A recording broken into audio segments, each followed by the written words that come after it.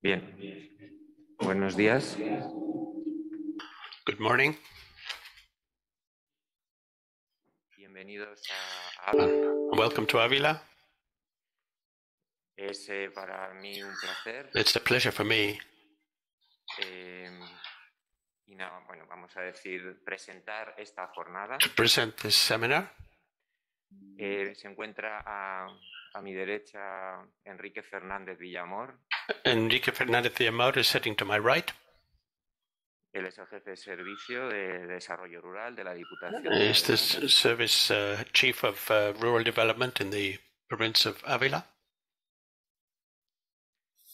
Sí, él es el jefe de servicio de Diputación de Ávila, como comentaba. As I said. Y yo soy Fernando Martínez. And I'm Fernando Martínez Peña, a researcher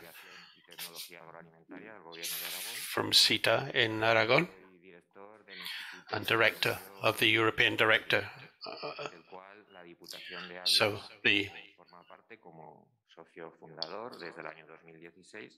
I'm hearing myself, Mr. The seminar is part of MYCOFORUM, created by the European Group of Territorial Cooperation to favor scientific exchange for mushroom parks in different European regions. 3 seminars, one of them in France, another one in Albarracín, Teruel province. We're going to hold it. This seminar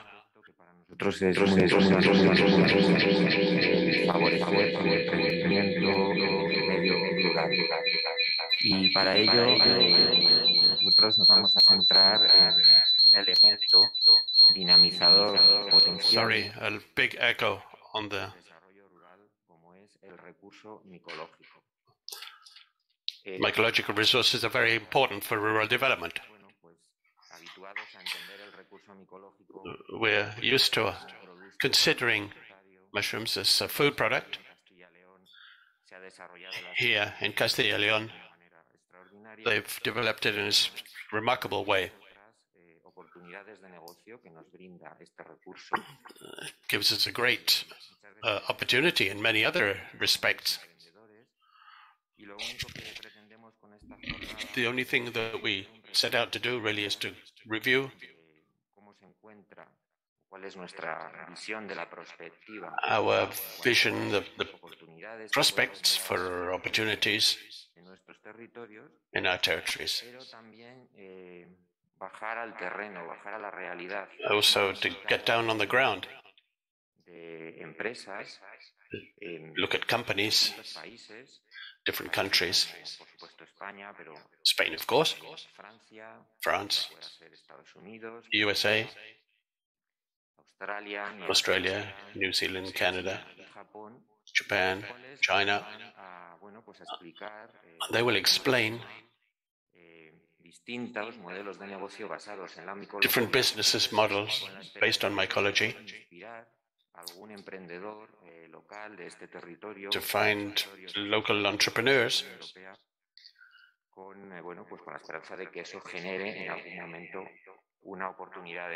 to generate business opportunities. So 3 sessions. First, a general vision.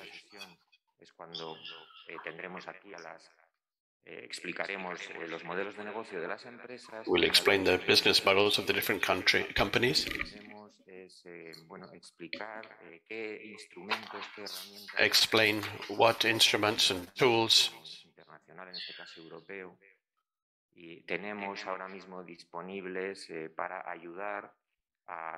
that we have to help these entrepreneurs to generate business opportunities. We need to support them, obviously, orientate them, guide them. So we have a lot of specialists here to give ideas on how to approach a startup, how to help people to structure their ideas, their business ideas. So the most important for us is really getting down on the ground, so potential entrepreneurs can see that there are other companies working in the field on a whole range of subjects, and mushrooms can really be a driver of development in our territories. The seminar is being transmitted online. It's going to be recorded on the EMI's YouTube channel in Spanish and English. It's a hybrid event. Some speakers are connecting remotely. Some have recorded their presentations. We'll also have a chance to ask them, Q&A session. And obviously those who are here in person, it's easier to do that. Maybe at the end of the talks,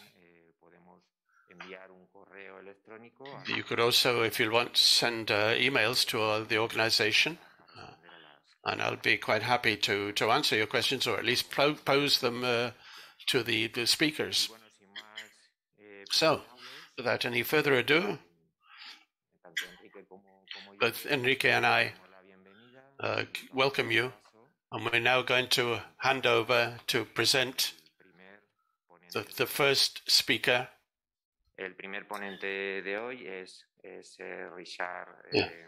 Richard Janot. We're going across the Atlantic to Quebec in Canada. There's an organization called Biopter, which also belongs to the Mycology Institute. European Mycology is one of our partners outside the European Union, and it dedicates itself to bioproducts. Richard is the research director of that center, and he's going to talk to us about the opportunities, the potential that fungi and mycotechnologies have. He sent a video. He told me he'd be quite happy to answer any questions that we might ask by email, or as you can imagine. Obviously, they're fast asleep in Quebec at the moment, but so, can we put on the video, please? Good morning, Thank everyone. you very much. My name is Richard Janot, and I'm co-director Innovation and Technology Transfer, team of Mycotechnology at Biopter. The title of my presentation is Exploring the Potential of Fungi and Mycotechnology. But first, I would like to thank Fernando from the European Mycological Institute for the invitation to speak at the MYCOFORUM event. Biopter is a bioproduct development center, part of a network of more than 50 technology transfer in Quebec. Our mission is to contribute to regional development by increasing the competitiveness of companies in the bioresource sector. We are composed of 5 different teams going from biotechnology and horticulture products to smart culture, including, of course, mycotechnology. This is my team, composed of researchers, research professionals, technicians, student researchers. We have background in biochemistry, natural resource product, molecular biology, biology, mycology, and so on. And I would like to thank them for all the work they have done on the many projects we have. My team at Biopter is working on many different research and development topics, such as fungal biodiversity, mushroom fungi for human nutrition and health, fungal bioactive molecules, micromaterials, high-value molecules by solid-state fermentation, microremediation, and fungi in agriculture and forestry.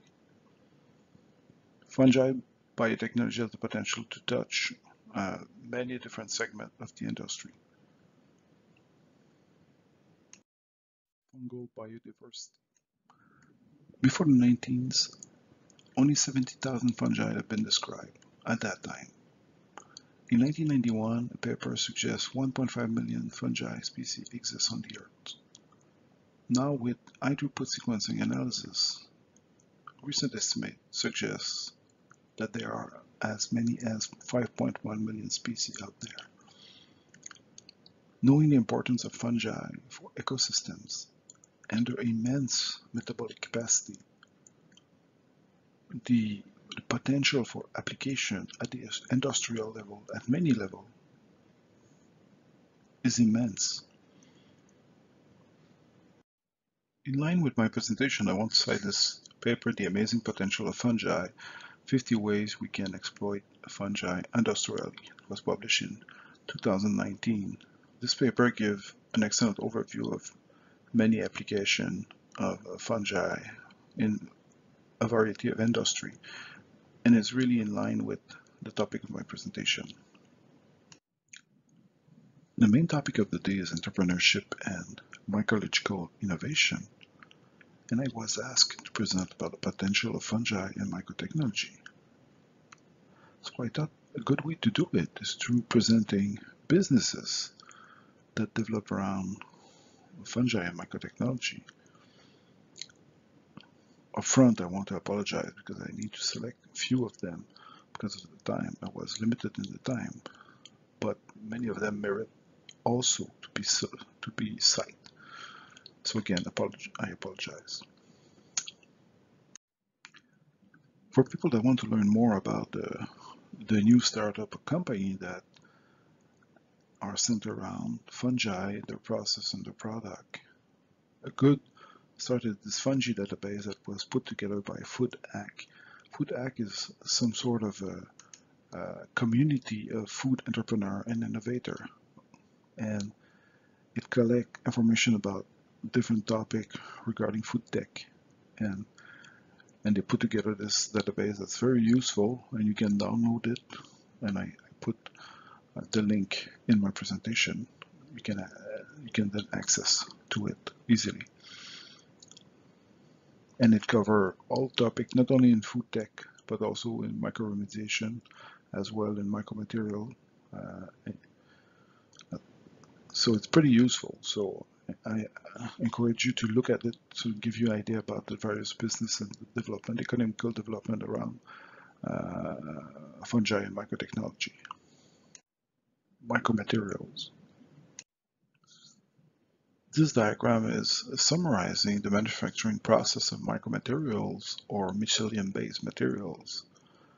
We start with the substrate sterilization, inoculation by a fungi, the substrate colonization, the preparation of the mold with the substrate, and then the mycelium is growing into the mold. Once the growth is done, the mold or the form is it's treated with heat to inactivate the mycelium, the fungi, and then the product is commercialized. The final user is using it and dispose of it through a composting facility, and then the material is completely returned to soil to enrich it.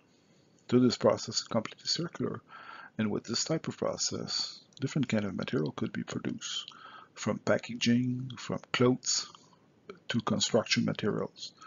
And I'm sure that Gavin from Ecovetso will talk in more detail about all of that later.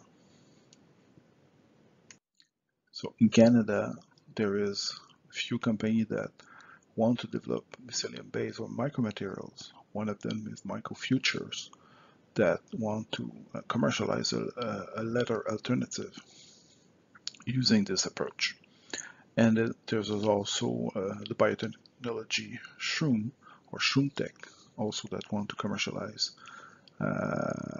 packaging materials made with this process too. And we've done project with them as well. Mushrooms for foods. The first business I want to mention is Blanc-de-Gris. This business is a good example of urban mushroom grower, and they are established in Montreal. They are well known for producing their oyster mushrooms on brewers' spent grain. Another example is Tempeh. Tempeh is made by the transformation of soybean mainly, using Rhizopus oryzae into protein-rich food that is more and more popular with people adopting the plant-based diet. And there's companies in Canada that are producing tempeh, like Noble Bean and Henry's Tempeh. Similarly as tempeh, miso is produced by a solid-state fermentation process with a fungus, in this case as Aspergillus oryzae. And miso, the end product, is full of enzymes of all kinds that are very good for your health. I show you here two companies that are producing miso in Canada. Ceres Solution is a new company producing a feed ingredient derived from the colonized substrate from its gourmet mushrooms culture. It's unique in Canada, and since it's a new company, will follow its development with great interest. Another company with interesting development is Apollinav that want to promote and commercialize indigenous truffle species such as the Appalachian truffle. When you consult the Food Act database of the startup using fungi in their process and product, you will see that there is quite a lot of new products that are made with fungal protein for the plant-based market. And they use mainly fermentation to transform organic substrate into product that look like and taste like meat, for example, like chicken, in this case, the meaty product. Functional mushrooms or medicinal mushroom. The Mex is one of the largest producer of functional mushroom extract in Canada, one of the oldest as well, 45 years of mushroom growing experience, and it produce extract that are sold to other companies to do products, I believe. Because of our keen interest in their health effect and the business opportunity it represents, companies that are commercializing psychedelic mushroom products are emerging in US and Canada. I cite here Numinous Bioscience based in British Columbia, but there is many more as well.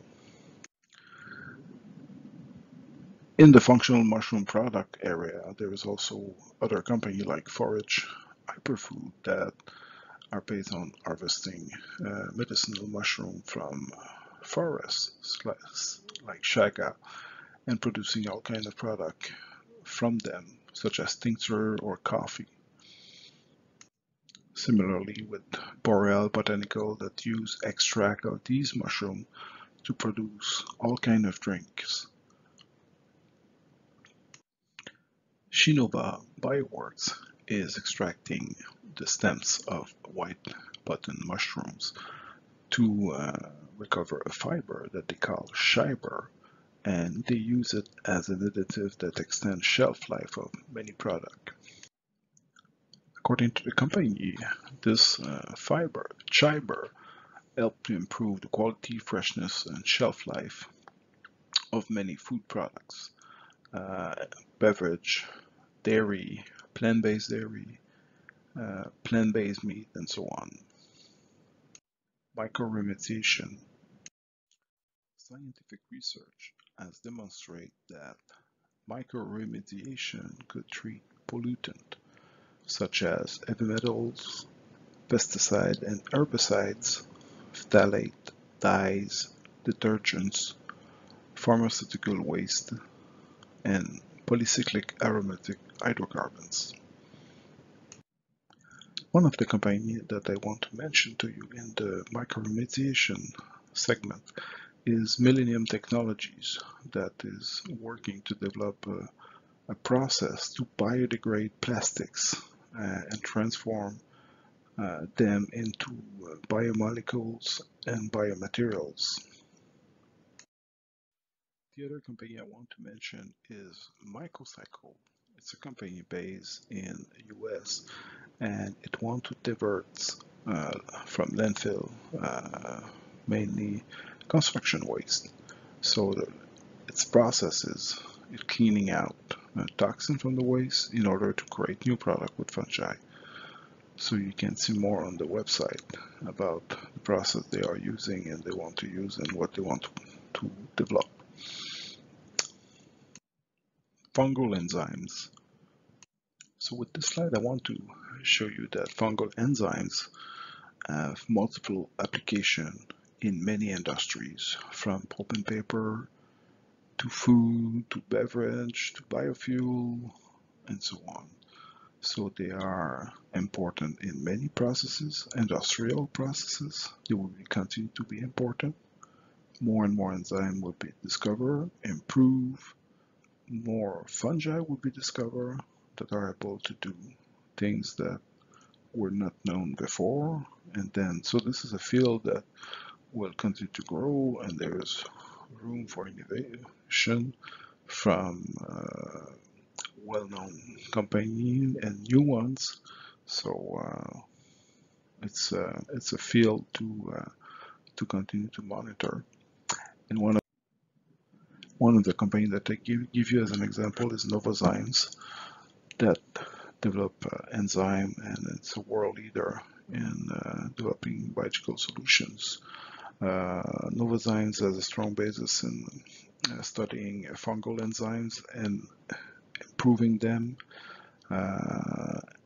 So they are, of course, to follow, to monitor their new product and so on.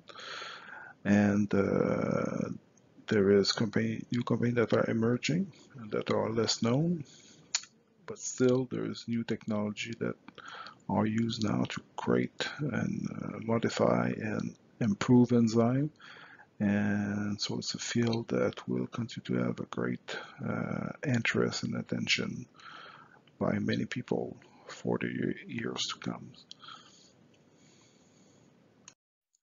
Fungi in agriculture. I couldn't talk about fungi in agriculture without talking about Premier Tech. Premier Tech is a biotech company based in Quebec. To my knowledge, one of the first to produce at the industrial level mycorrhizal fungi and including it in its products. Premier Tech diversified quite a bit in the later years, but still a dominant player in the production of mycorrhizal inoculants. In conclusion, I hope my overview of the businesses using the potential of fungi was of interest to you and that you learned something. We are living in a very exciting time for fungi and microtechnology. New tools to study the biodiversity. New knowledge will bring more opportunity of products and processes that could be turned into businesses.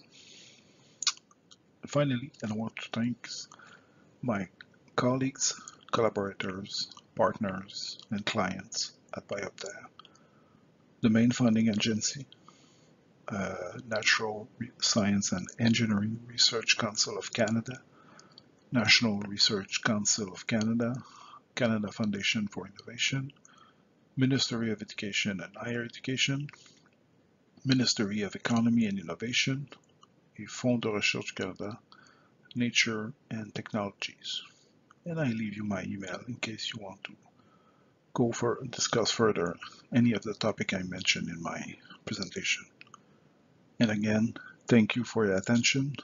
and I apologize for my English. I realize I didn't have the opportunity to talk too much in English in the recent time, so thank you again for your attention.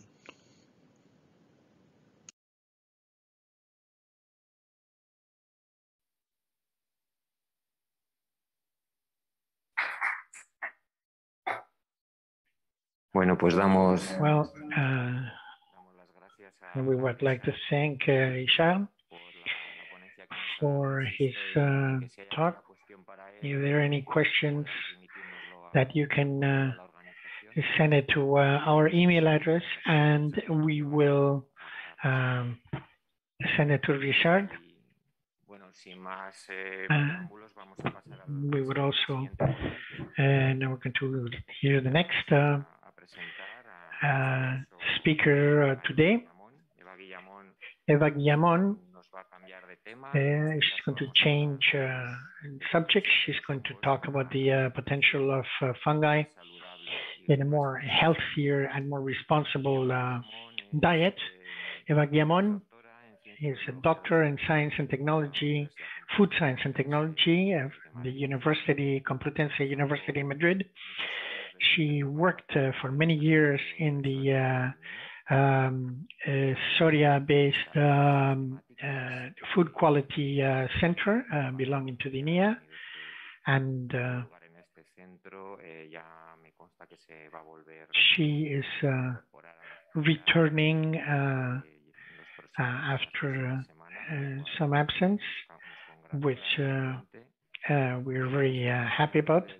She is also a member of the scientific committee of the European Mycological Institute, and she's connecting via Zoom from Soria.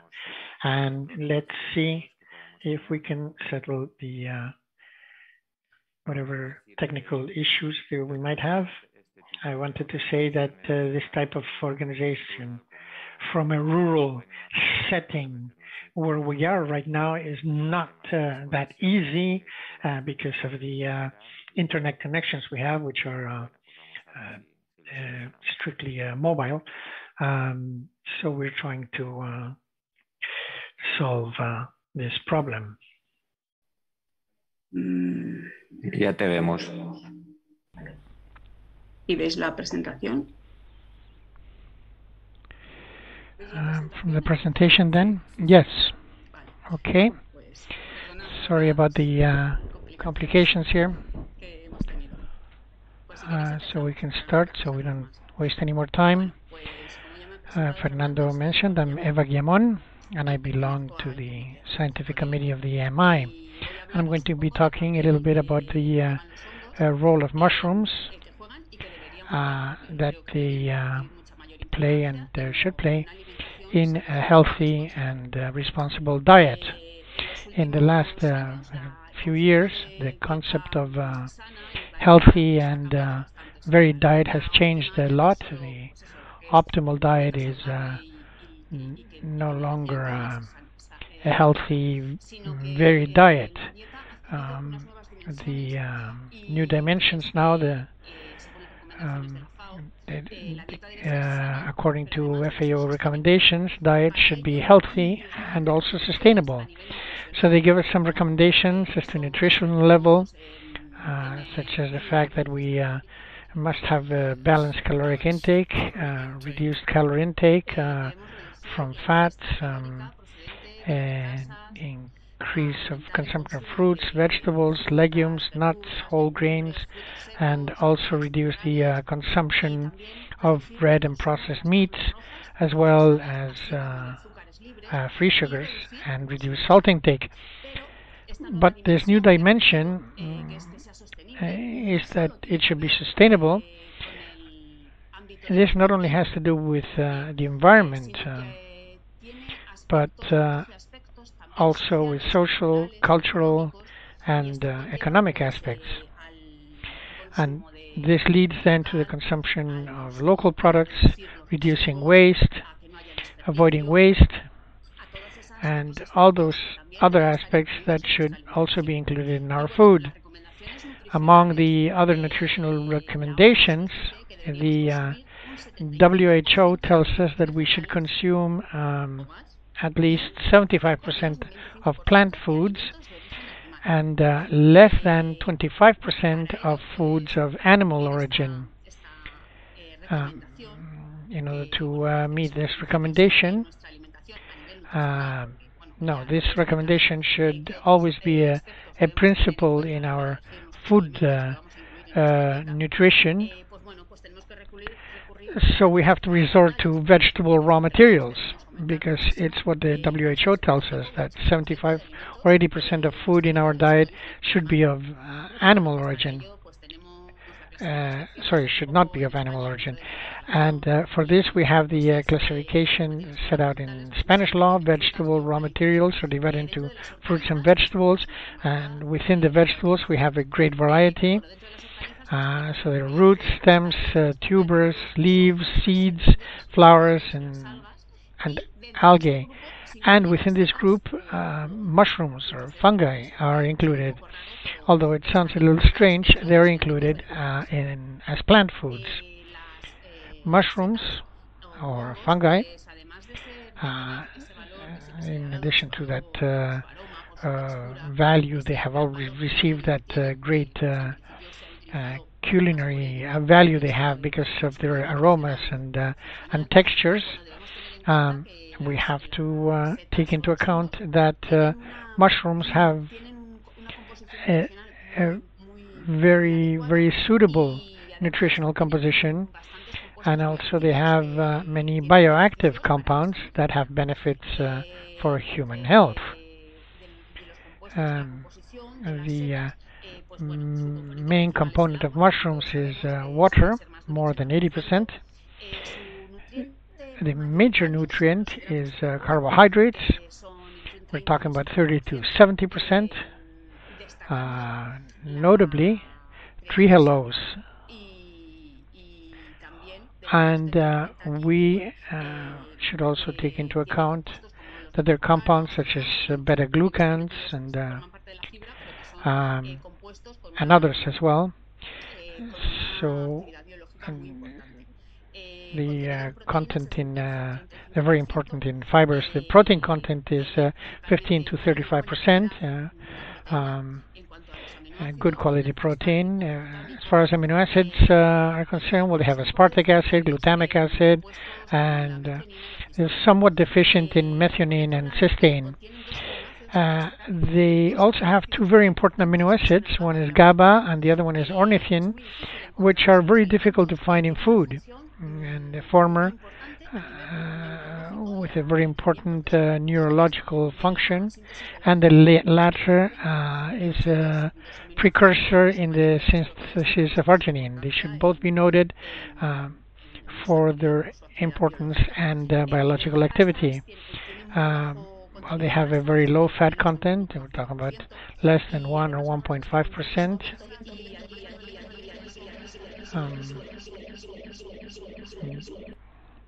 But so they should be a quite low fat content. We're talking about less than 1.5%. But the fats have been formed by unsaturated fatty acids, mainly palmitic, linoleic, and stearic acid. So they have low fat content, and on top of that, it's healthy fat. They also have an important contribution of fiber between 4.5 and 54%. It's very variable. They mainly have chitin, cellulose, and beta-glucans. The latter quite well known and have been studied quite a lot and have a very important biological activity. They have an adequate mineral content, mainly potassium, phosphorus, magnesium, and varying amounts of calcium, iron, zinc, and selenium, which is very important. And they are also a good source of vitamin B, E, and D. In the studies that we have carried out in the Center for Food Quality, we have analyzed 7 or 8 species of mushrooms, both wild and cultivated. and we've seen that there's quite a lot of variation among species in terms of nutritional composition, also state of ripeness, harvesting condition, conservation. All these have an effect. So the nutritional composition can vary quite a lot from one species to another. Also, mushrooms have very important bioactive compounds that have benefits for health, and they also vary with the species, the state of ripeness, picking conditions, and preservation. These components include inhibitors of proteases and lectins, immunomodulating glycoproteins, beta-glucans, ergosterol, and phenolic compounds. These may be some of the compounds that have been attributed the most importance in food and been publicized in recent years, not only in mushrooms but also in other foodstuffs. The physiological, biological effects they have on the body range from antitumoral, immunomodulatory, anti-inflammatory, antibacterial, antioxidant, antiviral, and to hypoglycemic and anti-atherogenic effects. And this has been studied in different species of mushrooms, both wild and cultivated. I've started with phenolic compounds, phenols, because they are perhaps the bioactive compounds that have been given the most publicity in recent decades, at least with regards to other foodstuffs. We have found that phenolic compounds prevent cellular aging because they have an antioxidant capacity. They can inhibit free radicals, capture free oxygen, and decompose peroxide. So all this prevents, delays, or slows down cellular aging. They have also been found to have significant anti-inflammatory effects. We studied the content in total phenolic compounds of different mushrooms, including some truffles. And we observed that Agaricus bisporus, the white button mushroom, and Boletus edulis had a high content in total phenols. However, Hygrophorus marsolus, the marsh mushroom, showed the lowest content of phenolic compounds.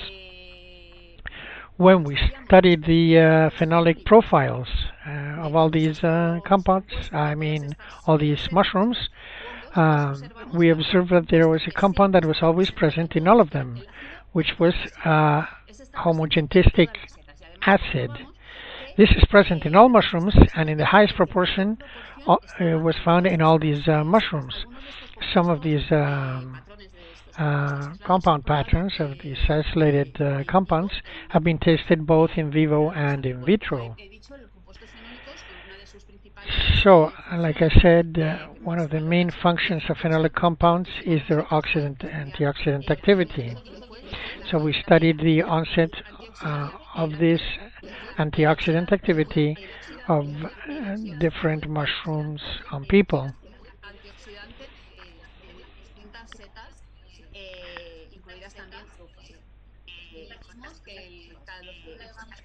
Cantarellus siberius and Cantarellus cornucopioides had the highest antioxidant power. Here we measured the percentage of inhibition of linoleic acid oxidation, and we saw that the chanterelle and black trumpet had the highest activity. Yet the white button mushroom, Agaricus bisporus, had the least antioxidant activity. This despite the fact that it is the species with the highest content of phenolic compounds. Therefore, antioxidant activity did not correlate with phenolic content as determined in previous studies. Many compounds. But many, so we really need to study what effects or what interactions there are, because there was no correlation with phenolic compounds. We also studied anti-inflammatory activity, because chronic inflammation has been implicated in many diseases such as diabetes, obesity, neurodegenerative diseases, arteriosclerosis, and some cancers as well. Any food that has naturally occurring compounds that have anti-inflammatory activity are certainly very interesting. If they can alleviate or reduce inflammatory activity, they should be included in our diet to reduce the risk of these diseases. So, anti-inflammatory activity is studied because when macrophages when they are stimulated with LPS, which is a lipopolysaccharide, they release a number of compounds such as nitric oxide and cytokines and so on. What we studied when these macrophages were stimulated with LPS, it was possible to inhibit the production of NO, or if there was an anti-inflammatory activity, what we saw was that Pleurotus striatus and Boletus sedulis did not inhibit in any way the production of NO. However, it should be noted that the others do, but particularly Cantarellus siberius. The chanterelle was the one with the highest anti-inflammatory activity, producing the highest reduction of nitric oxide release. As for the expression of other pro-inflammatory mediators, it was observed that Cantarellus siberius and Cantarellus cornucopioides, as well as Lactarius deliciosus and Agaricus bisperus, so the chanterelle, black trumpet, milkcap, and mushroom, produce reduction in the expression of inos and also interleukin 1 beta and interleukin 6.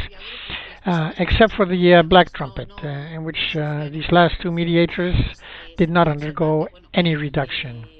So these are very interesting results. There are some extracts of these mushrooms that have an anti-inflammatory effect. That has been demonstrated in vitro. Other compounds that we also studied were trypsin and chymotrypsin inhibitors. Studies have been carried out with protease inhibitors, and they've shown to reduce cancer in the lungs, colon, and prostate. We observed that the Agaricus bisporus, the white butt mushroom, Boletus sedulis, and Clytocebi gambosa, St. George's mushrooms, had a high inhibitory activity of trypsin and chymotrypsin.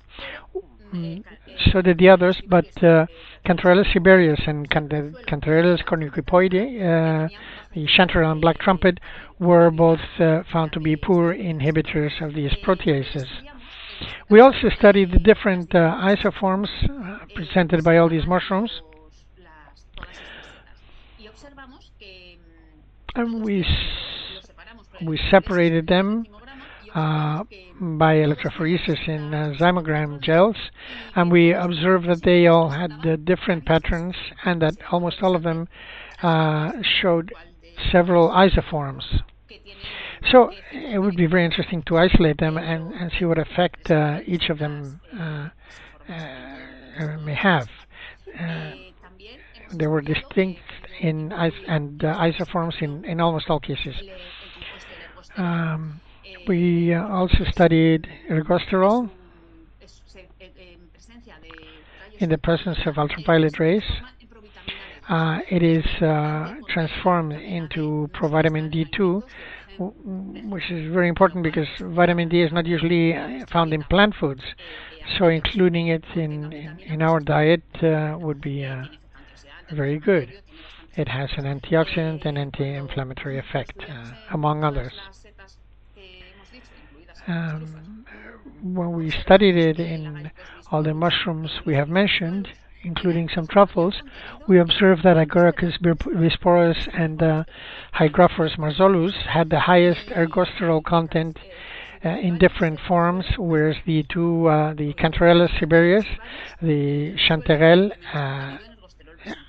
was the one that had the lowest content.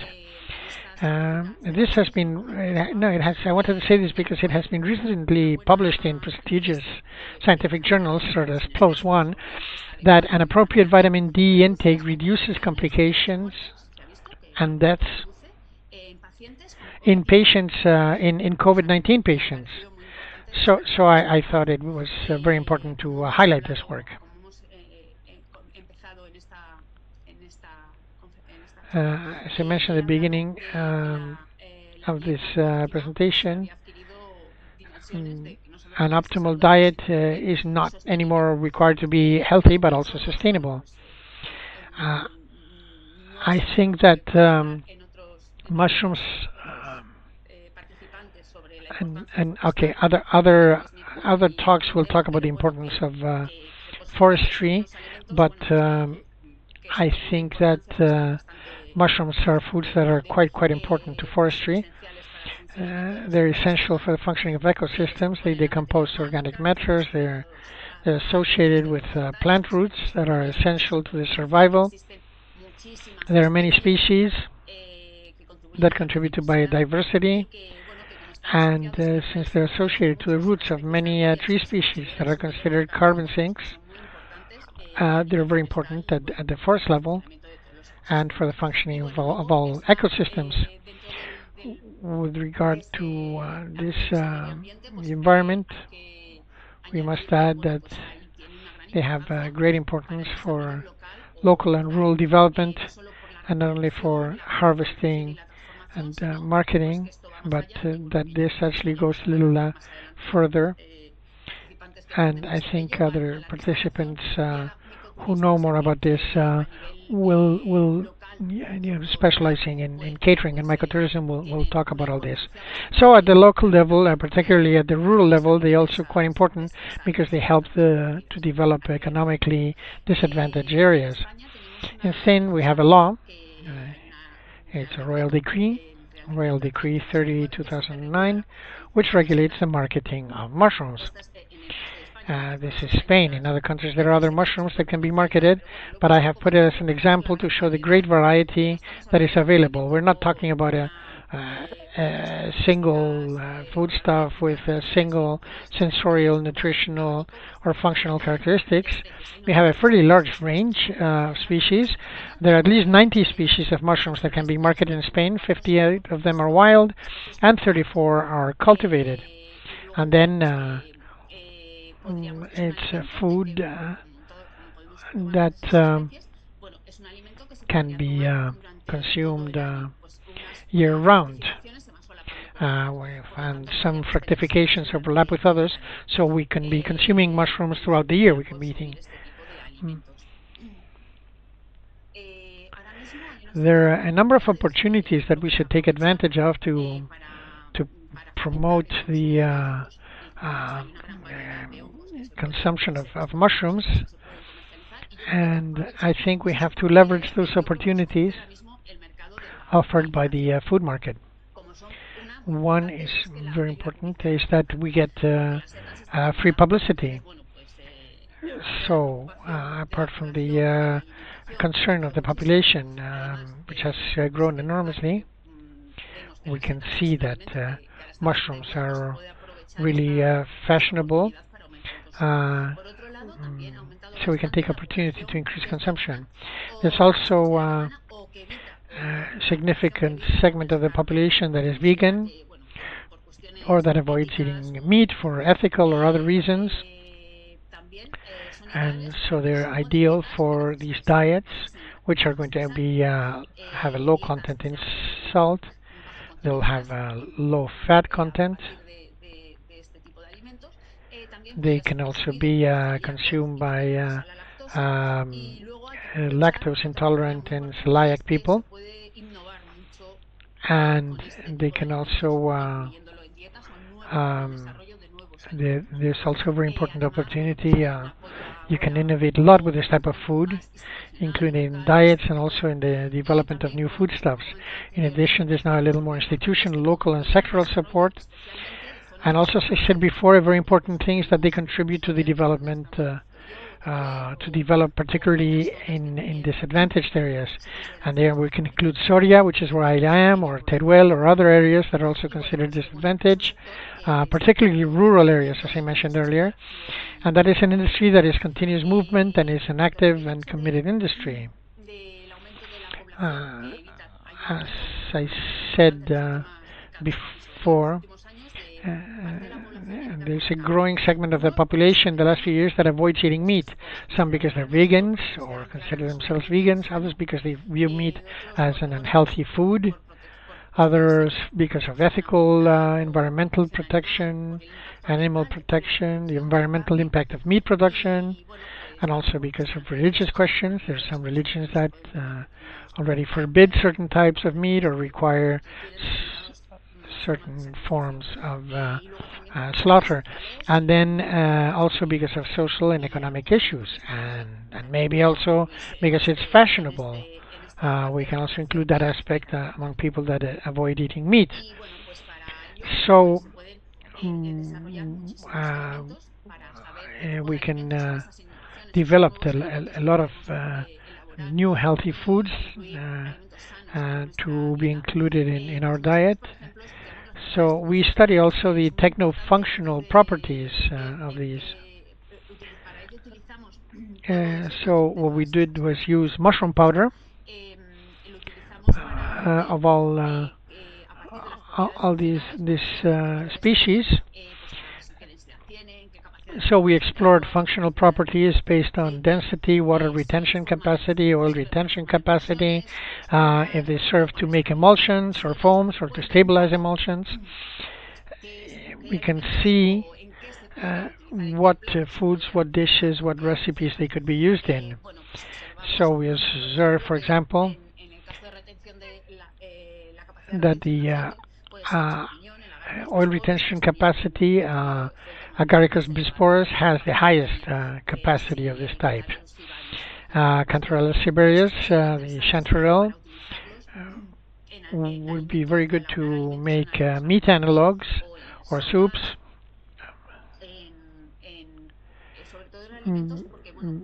Because water retention capacity greatly favors the retention of flavors and affects texture. So these two mushrooms will be very interesting to make this type of food.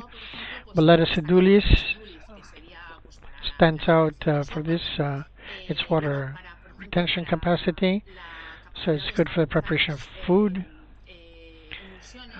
With respect to the ability to stabilize emulsions, two species, Boletus edulis and Hygrophorus marzullus, would be very interesting and could well be used in making sausages or similar foods.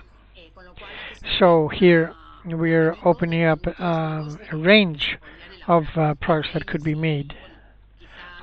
Among them are the ones that are proving to be the most fashionable, which a lot of work is being done, is meat analogues. As we have been told that we have to consume less meat, we can cheat our preferences by eating meat analogues. So we can eat those, and they're called analogues because they are used by people who follow a vegetarian or vegan diet, which may be deficient in some nutrients such as iron, calcium, vitamin B, vitamin D, zinc, and selenium. Well, of course, I have worked for a long time with legumes or pulses, and I think that the combination of legumes and mushrooms is ideal because you stave off or offset nutrient deficiencies that may come from not consuming animal foods by eating these two foods instead. For example, you get iron and also calcium by consuming lentils. For calcium, mainly white beans and soybeans. Chickpeas or garbanzo beans also provide calcium and iron. and we can cover these needs. And then vitamin D, zinc, and selenium. You can get a sizable amount from mushrooms. So recently, the European Union is the commercialization of mushroom paste with vitamin D2 as a new food. What happens if we don't eat animal-based products? This amino acids might be missing some, and the quality of the protein is not the ideal. But we can see that both pulses and mushrooms have, both wild and cultivated, have a high protein quality, not just the content of the amino acid, but also the ones that are essential for people. How do we digest these amino acids? If we measure it like this, we see that chickpeas, for example, has 100% in terms of amino acid content. But if we take into account how we digest it, it's quite high quality. And mushrooms, Mycophyta procera, has a very high level of amino acids, 90%. If 100% is i.e. that we can digest them all, but the ratio is still high there. So these meat substitutes are suitable for this, combining with vegetables and pulses. We will have all these nutrients that we need, and the quality of protein is not affected. Disculpa, Eva, no sé si me oyes. Sí. ¿Me oyes, Eva? Sí, sí.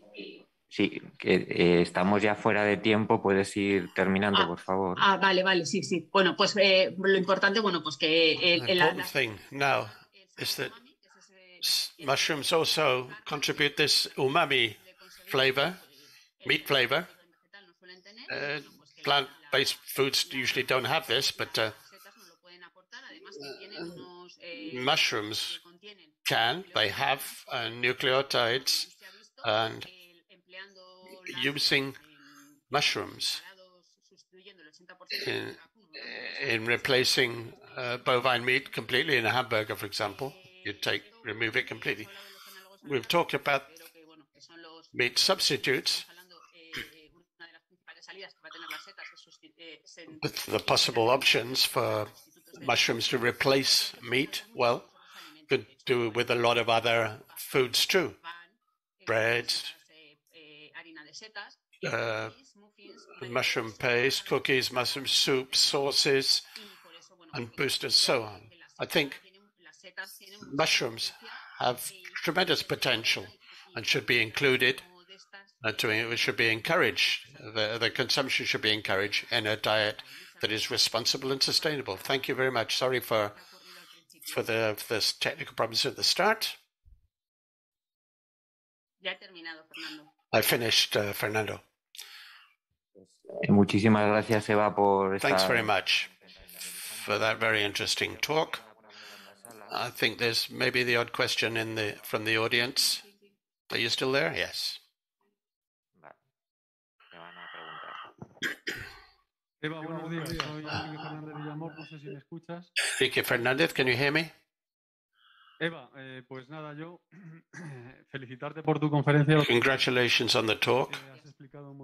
You've explained a lot of benefits. What I wanted to ask, what do you think that some traditional edible mushrooms like equistre have given problems with stronger indigestion? It seems that they contain certain substances that have led to rabiomyelitis. there are experiments in mice. I don't know how true is this.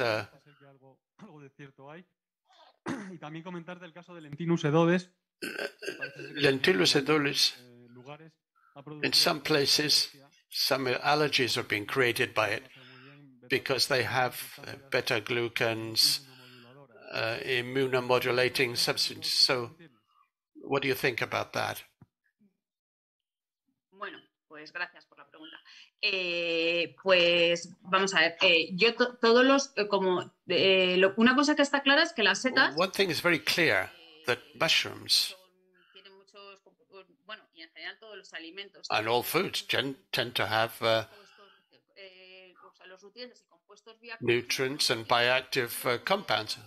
Some of them are being non-nutritional. They have a beneficial effect, but also sometimes the experience in the mice, for example, that could protease inhibitors, there could be damage to them. They've been considered anti-nutritional compounds. What?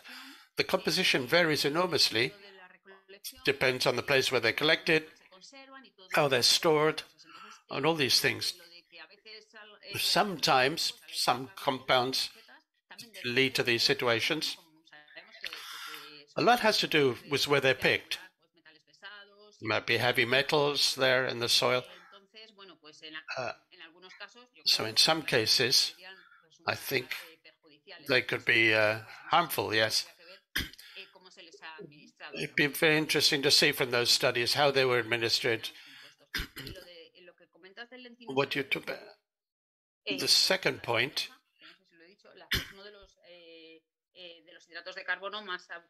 cellulose is a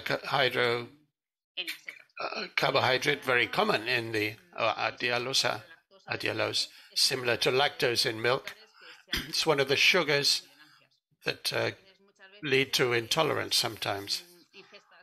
So these intakes of some people, milk disagrees with them. The disudolysis and beta-glucans lactulose is there are organisms like allergies, intolerances to sugars. Well, intolerance, basically they are sugars with the protein involved. Similar to people who are intolerant to lactose.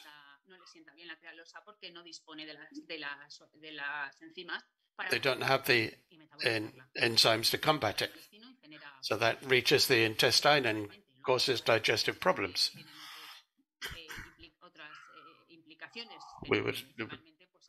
Other implications are there, but that's the basic of it. I hope I've answered the question to your satisfaction. Any other questions? No? Vale, pues. Muchas gracias, Eva. Well, thanks very much, Eva. Al siguiente ponente. You go to the next speaker now. I'm going to introduce Joaquin Latorre. I'm very pleased to do that. He's a Master in Innovation and Tourism Marketing. He's been a professor in the University of Valladolid, the Secretary General of the EMI. Since 2012, 2018, he was the head of microtourism in Castilla y León, and he's participated in European projects and national projects, and also be author of scientific publications in microtourism. Joaquin is going to tell us about a new theme, tourism and its relation to the surroundings, the people, and other tourism products. Joaquin, whenever you're ready. Thank you. Can you hear me well?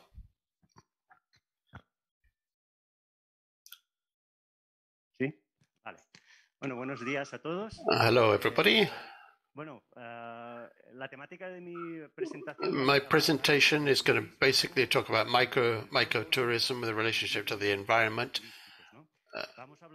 We're going to talk about a tourism product that's relatively new and innovative.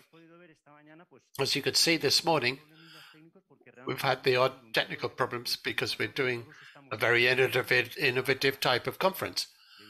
So we're learning very steeply learning curve now with the pandemic and these things. We got hybrid ones, online stuff. Likewise, microtourism, which started off initially around 2000, and people had observed this interest in collecting. So it's a product that's consolidated itself. We need to all carry on learning and consolidate the efforts.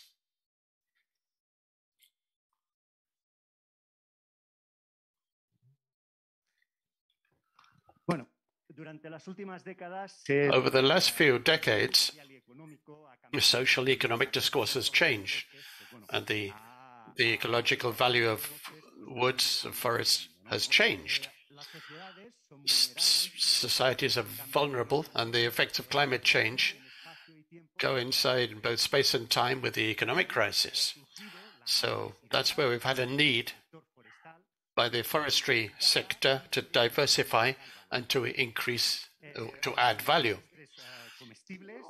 Edible wild mushrooms is one of the products. It's an NTFP. It's a non-timber forest product. In many regions, tourism is one of the consolidated economic activity. If we link it into these NTFP, that's an opportunity to achieve that aim of diversifying the value of woodland. It's mycotourism, or mycological tourism, however you want to call it.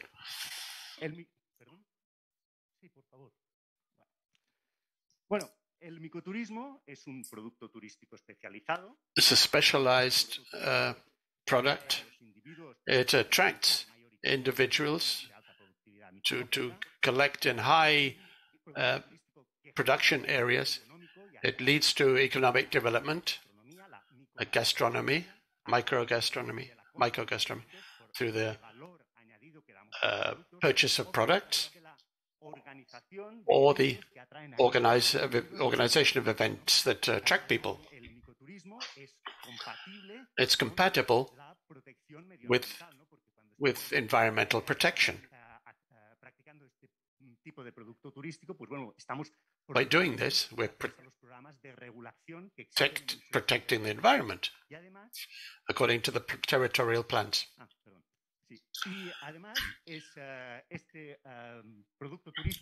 This tourism product also means that the people who are doing it are increasing their knowledge of the environment. Mycotourism, it's the branch of mycology that invites people to study and looking at wild mushrooms from all sorts of points of view. The mycotourism is a person, is usually an individual. There are three reasons why they usually do it. One is to collect mushrooms, obviously, because of the quality of the tourism infrastructures that they might find there at that destination. And are there good road connections? Is there a good internet connection? Are the roads in good condition? Is it easy to get up to the forests? All these factors come into play. So the individual's perception of that is very important to whether they go back or not. And then in the mycotourist, people who stay overnight in a place, sometimes sometimes they're day trippers. They don't do overnight stays. Castilla y León, more than 60% of the people who do this are day trippers. So, what we wanted to see was what other tourism products within the whole portfolio of or activities in the short and medium term could be linked in to microtourism. Sort of innovate and create and take advantage of synergies to scale up the whole process. So the aim is to identify what tourism products are more likely to create market links with microtourism and see what activities related to mushrooms attract microtourism more. So the first thing we need to do is 3 blocks: the kind of tourism, the product, and the activity. We can combine these 3. On the one hand, what types of tourism? It's the way of classifying the purpose of a microtourist. Rural tourism, gastronomic, cultural, sports, and health. The product, microtourism is the product, a series of combinations of services, resources, infrastructure, tangible and intangible values that we can offer the consumer. And then we have the activities related to mushroom. Things or activities or behaviors that a consumer has who's thinking of planning a trip or whatever. In this case, there's a lot of things we can do. Collection, microgastronomy, visit to fairs and markets, truffle hunts, spa treatments, or photography, creative photography of mushrooms and their setting. Microtourism is a cross-cutting product. We can find microtourism related to cultural tourism, for example,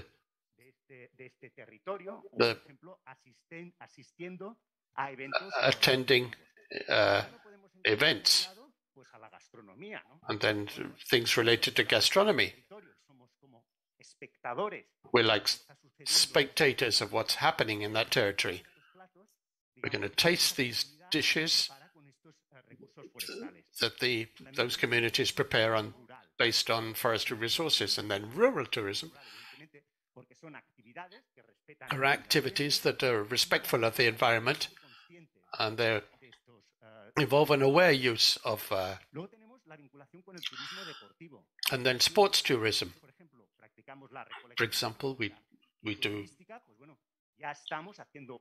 if we're collecting, we're also involving physical exercise there to have that relationship with sports tourism. Finally, health tourism. At the end of the day, as the Dr. Guillamon said, these beneficial products that mushrooms have benefit. So invite people to taste, to try these mushrooms. So there's a culinary medicinal role there. Good effects on health and gastronomy in general. To find that link between tourism products in Castilla y León and other regions, what we did was we had a consumer demand model, the Lancaster's model. We looked at the whole range of activities in Castilla y León. It's a classic model, been used agri-food, and tourism generally. This consumer demand model looks at the usefulness of a product, what's it used for, rather than the product itself. You choose a product and then look at a series of attributes that maximize the usefulness of that product to the consumer. So, for example, the decision of a tourist to choose mycological tourism instead of another tourism product is determined not only by a comparison of these activities that they might find there, but also the activities that are linked to the different types of tourism that are on offer. That's what determines the choice. So to do this, what we did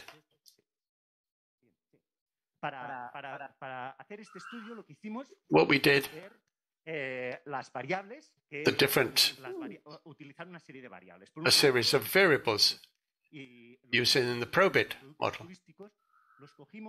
We took them from Castilla y León Strategic Tourism Plan, 2014-2018. As you can see, gastronomic tourism, wine tourism, thermal, spa, adventure, etc. All the factors that were in that tourism plan. And then we looked at the micro-tourism activities as defined by the MI,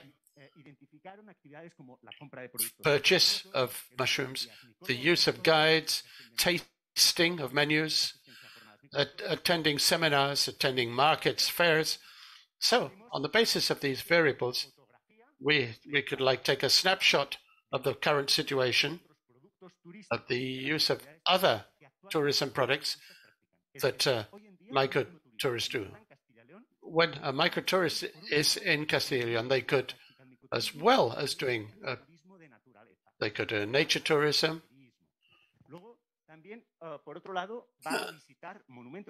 a monument, cultural heritage tourism in parallel. And also, what he does is gastronomic or culinary tourism. These are the,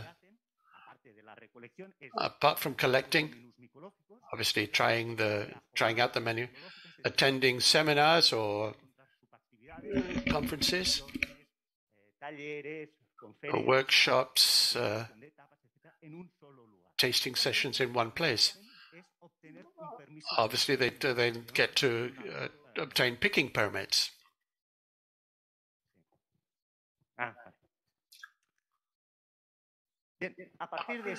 So, based on Lancaster's model, we identified 17 significant variables and other tourism products. Well, you see the results in the table here. First of all,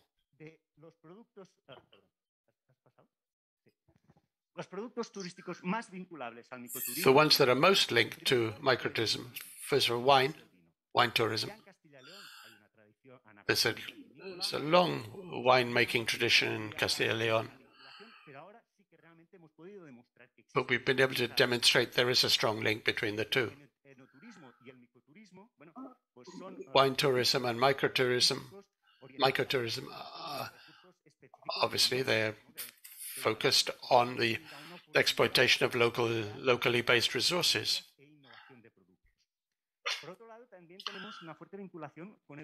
And then we have a strong link to religious tourism, not understood as linked to a particular faith or whatever. Often, the religious tourist, somebody who's doing the Pilgrim's Way, for example, in terms of personal regeneration, all these sort of things, they can experience those things more strongly when they're out in the woods, for example.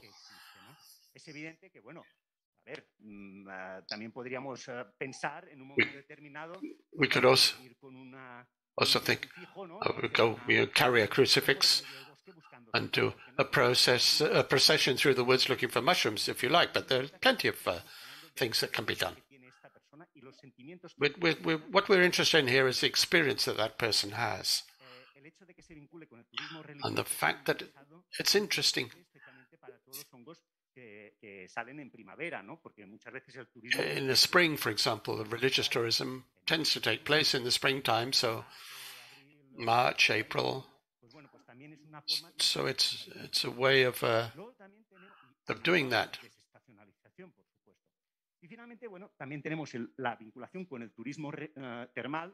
Spa tourism as well, the possibility of creating new treatments with these phenols, for example.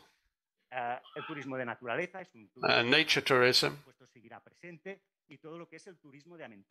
and then adventure tourism. Especially the younger people, the fact that they're up in the mountains or the woodland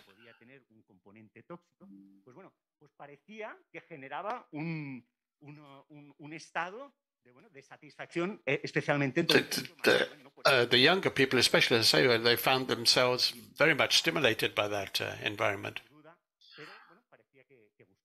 It seems they were what they were looking for, gastronomic or culinary tourism. It's very important for the region. Possibly less attractive for microtourists because they're not keen on mass tourism. If you want to promote our mushrooms in restaurants,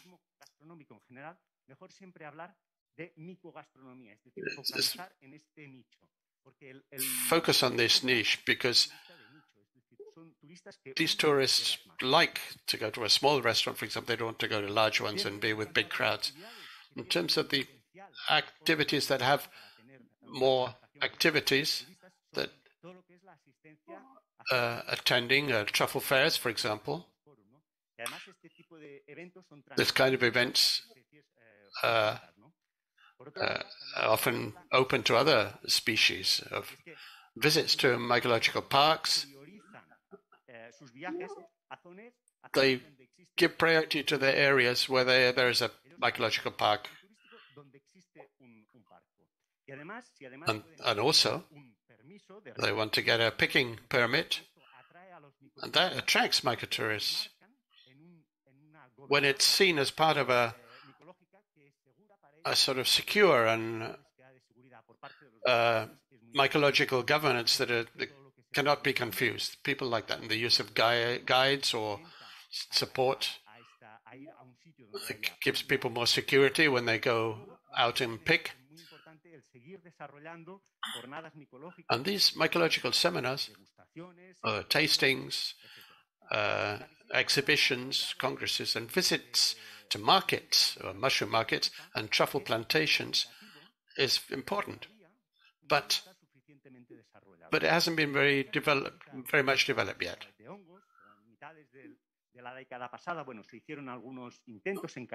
Some attempts were made in the last decade. Castilla y León has developed considerably in terms of mycology, so it really needs to develop this a bit more. And there are truffle producers. Well, it's a sort of extra source of income for many of them, but still, they need more training, especially in languages, for example. The impact of microtourism in Castilla y León is 1%. Very few international mycotourists, mainly because of the language problem. So what I've said very quickly, you can see it in this journal. There's the link to the journal, Demand for Mycotourism Products in Rural Forest Areas, Choice Model Approach. So thanks very much. In the name of the EMI, keep up to date to see what we're doing. Follow us on the social media, especially Twitter, through the website, or the website Thank you very much.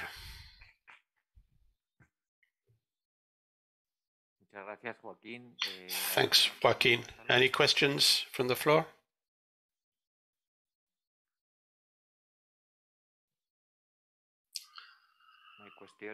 So if there's no questions, thanks very much. Let's go on to the next speaker.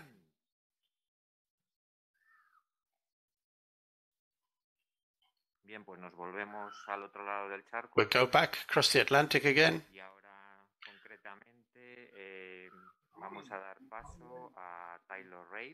We're going to see Taylor Reid from the Culinary Institute of America in New York State.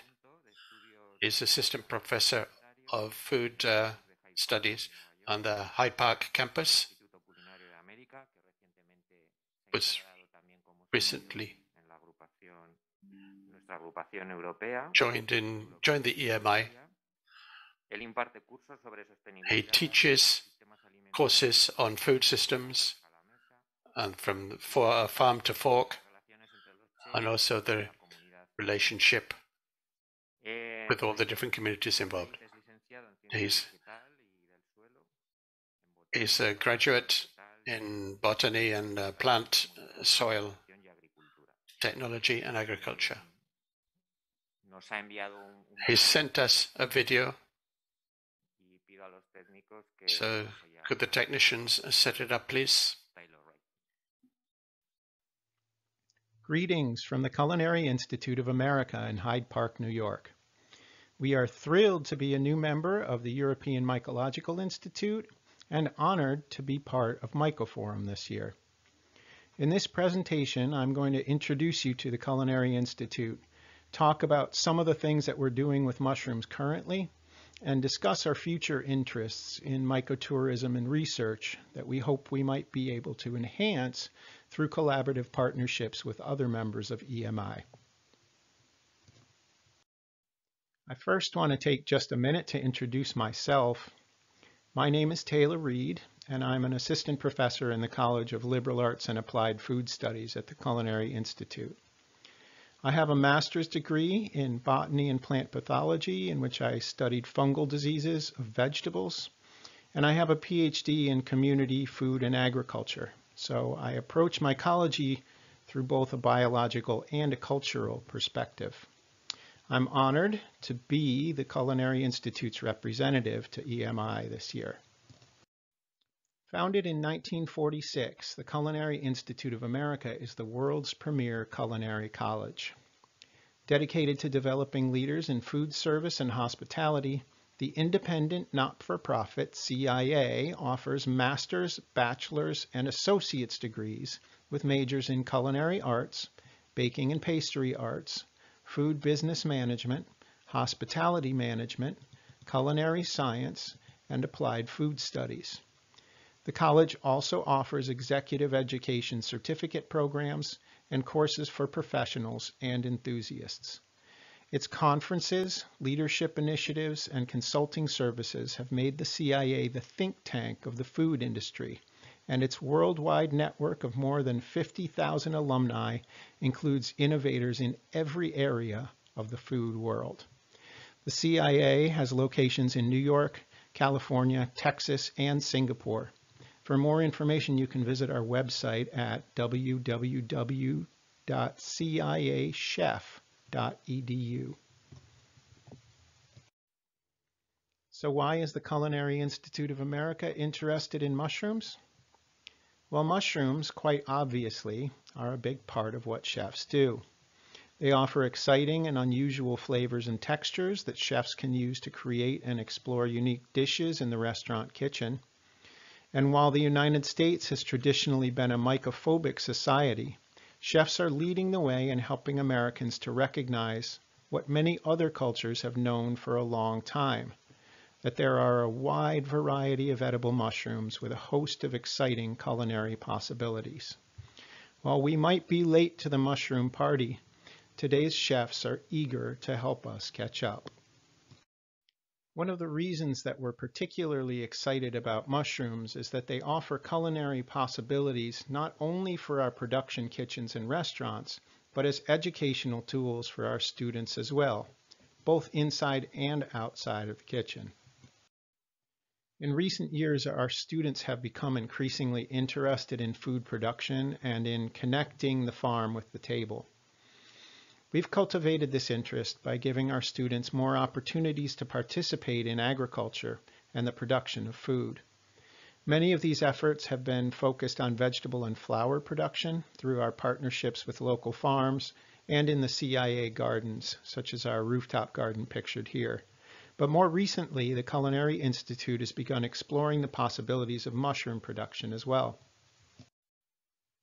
So I'd like to spend a little time acquainting you with our mushroom production activities before turning to our future aspirations for exploring mycology on campus. The campus of the Culinary Institute is situated on a bluff overlooking the Hudson River.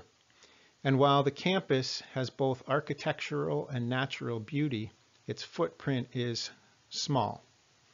The undeveloped property we do have is mostly wooded.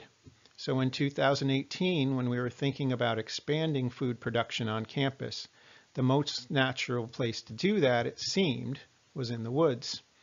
And of course, once we started thinking about agroforestry, we immediately started thinking about mushrooms. So in the winter of 2018-2019, we went out into the woods and began marking trees for shiitake mushroom production. The first year we cut 50 logs, mostly sugar maple and red maple. Those are the dominant species that have trees of appropriate size in our woodlot. And in the spring of 2019, we started inoculating logs with my Sustainable Food Systems class. One thing I've found since I arrived at the Culinary Institute in 2018 is that there is enormous interest among the student body in learning more about food production in general and mushroom production specifically. Since this first spring log inoculation, we've started offering mushroom production as a senior project in our Applied Food Studies capstone course, and we've had several students go through that project. We've been growing our log production project annually, inoculating 50 to 60 logs per year with various strains of shiitake and lion's mane mushrooms. We currently have about 150 logs in production that we force fruit twice per year. As this project has grown, so has the student interest, to the point that it now really exceeds our capacity to involve everyone that wants to participate. This is both good and bad because it means that there's a lot of interest and potential to expand production and its integration into the curriculum. But it also means we're at a point where we need to figure out how to expand our resources in order to meet the demand. Our students tend to be hands-on learners, and this is one of the reasons that many of them chose to come to culinary school in the first place. This project provides the opportunity to expand our project-based learning initiatives beyond the kitchen and into the world. And by broadening their experiences, we have the opportunity to teach students about the connections between the kitchen and the rest of the food system. As a real-world project, it helps us to explore issues ranging from biology and ecology to conservation, economics, anthropology, agriculture, and more.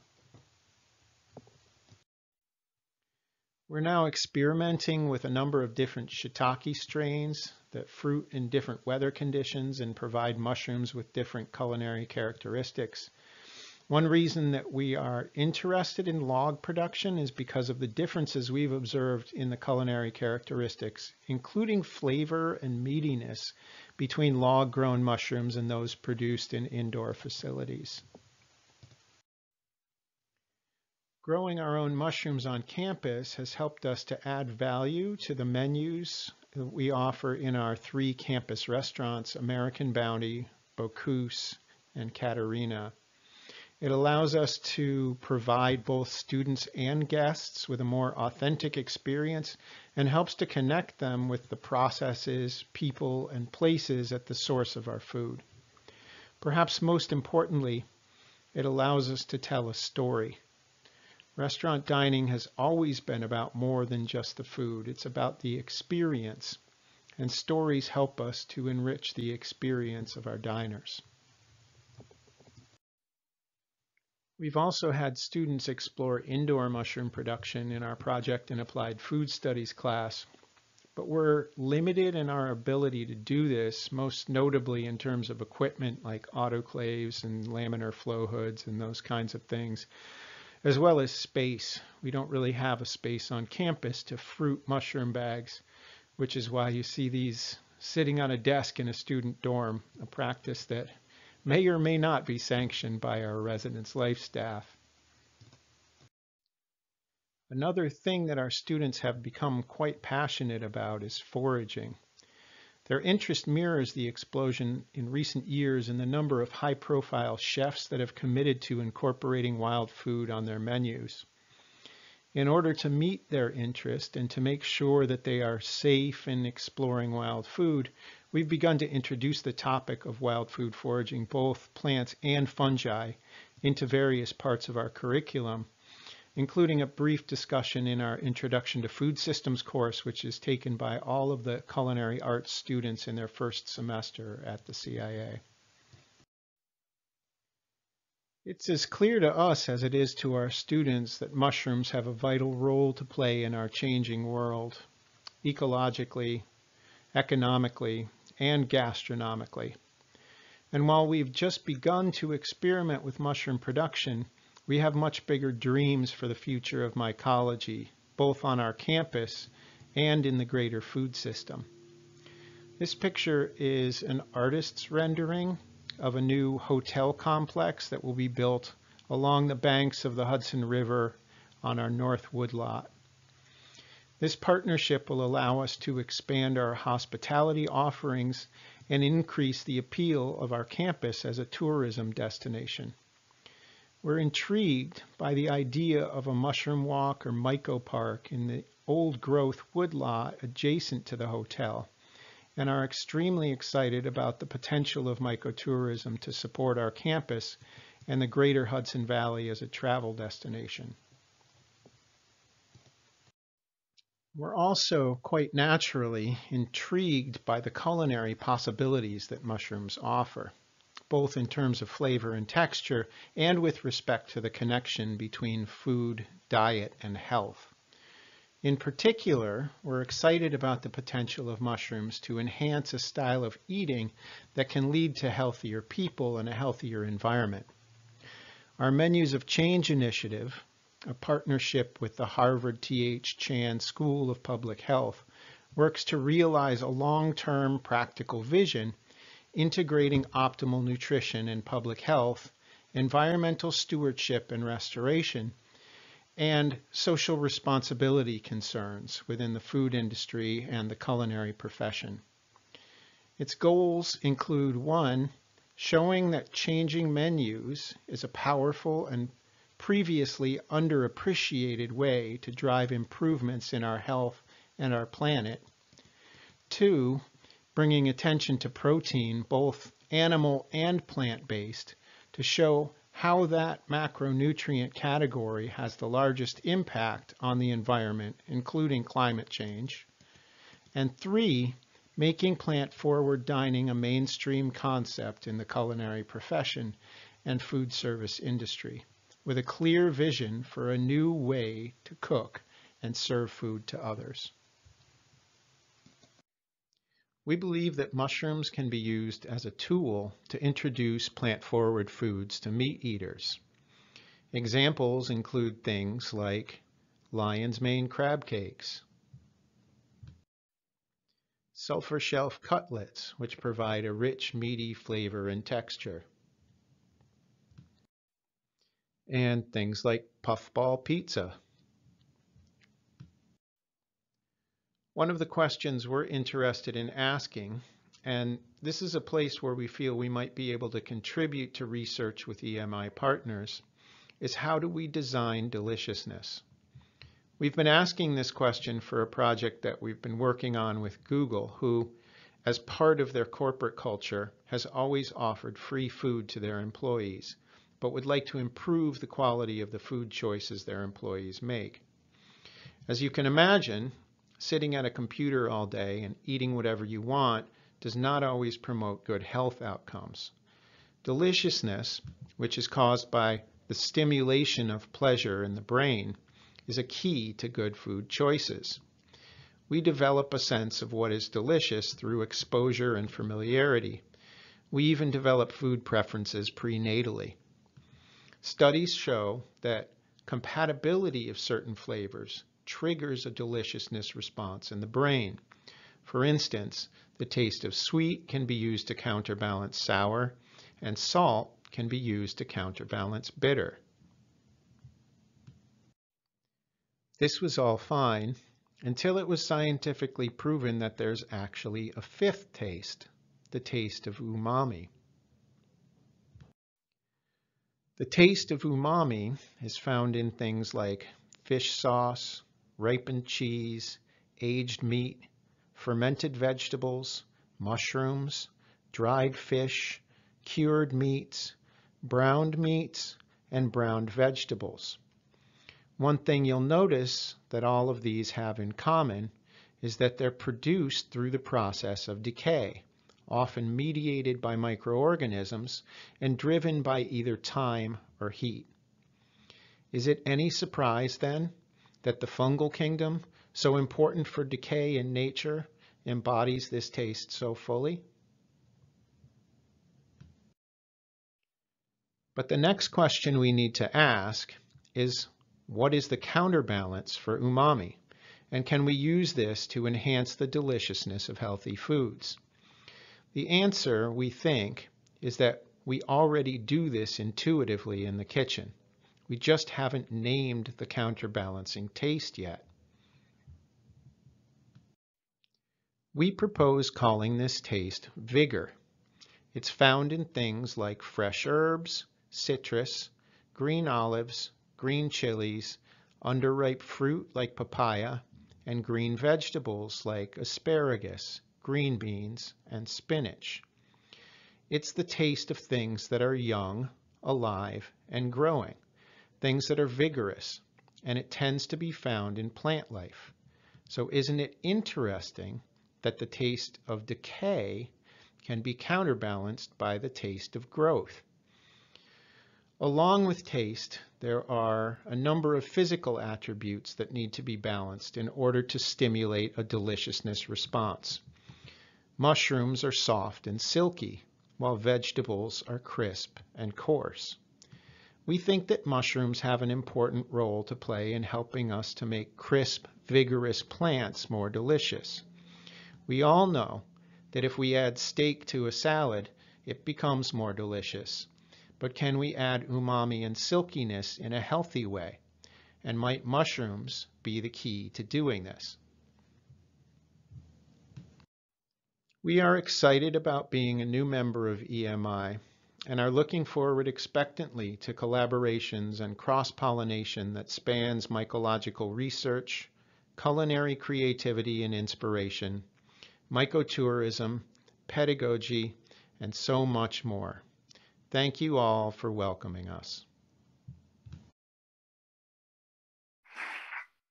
Bueno, reiteramos. Okay.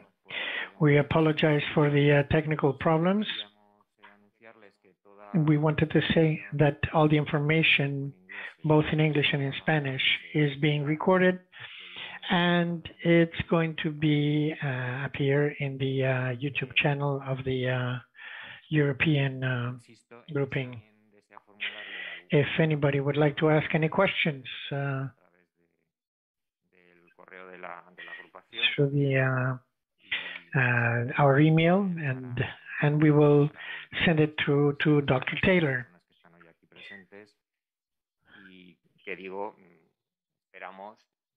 We hope that as soon as possible we will be able to have the video available in both languages. It will be recorded and we will be able to see it. So, this is the end of the first session.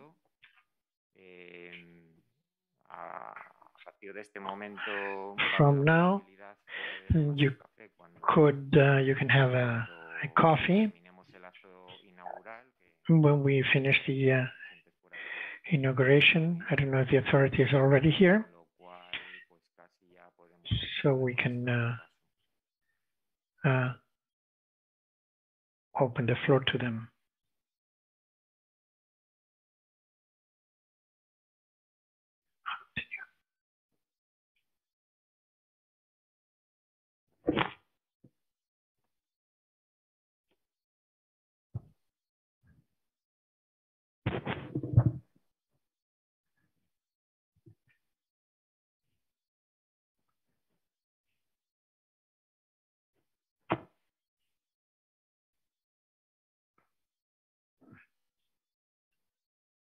I do the inaugural session.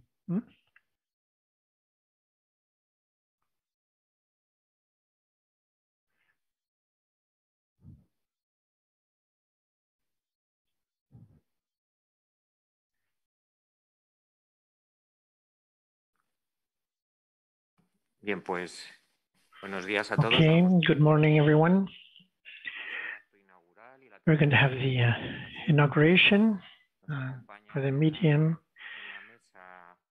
With us, we have the territorial delegate of the government of Castilla and León, José Francisco Fernández, and to my right is the president of the provincial government of Ávila, and Carlos García.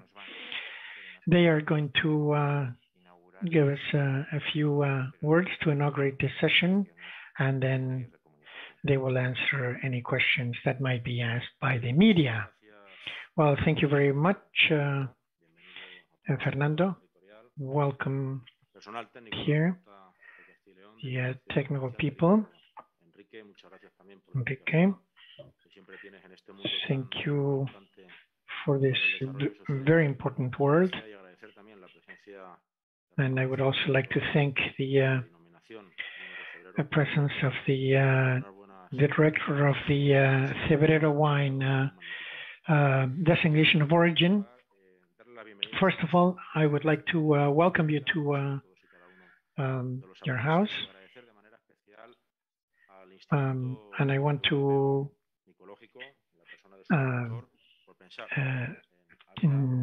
thank the director of the European Mycological Institute for choosing Ávila and showcasing the importance of the mycology sector for society and business, and also the opportunities of synergies in rural areas. I think that all of you and those who are participating through the internet, we're going to have this very necessary exchange of scientific and technical knowledge of mycoparks, which are a way of showcasing all the mycoforestry resources there are. Mycology is something that stimulates rural areas and very necessary for public and for mycological product, and it's essential to generate the population in the rural areas. And if there's something we're convinced of, is that when we have when we want to we have different opportunities. Mycology is not only tourism, gastronomy. The applied use of fungi also reaches many areas of research and science, and something which is very important to be developed here.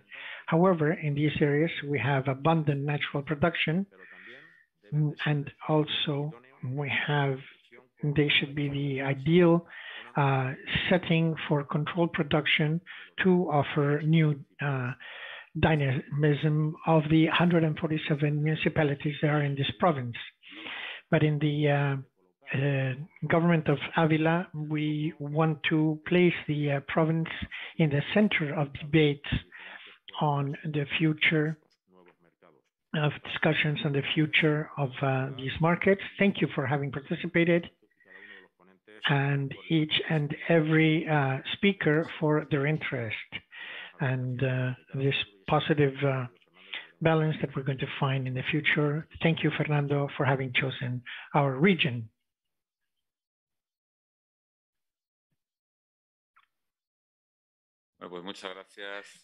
Well, thank you very much, the President of the government and the Director of the Mycological Study and the Head of the Territorial Service for the Environment, and everyone here saying good morning.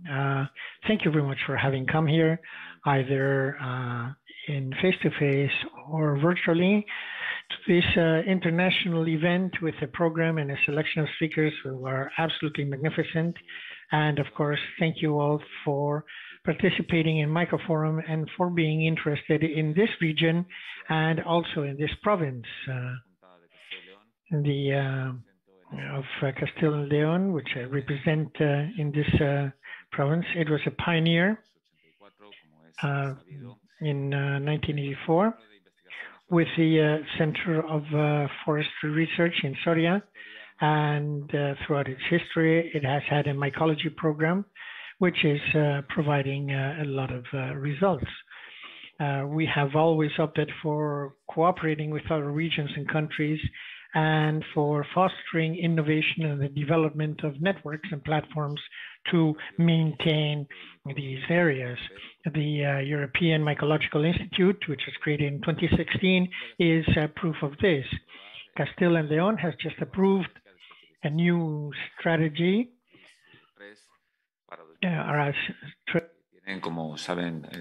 which, as you know, is firmly committed to strategies which are linked to mycology, such as habitat and tourism, the agri-food products, and also based on our valuable wild resources, which include pine seeds, chestnuts, aromatic herbs, and also, of course, wild fungi. We have helped in the creation of 400 hectares of truffle plantations in the east part of the region. We have also a valuable cultural heritage. We have a plan right now for social dialogue and the tourism section, which has made Castile and Leon the first domestic destination. And thanks to the excellence of its historical and nature and food heritage. In these three areas, we're going to have today contributions from innovative companies who are leveraging the mycological diversity of Castile and Leon. And I'm convinced that there are many more entrepreneurs who are starting these resources and will leverage this opportunity to know about innovative initiatives in other territories from Canada and the United States to Japan and China. We have an incredible mycological heritage in Castile and Leon, which is protected within the Natura network of the European Union, and all the different areas in Ávila and so on. We have been cooperating for many years in the development of in the supporting entrepreneurships and training of and the grouping of producers. And there is the Gredos Mycopark initiative, for example, which we are convinced will be approved and become part of the network of mycoparks in Castilla and León, which already includes the areas of Salamanca and Soria. And we hope that the number of gredos in Ávila will also be included. We hope that many companies will join the initiative, which is in parallel or complementary to the Sustainable Tourism European Charter, which has been taken on by the government of Castilla and León. I hope this will be a very interesting and useful day, and we hope that Ávila will continue to be in the center of these cooperation. Thank you very much, and I hope you have a wonderful day. Muchas gracias, presidente. Well, thank you very much.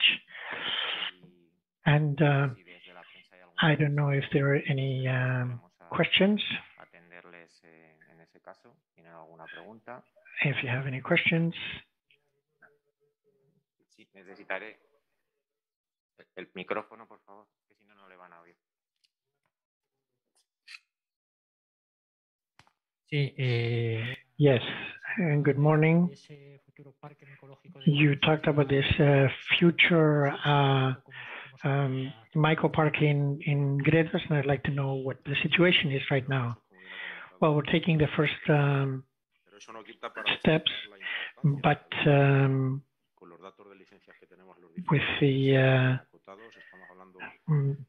licenses that we have right now, we're talking about 8,800 licenses for this year. And not only is it a financial resource for many families, but it also has to have an environmental protection side. And we will continue working the provincial and regional governments with all the different municipalities involved, and we are trying to accelerate it as much as possible. In this sense, I would like to talk about the high level of institutional cooperation. They're not, and we're constantly in contact with the different governments and local agents that are so important, not only the municipalities, but also there's a very strong this is a very strong interest on people both for fun and also for enjoyment and leisure purposes, but also from an economic point of view. And we hope that we will be able to externalize the product with designation and regulations and designations such as mycopark. So we're taking very decisive steps to be able to be in this scenario, to be present with all the legal and institutional recognition, and also from the point of view of an image. So we're working to give and we're taking the last few steps. Any other questions? Okay, if I just want to remind you that the event is being recorded in a YouTube channel of the European Mycology channel, both in English and Spanish, so you can watch it when you wish. And I would also like to remind you that the event is aimed at entrepreneurs in their territories, in a rural setting. And we have invited speakers from Spain, France, and the United States, Canada, Japan, China, and Australia. I'd like to thank the presence of the authorities.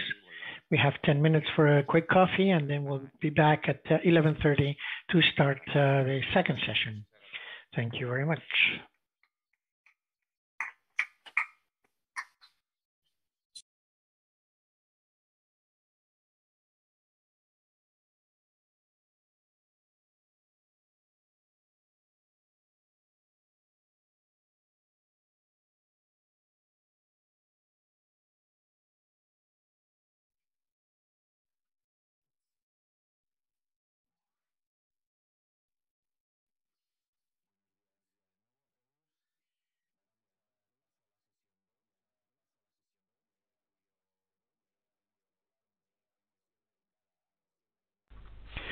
Good morning, everybody. We're going to move on to session 2, which is on business models based on mycological resources. This session will be coordinated by Pablo de Frutos, who's sitting on my right. Dr. Pablo de Frutos Madrazo is a doctor in business science from the University of Valladolid. He's a professor at this university, and currently he's also Dean of the Faculty of Business Sciences and Labor in the Soria campus of this university. He is a specialist, and we have partnered in socio-economic studies of mycological resources for quite a few years. So I leave you with him, who's going to be coordinating this panel. Thank you, Pablo. The floor is yours.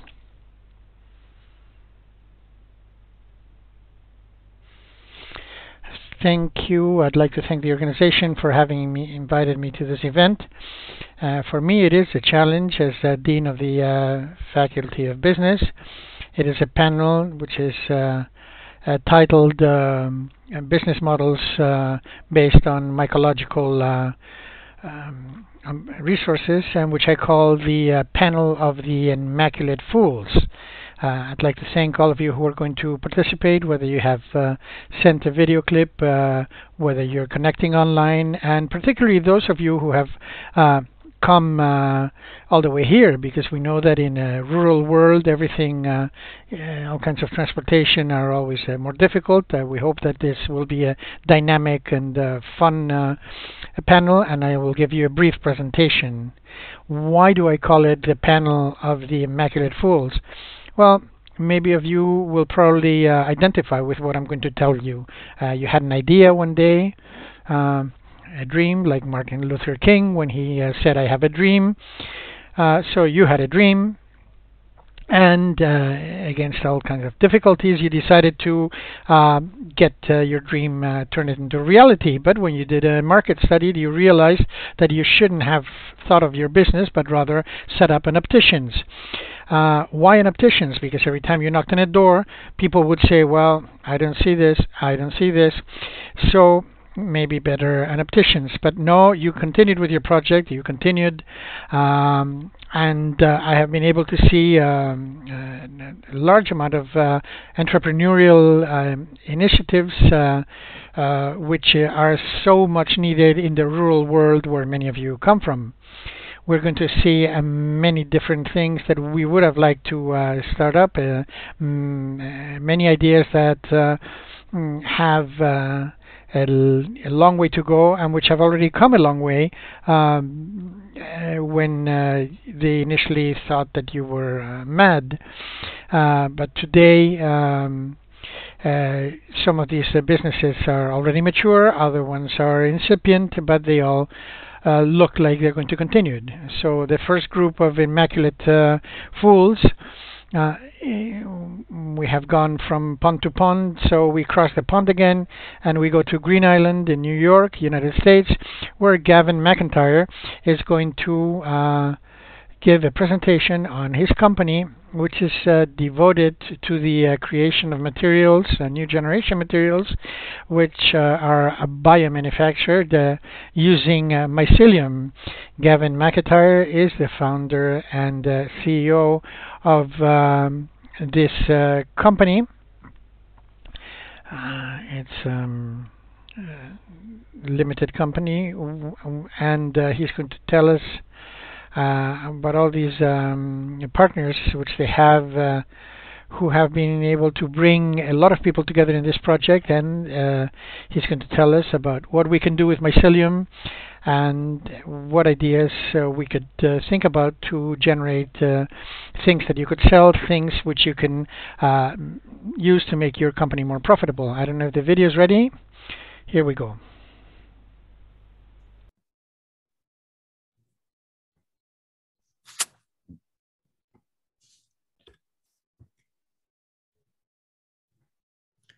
Hello, my name is Gavin McIntyre, and I'm the co-founder and chief commercial officer at Ecovative.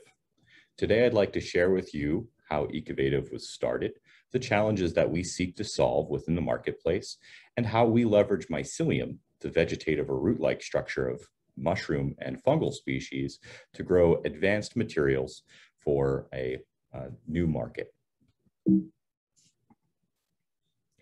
We focus on what we consider to be some historic and antiquated industries, principally that of animal domestication, which has been around for centuries, and then even shorter term markets, such as those that we see in the ubiquitous use of single-use plastics, inclusive of expanded polystyrene, which have been around for not even a century at this point in time.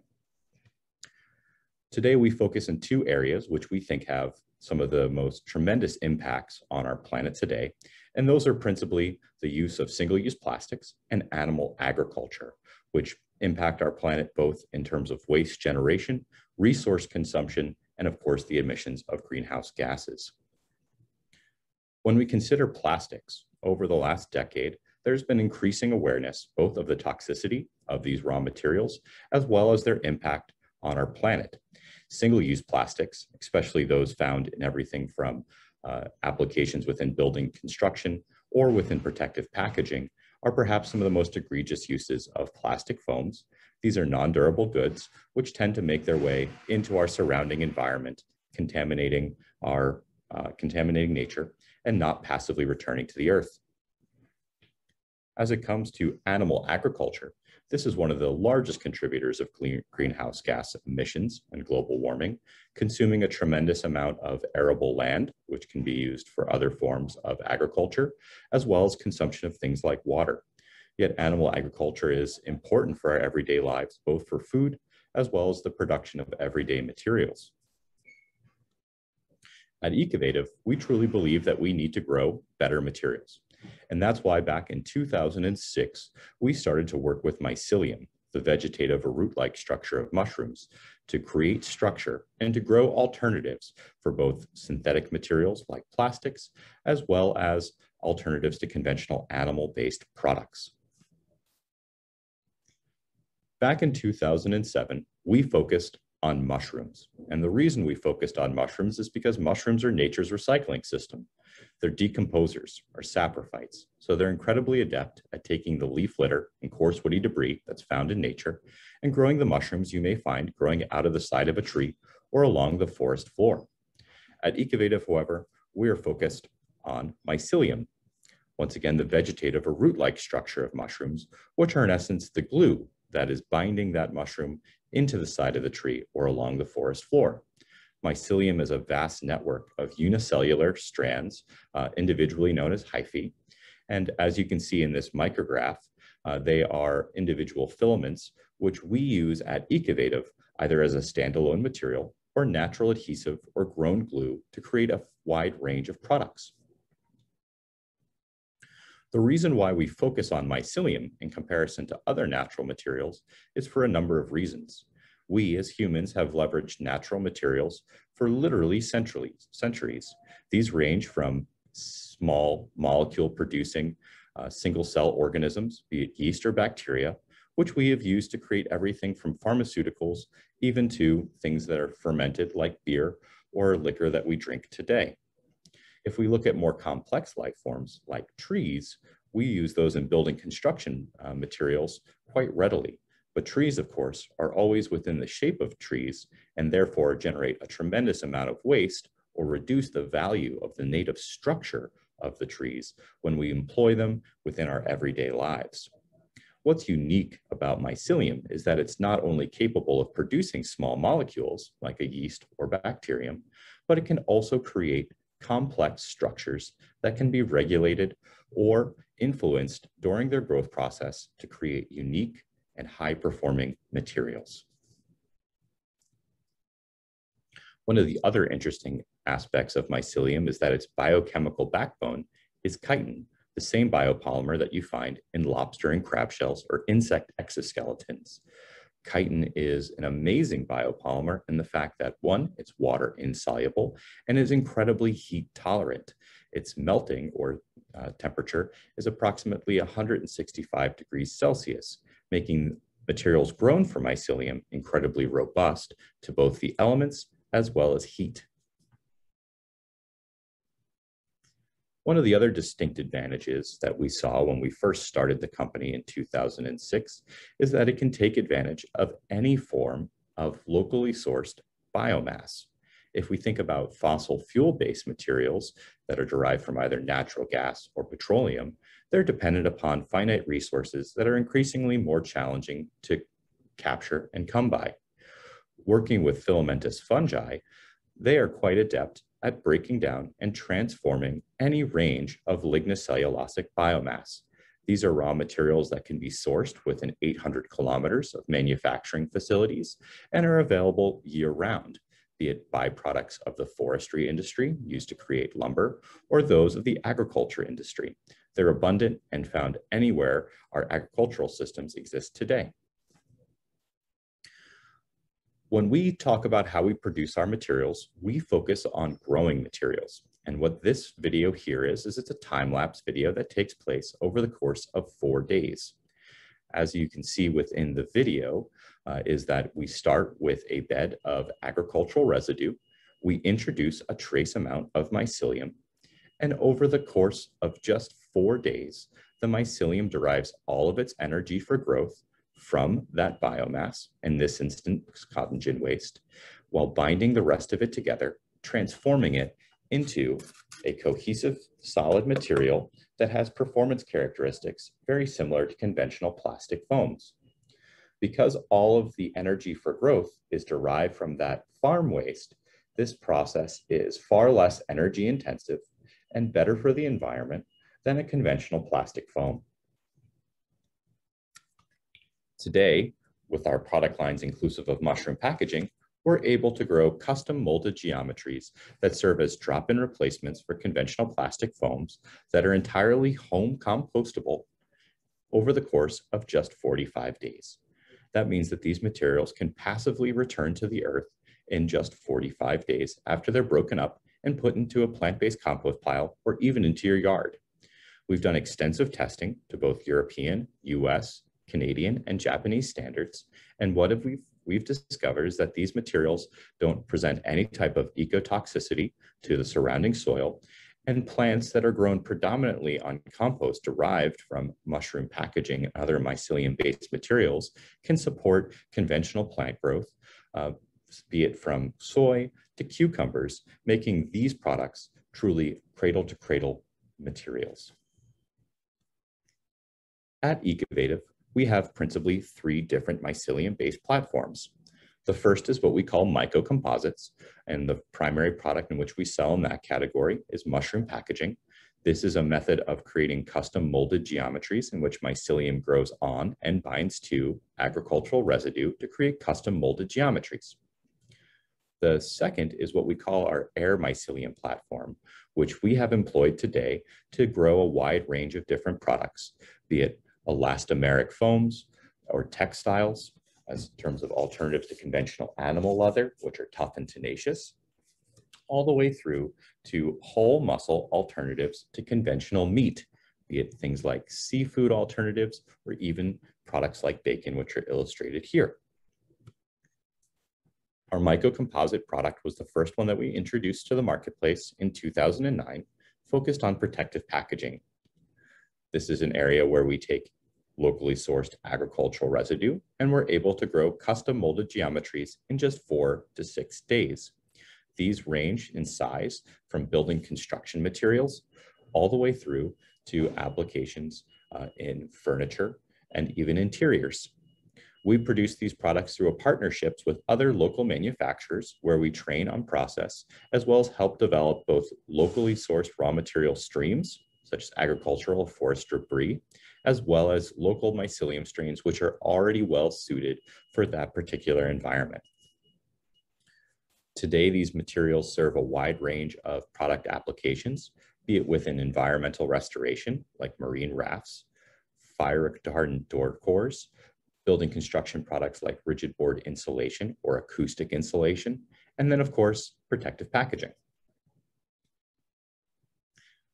We also have partnerships in Europe and North America, which distribute these raw materials under what we call our Grow It Yourself program. This program has enabled individual makers all the way through students in both elementary and collegiate classrooms to grow their own materials, as well as to start their own businesses, expanding the reach of where Ecovative's technology was originally employed to serve areas, be it in horticulture, decorative items, and even in areas like surfboard cores. Our second platform is a pure mycelium platform, which also leverages locally sourced agricultural residue into a platform that we call Air Mycelium. The very first product out of that is what we call Microflex, a highly elastomeric, pure mycelium foam, which principally serves as an alternative to conventional ethylene vinyl acetate or polyurethanes. In this instance, our process is really species agnostic. And so we go out into the forest, identify and isolate individual and unique mycelium species by collecting mushrooms, and we're able to then isolate and judge how that mycelium can perform, both from mechanical performance as well as other types of growth rates, which ensure that the process economics are viable for the production of materials that are alternatives to animal products or conventional plastic foams. Since we're able to influence the structure of the growth over the, in this instance, 9 to 13-day growth process, we can achieve various types of porosities, fiber alignments, and strength and densities, all within the growth process, such that when we harvest the final product, it is ready for its initial application. So in this instance, these materials too are entirely home compostable, typically within a shorter period of time. They're entirely plastic free. And of course, by leveraging the mycelium, we're able to grow complex structures that are ready for their final product application upon harvest. We grow these in large vertical farming-based infrastructure in which we're able to grow sheets that are about 1.8 meters in width and in excess of 30 meters in total length. We grow them over the course of a 9 to 13-day period, and at their point of harvest, they're ready to transform into their next product. These include things like non-durable cosmetic applicators, all the way through to alternatives to conventional animal meat. Back in 2019, we started to explore opportunities in whole muscle products by using gourmet mushroom species. In this instance, principally oyster mushrooms. So we're able to take the same oyster mushroom you may find in a grocery store or growing out of the side of a tree and unlock its geometry to grow large slabs of gourmet mushroom tissue that can then be transformed and formulated into center of the plate products. These include a wide range of products from bacon to seafood alternatives, be it shellfish or fish, to even carbohydrate alternatives, be it crisps or crackers, or even alternatives to conventional pasta. We believe that having a new mushroom and mycelium ingredient can deliver protein to new areas around the world at a competitive price point while delivering all of the essential amino acids. At Ecovative, we do this because we have a phenomenal team of scientists and engineers that have come to us from all around the world. and a vast network of partners that allow us to introduce these technologies globally. If you'd like to partner with Ecovative, I encourage you to look us up online at ecovativedesign.com, and I really appreciate your time. Thank you.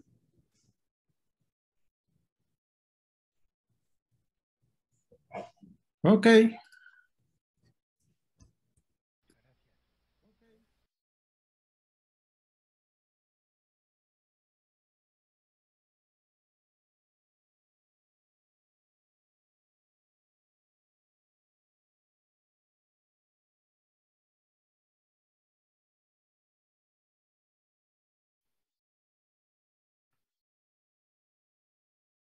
Como este nos cuesta sacar las cosas.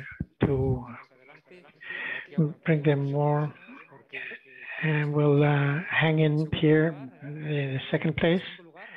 I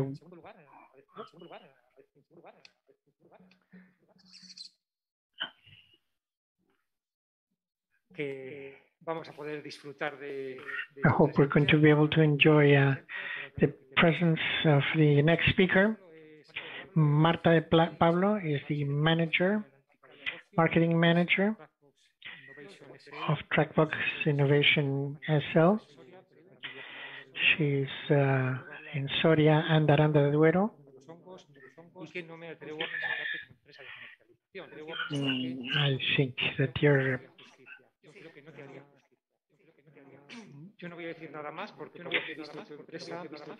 I don't want to say anything more about your company because we really are keen on hearing you and what you have to tell us. Because I think you have changed this model, how mushrooms were being sold till now, and that we have to continue with this. Marta, the floor is yours. Good morning, everybody. Good morning. Thanks very much, MYCOFORUM. My presentation is mainly focused on innovation and entrepreneurship. I'm going to talk about Truthbox, but I'm going to focus on entrepreneurialism. The company that we're running is called Truthbox, as I say. As Pablo says, mainly it markets of truffles.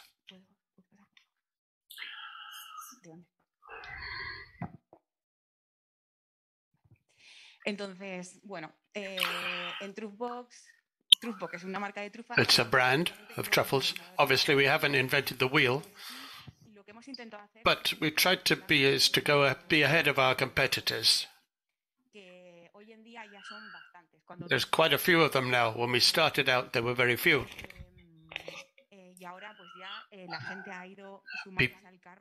People have jumped on the wagon, if you like, and it's starting to happen. Mainly, we're in two markets. One is the end consumer market. We identify the customer with 30, 60 years of age, people interested in gourmet products and interested in cooking, especially at home. We saw this through the pandemic very much. A lot of online sales last year. Truthbox, it's a truffle in a box, basically. It's a very simple idea, but nobody had developed it until now. And then we've developed another market, the B2b market, restaurants, catering companies, hotels, distributors, importers. So we've got the website part for professionals. People can sign up. We send them prices every week. We get close to their needs. We also do direct sales through WhatsApp or email or telephone calls.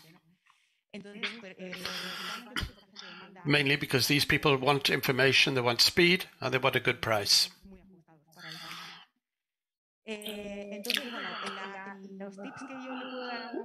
So the tips that I might be able to give you, who who want to start selling truffles or any other mushroom would be focus on your customers, develop your marketing strategies, and then develop a story behind your brand. In the box itself, use content marketing to earn the trust of customers through the creation of quality content to the website, social media. We explain what we do, and we have a blog which we give people the information when we're coming out in the media, recipes, that sort of thing. Very important. Make sure that people can find you. This is done through search engines, both to capture or to recruit new customers or clients and maintain existing ones. Getting a customer is difficult, and you've got to win them over all the time. As you've got to keep them happy. Other sorts of content, etc. So we're basically investing in an initial customer.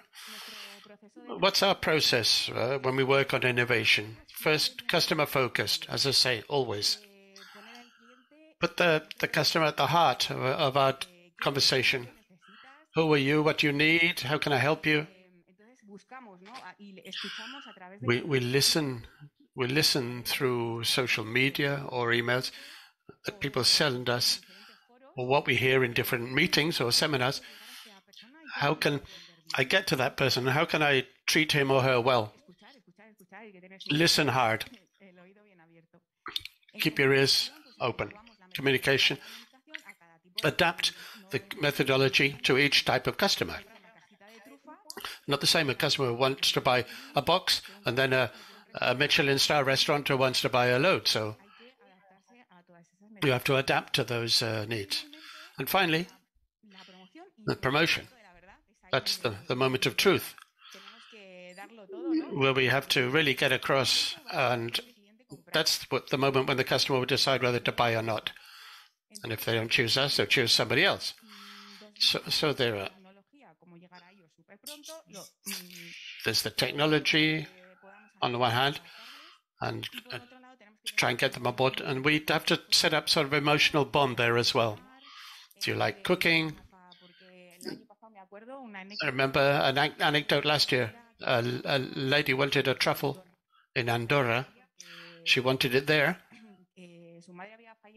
Her mother had died, and she wanted to do specific dinners that her mother used to cook, especially on Christmas. We managed to do that. So that connection leaves a mark on people. For the marketing of these mushrooms, after quite a few years, we've detected this through a SWOT analysis. Our strong points, there are not many other purchasing options, not many competitive. We work well. We'll get results in the short term. We have credibility. We are professional. We control the health controls of our product. Are in place. A lot of people don't have them. So people value that a lot. We have our records, health records.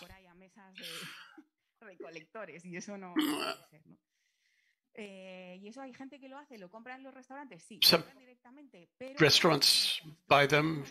People buy them direct from people out in the field, but that's, there again, weaknesses. The international market, as Joaquin said before, it's very good, important to know languages, to be able to keep track of suppliers and have a good communication methodology with them. In the world of truffles, not many people are good at that. So we can reach more people the more we reach out internationally. Obviously, if you go to fairs, the Deputation of Soria helps us with that, but we managed to get a lot of international market in the fairs, and then see what as far as possible, look at the innovations that other people are doing. Salomon has a tremendous market share, which we don't, so we need to do within our possibilities. 45% of the consumers are willing to pay more for eco-friendly products. Our truffle collectors are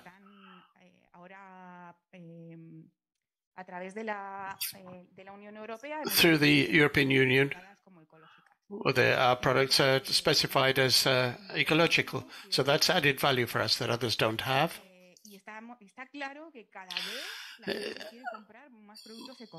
More and more people want to buy eco-friendly products.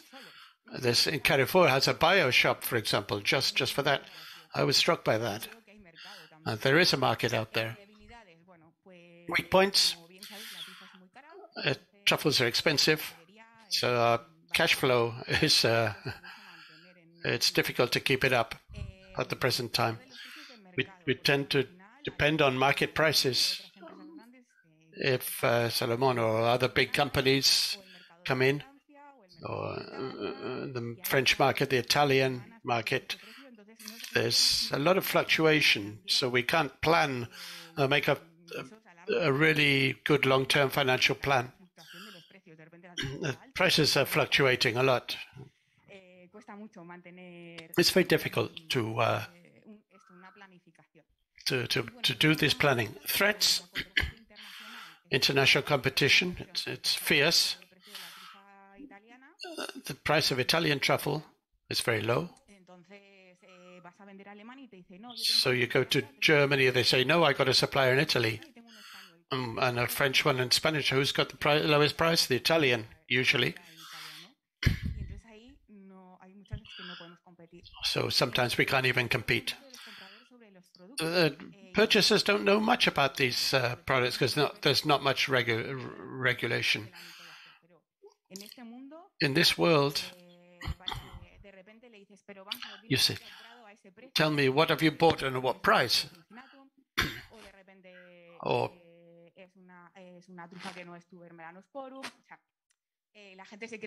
people, sometimes the truffles don't arrive in good condition, they're broken. Sometimes these replacements, poor quality, but they sell them as if they were good quality. It's very difficult to know what they're going to sell you in VIP, or usually it's a chemical thing. So it has no taste. So we have to educate our customers, and that's a handicap for us as well, because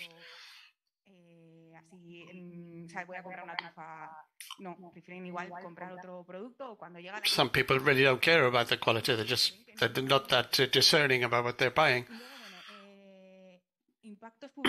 Advertising impact. There's a lot of competition out there, not just within the truffle world. We're competing against other gourmet products, and that's a problem. The Truffbox project, we continually try to innovate. So this is what we've been doing over the years.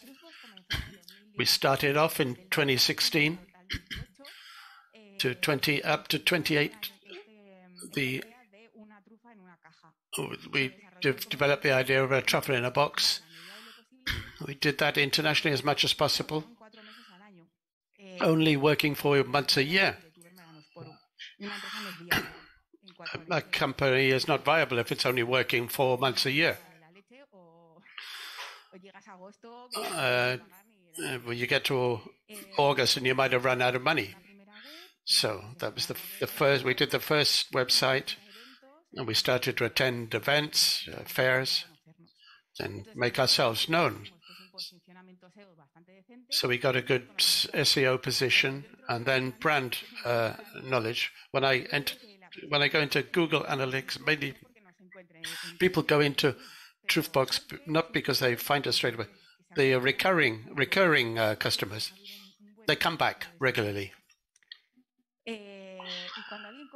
When somebody buys a product like a truffle, if you've got a good supply, you don't want another one. 20, we produced a new website. We worked hard on it. It's very important in an online business to work on what everything that's behind it, on-site work. If you don't do that, you haven't got anything. Google doesn't trace you, it doesn't track you, so you'll be right at the bottom of the list. International expansion, we did. We started to have truffles all the year round. We bought different varieties, so that's how a company can survive. Then we sell other products that are made with truffles. Company in Soria. So we win in terms of organic searches on the during the pandemic. We've only sold online, but it's the year that we've had the highest turnover.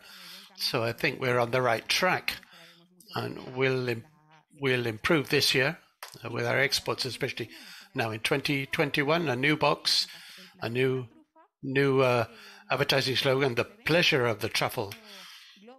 Glovo, we're using Just Eat. We'll be using those channels. Delivery. We're going to work on that this Christmas. There's another business line called the Truffle Studio, which is truffle tourism combined with wine tourism. So as Joaquin said, this is going to be very important.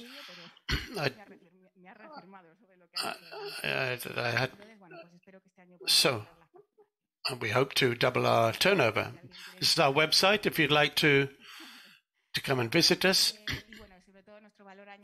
Our added value is service we give to customers, and we've generated something else called a Truffbox Premium, like Amazon Prime. Marketing strategies in e-commerce. We got a new website, social media, databases, SEO all the time. Investment in AdWords and public relations. And in our truffles plus wine, we want to do landing, social network, public relations, the word of mouth, and emailing. To summarize, in a company like ours, you always have to find a way to innovate at low cost, low investment. A las personas que trabajan en ella o a la inversión que tenemos, pues es siempre lo que dicen los americanos, ¿no? De thinking out of the box. The Americans always say it, think out of the box. You have to be very attentive of what's happening around you and see what's happening in the country, the companies at our level. Then review all the metrics and the results, analyze them. Financial planning, and don't stay in your comfort zone. Think big. That's the way you get things done. So, thank you very much.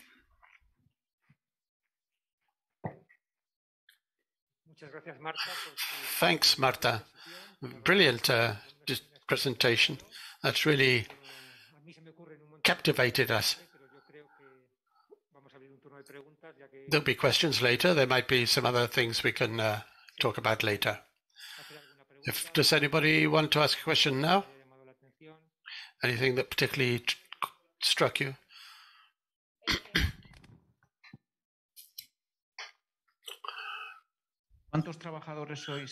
How many people are working in the company? Trabajando a tiempo completo somos dos. Full-time, two? O sea, que somos como mujeres orquesta, porque somos dos chicas. Two women.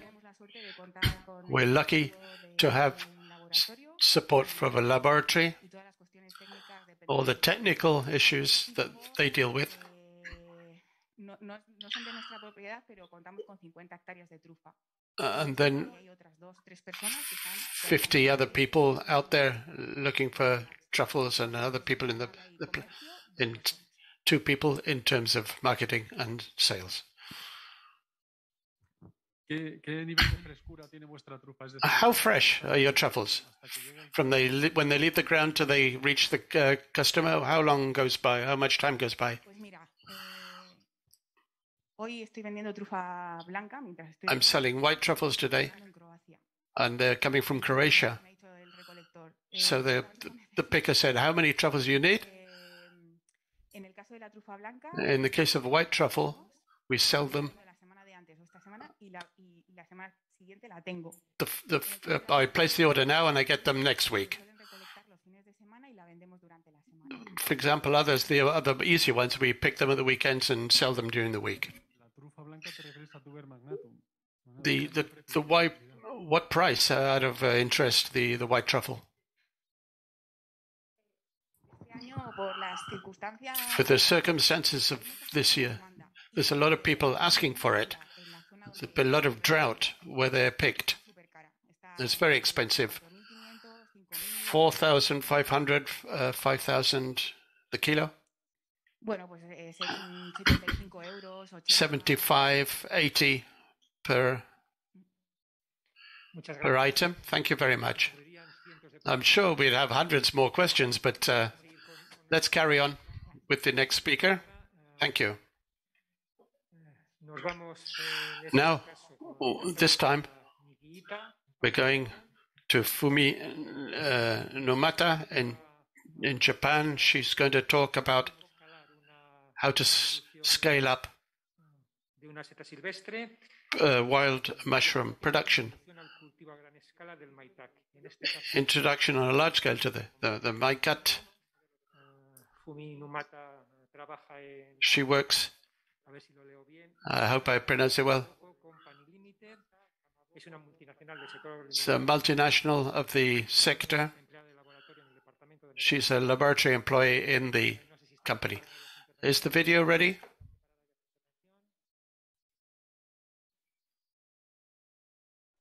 Hello, my name is Fumie Numata. I belong to Ichimasa Kamaboko Corporation in Japan. Today, I will introduce about our company.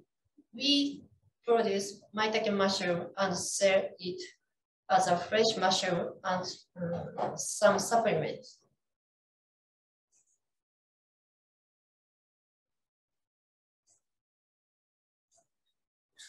First, I will explain a little about our company. These are our products: fake crab meat, fake eel meat, and this is a oden, Japanese kind of pot stew. Kamaboko is a kind of fish cake, and it's a Japanese traditional food. Our company was originally started as a Kamaboko producing company, so our name is Ichimasa Kamaboko. We have 2 divisions. One is a fish cake division, and the other is mushroom division. This is a slide of our mushroom division. We are the 3rd largest company in Grifora Frozen market in Japan. This is our main products. We also cover about 15% of mushroom in domestic markets.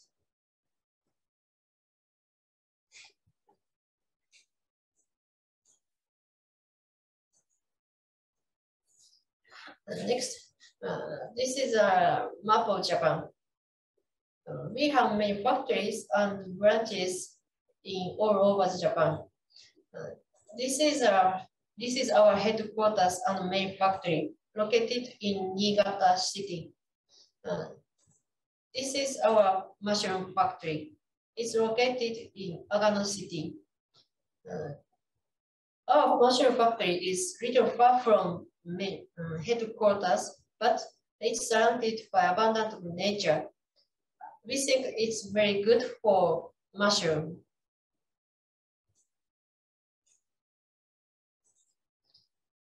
Next, explain our business. Our plant site area is about 68,000 square meters. Production item is Glyphora frondosa as a fresh mushroom, mainly. And we grow our original developed strains. Total annual production is about 8,400 tons. And we are qualified as ISO 22000 and Asia Gap.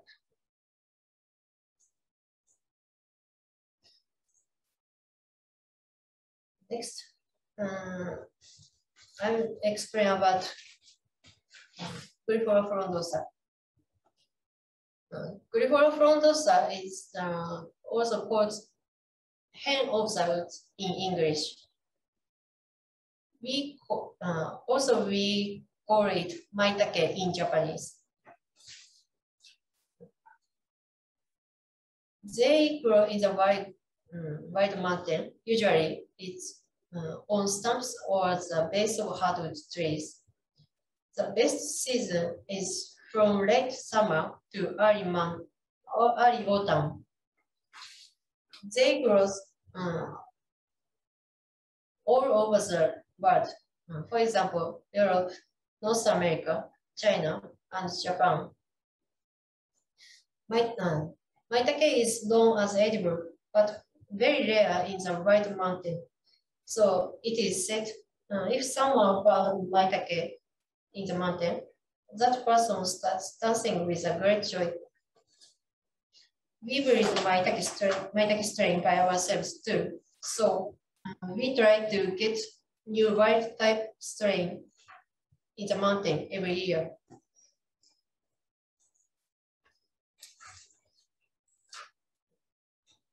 There are many functional reports about maitake. So for example, antioxidant activity, high blood pressure lowering activity, hyperglycemia improving, anti-tumor activity, immune enhancing, and physical performance improvement. Also, maitake is known for that it has a specific protease. It has a high temperature tolerance. So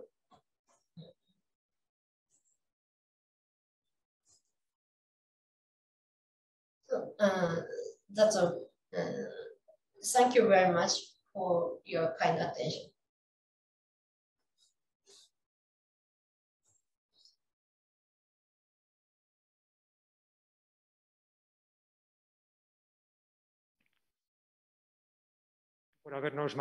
Okay, well, I want to thank her for having sent this video, because we have a very similar intervention with a very similar business for Spain with a totally different scalability.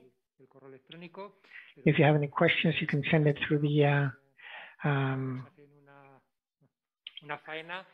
but if the we hope we will have a direct connection right now, who's going to explain a little bit what their case would be like.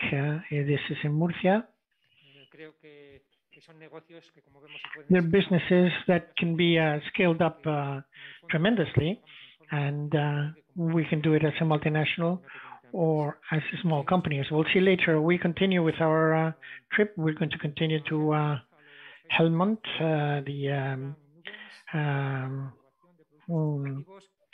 with Frank Nubes, where he's going to talk about meat substitutes in Holland. It was a 2021 prize from the European Union.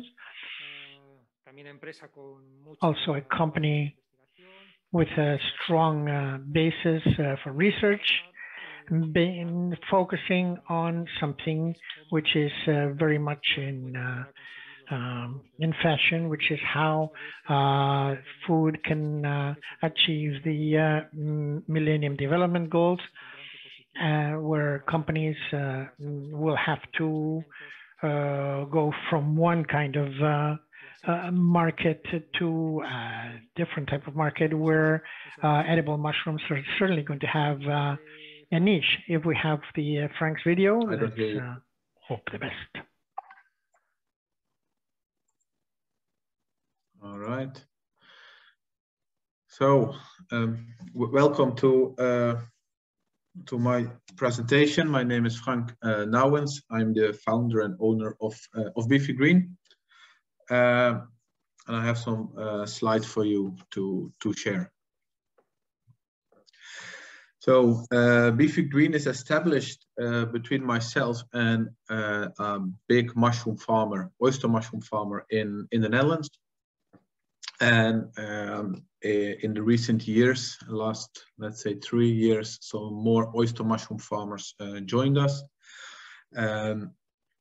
After the oyster mushroom farmers joined us to supply their products, also some food technologists came to our, to our network, and we produce new food products with mainly oyster mushrooms.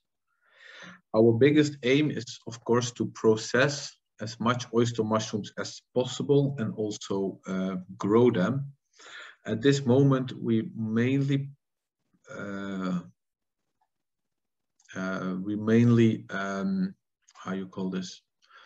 process the stems of the oyster mushroom, which was a waste product, a side stream of the oyster mushroom cultivation industry.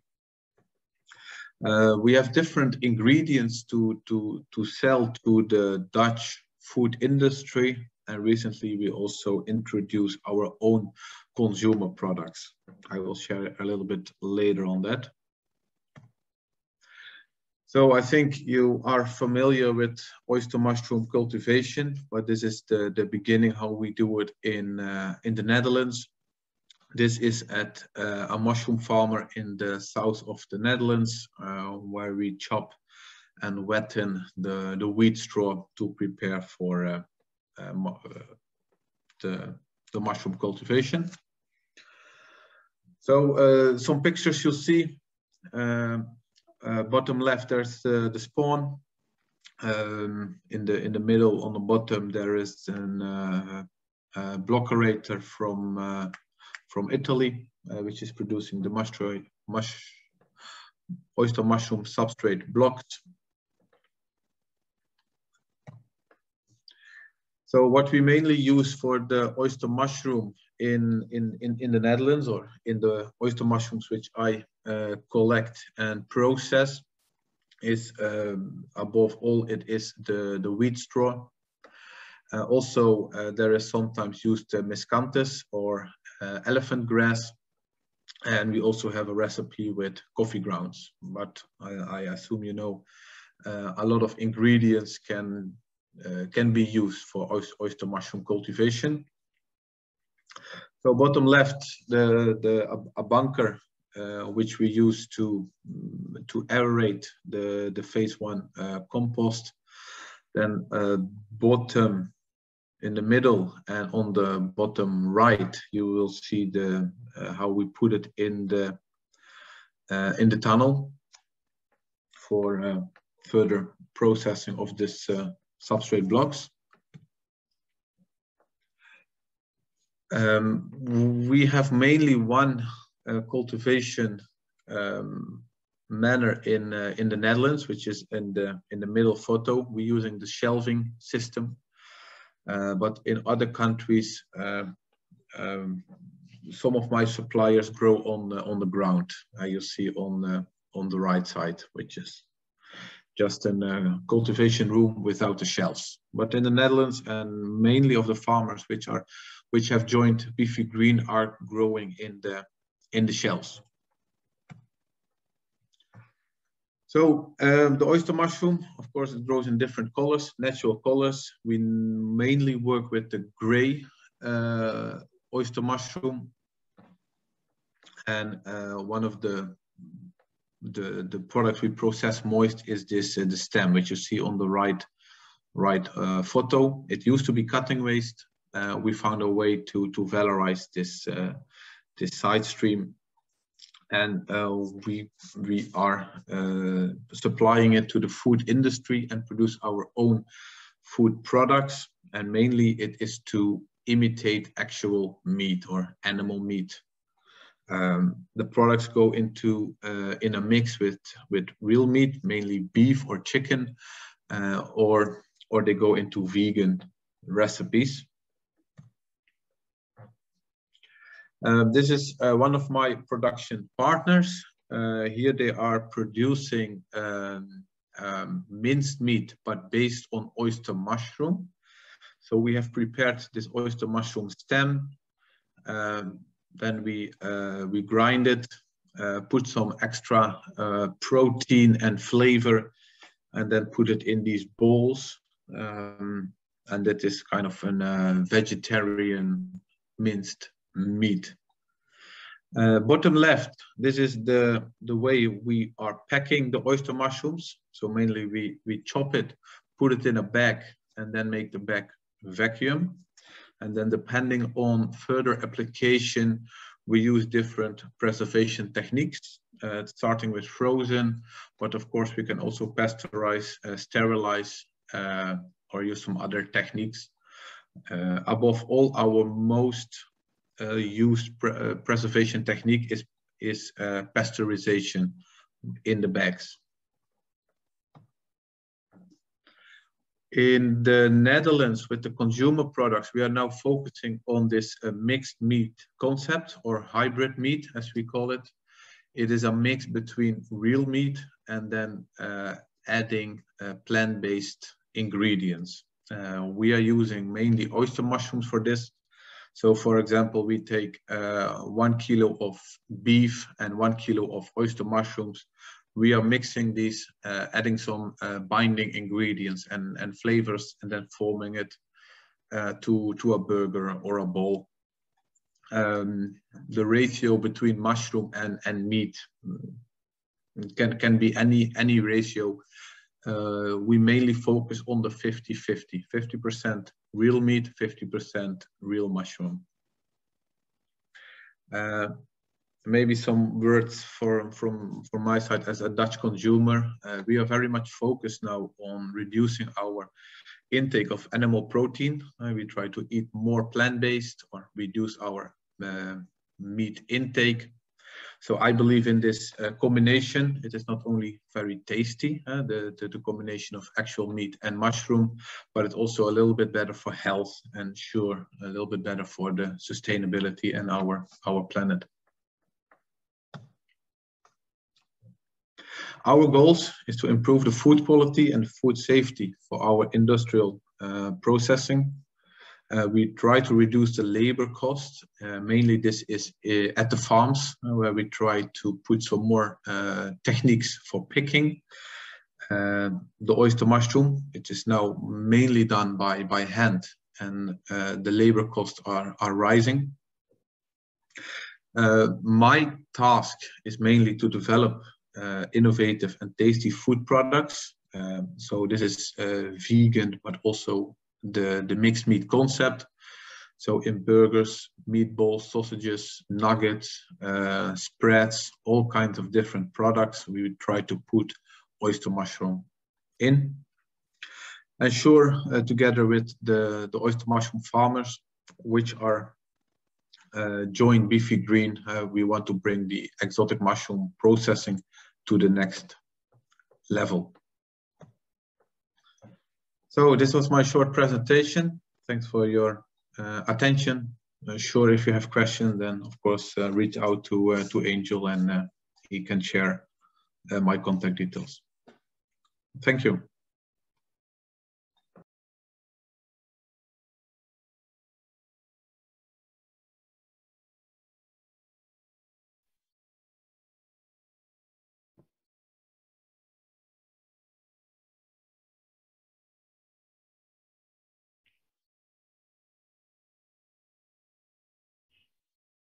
Con nuestro viaje nos bajamos un poquito hacia... Now we're going a little bit further south to Montpellier, to France, where we have Dominique, who's going to present her company, Aicea, and she's going to talk about fungi at the service of plants. She's the president and director of I+D.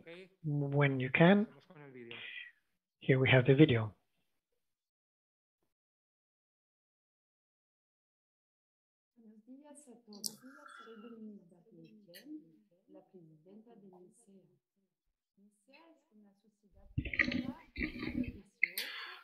The first slide is being repeated.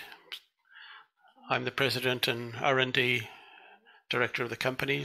Company set up in May 2018 in Montpellier, in France.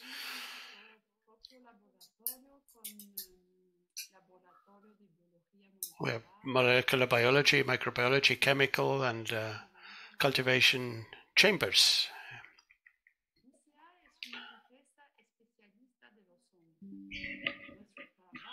So what we do, we identify, use, and boost the biological properties and biochemical properties of mushrooms to improve plant health.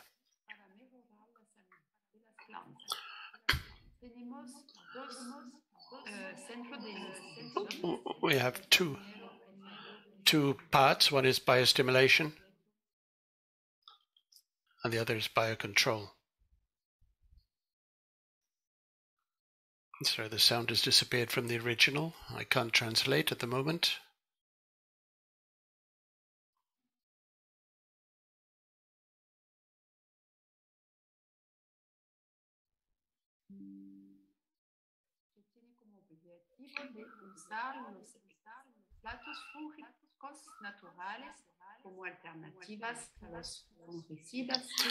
We can use natural fungi extracts as an alternative. Within the My Terroir project, we use endomycel fungi as natural fertilizers, and we aim to inoculate. These are adapted to soil and climate context and soil, in a soil that's thanks to the multiplication of the population of local fungi.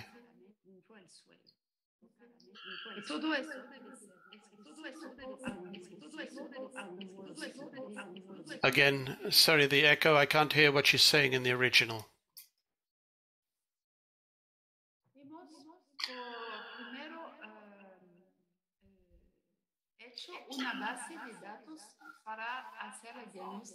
We've created a database for diagnosis.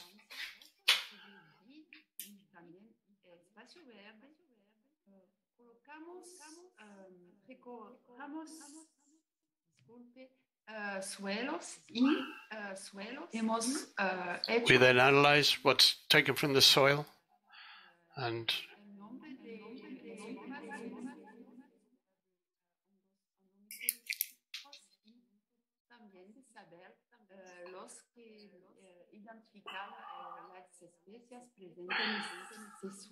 so we support diagnosis on the state of a particular plot of land.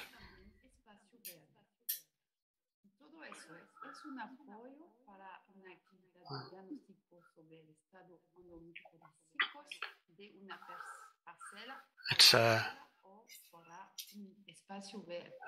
a whole process of mycorrhizal support. Then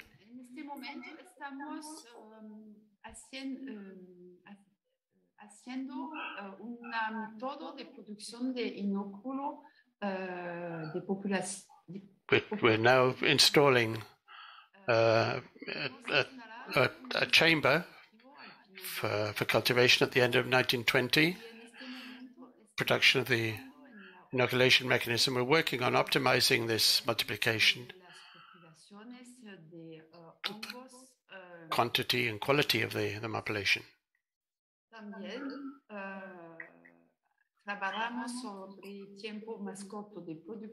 We're working on shorter production times and also the conservation methods. For 2022, we're going to have a pilot production plant, 30 square meters, to produce these inoculations.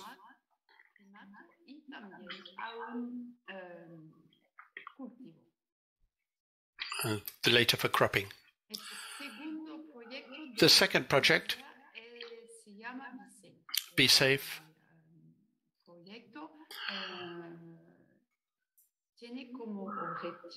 the aim to find mushroom molecules to replace, or fungicide molecules to replace chemical agricultural pesticides. The idea to use these molecules to try and fight against diseases. So it's a question of identifying the fungi with a fungicide effect, then characterize the active molecules, and then produce natural statistics on a large scale. And the next step would be authorization for commercialization of these natural extracts. So by doing that, we're going to help with plant health and contribute to agroecology, food security, food safety, human health, biodiversity, and the bioeconomy.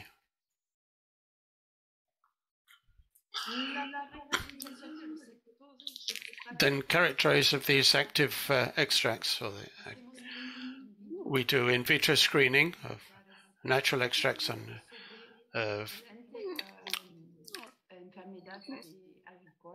mildew, obviously affects the vineyards. Colza sclerotinia, wheat, septoriose, Venturia inaequalis.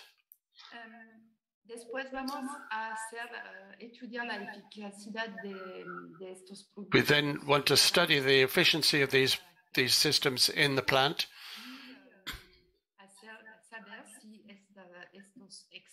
to know if these extracts are okay in terms of toxicity for the environment and for human beings. And we want to make the production of these products, make it efficiency and extend it as well over time. So our objective of 2022 to characterize them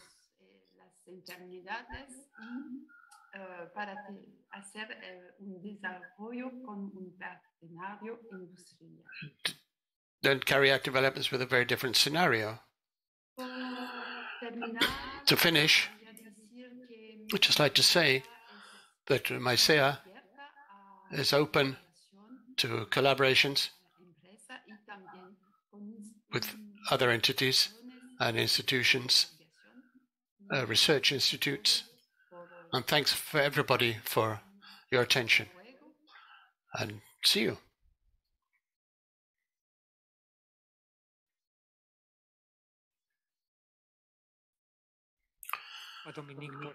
Thanks, Dominique, for sending your video, and dual gratitude because she's on maternity leave, so it's an extra effort. We're very grateful to her for that.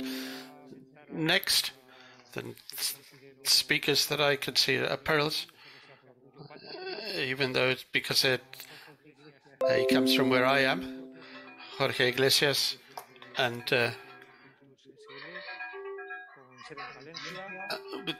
they're based in Palencia. Natalia Rebollo is the director of production. They're going to speak about the subject that we're going to. I had the chance of listening to in a fascinating world, and it'd be interesting to hear what you're going to tell us about mycology. Over to you, whenever you're ready. thanks for you. We hope to be able to contribute to this world and also do our little bit, just like the talk about the partners who started all this off as well. And that talk we had a disruptive talk. We weren't speaking about technique. From today. Ruteco, we want to, Natalia, as Pablo presented, will give us as a quality as head of production and R&D, and to make I'll do an introduction of what Ruteco and what drives us. Give a brief introduction of what Ruteco is. For that, we have a video ready, which is what we're interested in. I don't know if it's ready. Is it ready?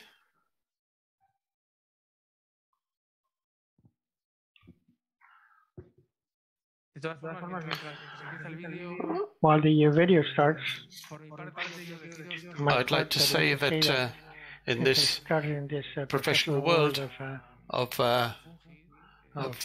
fungi, I found it so fascinating. Not too long ago, I saw one called Fantastic Fungi, and particularly the germ of Ruteco. And we would like to say that we like to work in this eco world, and we should know what we should do right now. The companies that want to do this start from now.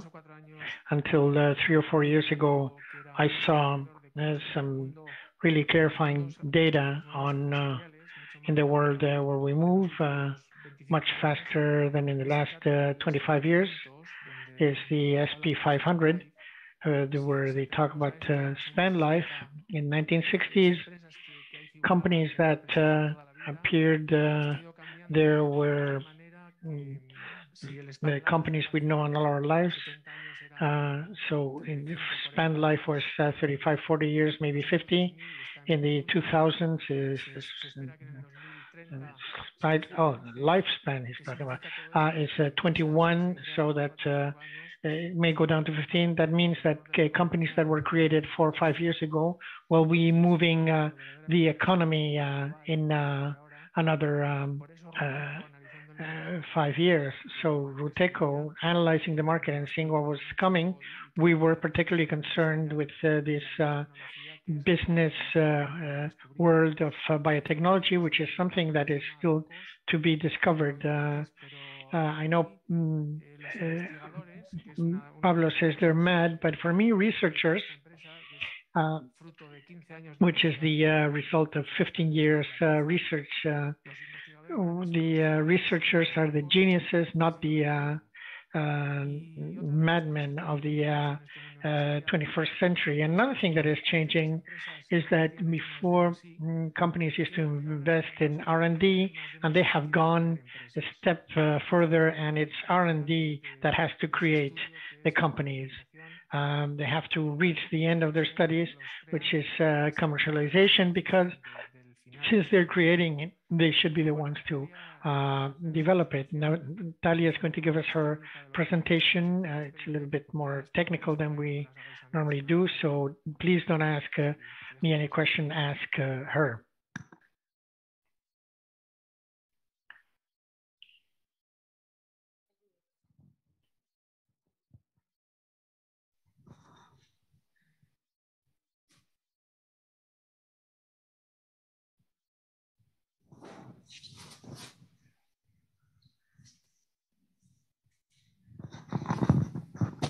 Pues en línea con este vídeo quería preguntar. In line with this video clip, I wanted to ask you what you see in this picture.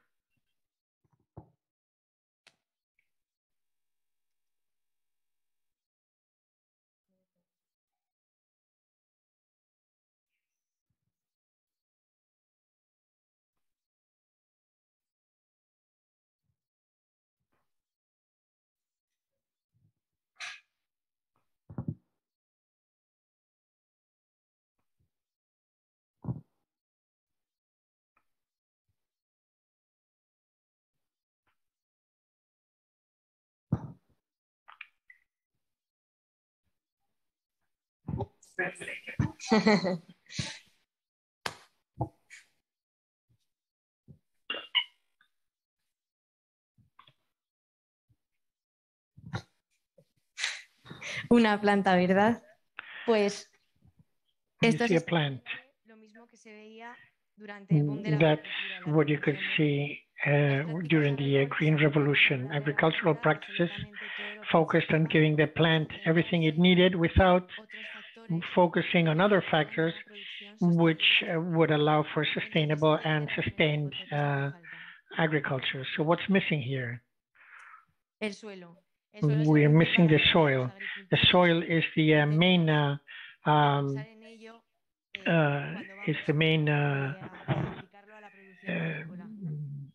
asset of farmers.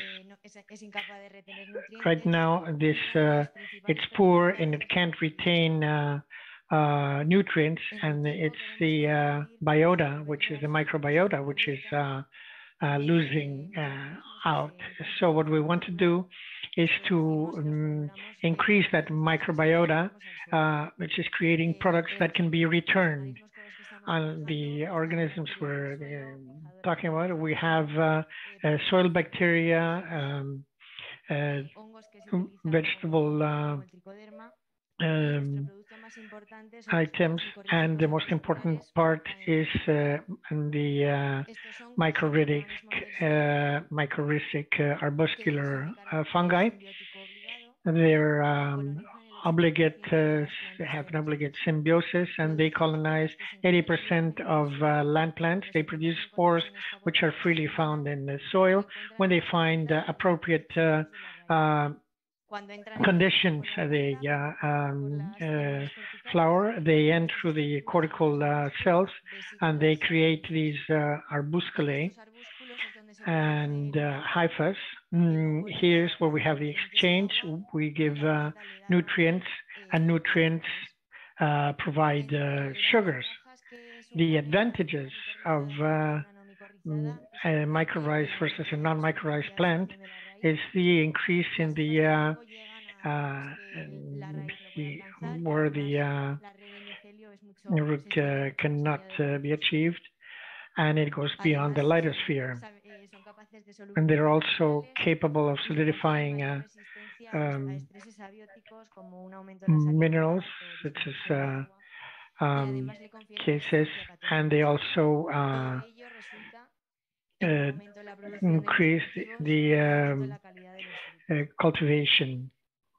The process where in Ruteco we found a process with these characteristics is a constant interaction and quality control.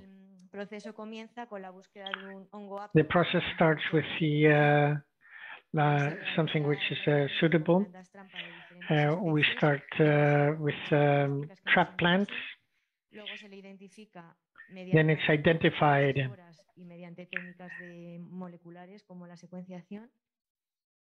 like sequencing.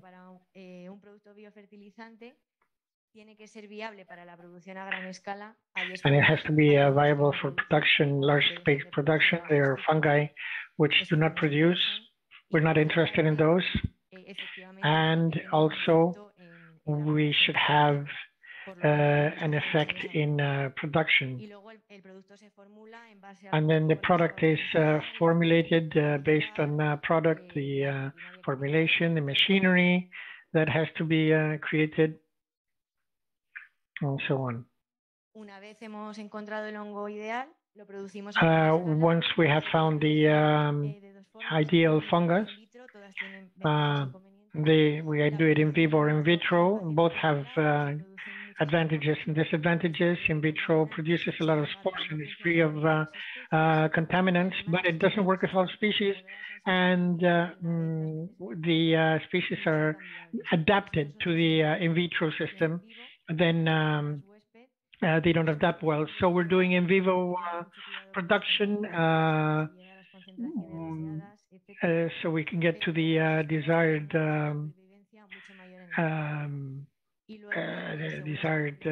features, but we do have a much better performance on the field.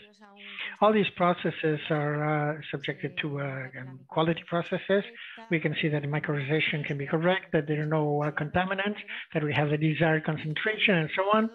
And at the end, I mean, what we do is take beneficial microorganisms, multiply them, and return them to the field with the perfect formulation so that the fungus can find the root at the best time. Well, thank you very much for your attention. Well, thank you very much, Natalia. I have all kinds of questions, but we'll start the question and answer period. What plants are you using? Only vines or other? Right now, we're working with a product for cereal. But we're going to do horticulture, of course, grapevines, intensive crops, all kinds of crops that can be mycorrhized. There's 20% of species which are not mycorrhized. For example, the sugar beets don't mycorrhize, but we have other products for those. And with fungus species that have a lot of value, like Boletus edulis, Amanitas cesaria, that is not being achieved. Can you do something with that? Or you only mainly devote yourselves to what you mentioned? I wanted to congratulate you on the presentation and this whole microbiota. I'm a little bit worried about the scale. This whole initiative of mycological parks, we do want to a little bit empower that concept of terroir. So this microbiota, this is particularized to a particular territory, or how is it scaled? I don't know if I'm making any sense. If you do this product would be served for what territory? When I said before that we do and we look at centers that work in under most conditions. So a fungus in Castile and Leon can work in Andalusia, but we can also do other sessions which have determined characteristics. If you have a saline floor, you can use it in more saline areas where cultivation can work better. If you will allow me, I would like to ask a question. I can't leave without asking this question. I think this question is for Jorge. We're going to sell this product, and this is probably an impossible mission because you're going to try to sell it, and the farmer will say, "Where are these young kids trying to sell me? I know I've been doing things the way I've done them, and it's always worked." So things should keep working. I don't know how you are working on this and how you're focusing on this. I'll answer this very easily because I have been spent over 30 years in agriculture. Selling a product to farmers is very easy for me because they trust me. What you see of what are these guys selling, it's totally true. All these new technologies,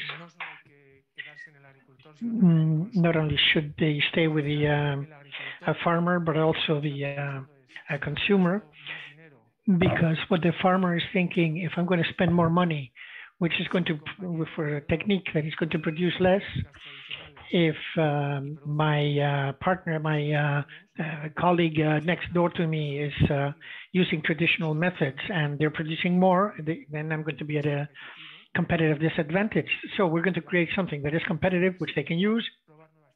And farmers are dying to try new techniques because of what Natalia says is true.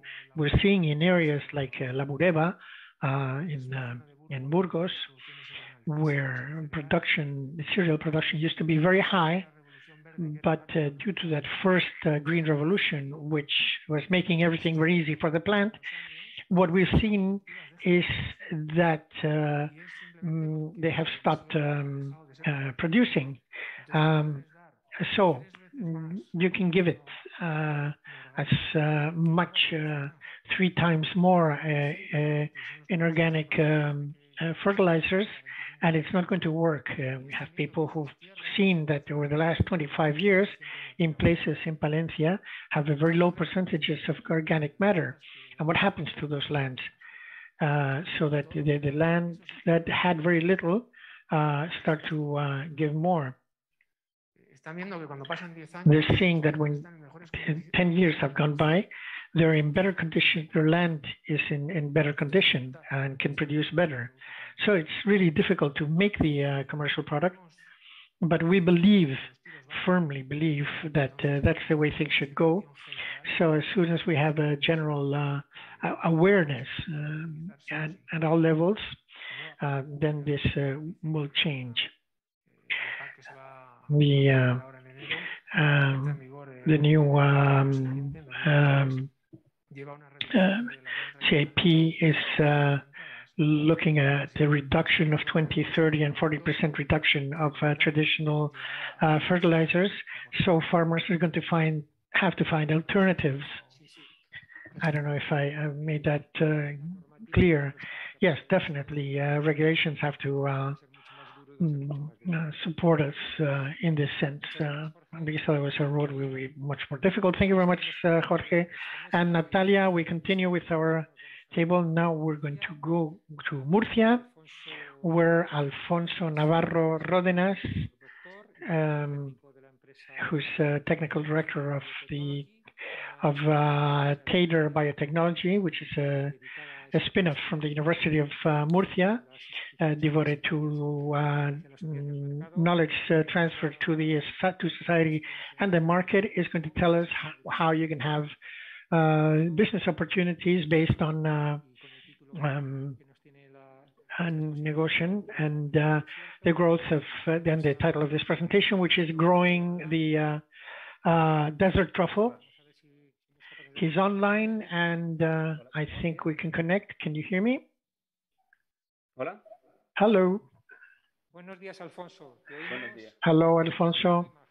And we're waiting for your image. While my image appears, thank you very much for this wonderful opportunity of presenting what we're doing in the University of Murcia and a spin-off company that has been created. Sorry, I've got this cough. Yeah, we have your picture. When you want, you can start. I wanted to tell you how this adventure, which started 25 years ago with Dr. Marion Rubia and Dr. Susan Morte, who wanted to domesticate this natural resource we had across the Mediterranean basin, and particularly in the Murcia region and Almería and Alicante and other adjacent provinces. We had Roman the Roman records. We had old laws from the Murcia town council. It was something that was sold in a small circuit, and these two professors, Rubia and Morte, decided to domesticate it a little bit from having come arising from the cultivation of black truffles. They started with the first plantation, and the interest of many different farmers also grew with the idea of growing desert truffles. We didn't want to, we couldn't really, the administration couldn't really provide that kind of offer. So all 3 of them created Tader Biotechnology. It has participated in CDTI projects. It's had an industrial doctorate. It participates in research projects, and it has three main lines. The one would be mycorrhizal fungi, beneficial bacteria, and right now the production of the plant which mycorrhizes with the desert truffle. So what are these desert truffles which have many different names? Well, they're from the Escamycota, from the Pecisaceae family. They're very close to the black truffle. This plant is a small plant which is grows in an arid environment. We have practically all the plants that mycorrhize are from the Helianthemum genus. Some of them are bushes, and other ones are yearly plants. And then we have a Scholantha, and which also mycorrhizes with the desert truffles. Desert truffles are really not a single species. They're like a cluster of species with different genders, genuses. And then we have Terfesia claveri, Terfesia buderi, and the Terfesia canariensis, which comes from the Canary Islands. And then we have the which we don't work so much with them, which is the Terfesia arenaria, Terfesia fanfani, which are typical in Extremadura and acid soils, and maybe other genuses like Picoa lefebvre, Picoa juniperi, and the Termania nivea. We also have some tubers. We have many that grow in semi-arid areas, but these are the ones that are more commercially marketable. The most here we have a little bit the relationship between the different fungi and the different plants. So we updated with the Terfesia claveri and the Helianthemum malmeriense. We're also working with another combination of truffle and plant, and trying to adapt it to different conditions in terms of altitude and rainfall and temperatures. But right now we are a little bit more in the experimental phase. And from this we have several plantations, some which are considerable size. And we're how do we produce this plant? Well, thanks to the research of the Murcia University, we can try it in vitro, in vivo, or a combination with the fungus in vitro and the plant in vivo. But right now, the best way is to go full in vivo, generating seeds when they have a size that they're mycorrhizable. Then we inoculate the spores and we let them associate, then we let them mycorrhize, and then we do some quality controls, and that takes about 6 to 8 months. After this time, we can take these plants to the field, and we have very different types of soils. Maybe they do need an alkaline pH, but from 7 to 9 without any problems. It looks like they like more those soils with little organic matter and carbonated soils. Son suelos pobres, con poca materia orgánica. Okay, these are really bad or not bad soils. They're not good for traditional crops, so they're ideal for growing desert truffles. The planting area varies from the end of September to the end of April, always avoiding the summer, because this plant, this is the most stressful time. The plant is goes from a latent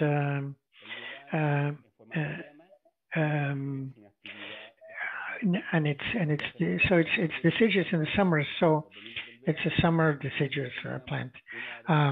So we have we start this latent buds when we have the first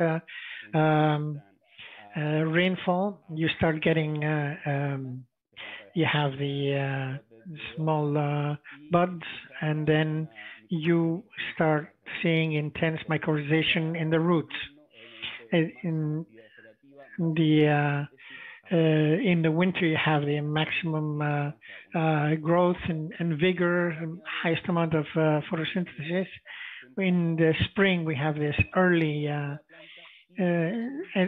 flowering, and simultaneously the appearance of desert truffles. And then we have the summer, where the plant would go back into latency, and it has this lethargic state. It is planted once. You don't have to pull it out every year, because every year it's going to complete its cycle and flower again.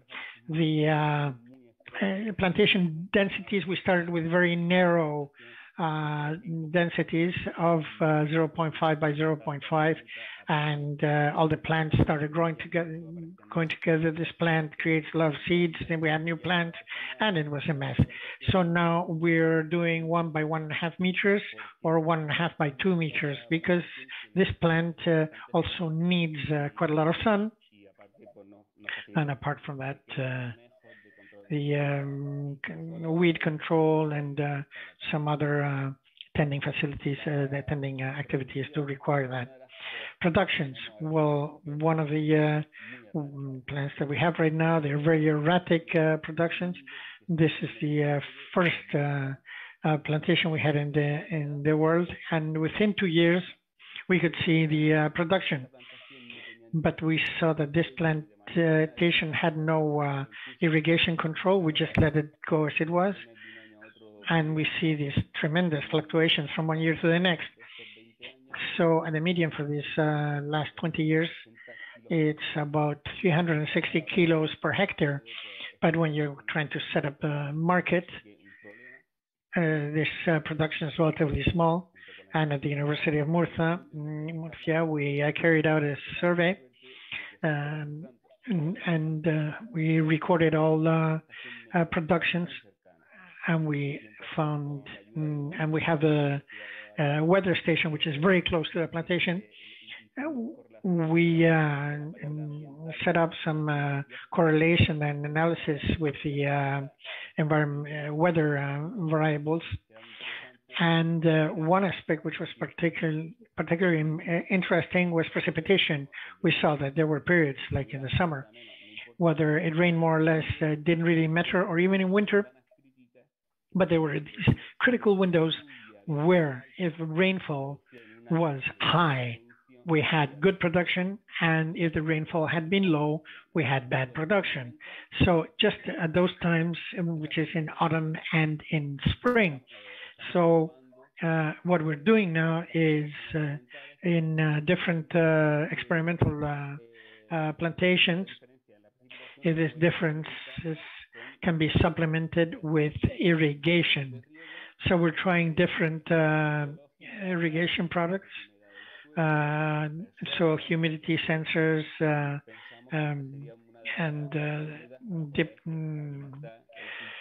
drip irrigation and so on, to see if we can, and sprinklers as well, to see if we can, stabilize production. What they're hypogea, but they fruit very close to the surface, and when they form, they create. You see this crack. So if you have any experience, then you can easily spot them, and with a screwdriver or any kind of tool, manual tool, you can pull it out, and then you cover the the whole, and you'll get more the following year. And because it's a new cultivation, new crop, there are no known diseases or pests, so there's no application of fertilizers is required. We've done some tests, and it's a crop that does not spend the soil with mycorrhization and generates soil fertility. The mycorrhiza helps to fertilize the soil, and it looks like we are not needing anything. We're looking at some fertilizers, which do seem to help, but may not be totally necessary. The marketing paths, well, the local paths they were collecting, the plantations had been there for a very short time. They gave it to, they used to give it away to some people, and a small part through intermediaries was going to some national markets. And you used to find it in the main wholesale markets in Madrid and Barcelona. And for the rest of the country, the price could be between 35 and 60 euros per kilo. But in some countries in the Middle East, they're highly appreciated, and they can reach prices of up to 220 euros per kilo. We have to thank all this to one of the resources of termiculture, which is what we call it, which is the Spanish Association of White Truffle Culture, and which people who had associated to so they could be known better. They have been supervising the plantation. This is Paco de Lara. He's the secretary of the plantation. And we have, apart from the Spanish Association of the chefs, we have some Michelin star chefs who have shown us these different products. And recently we have published a book where we had this monograph of recipes, some of them traditional recipes from grandmothers, and also some molecular cooking.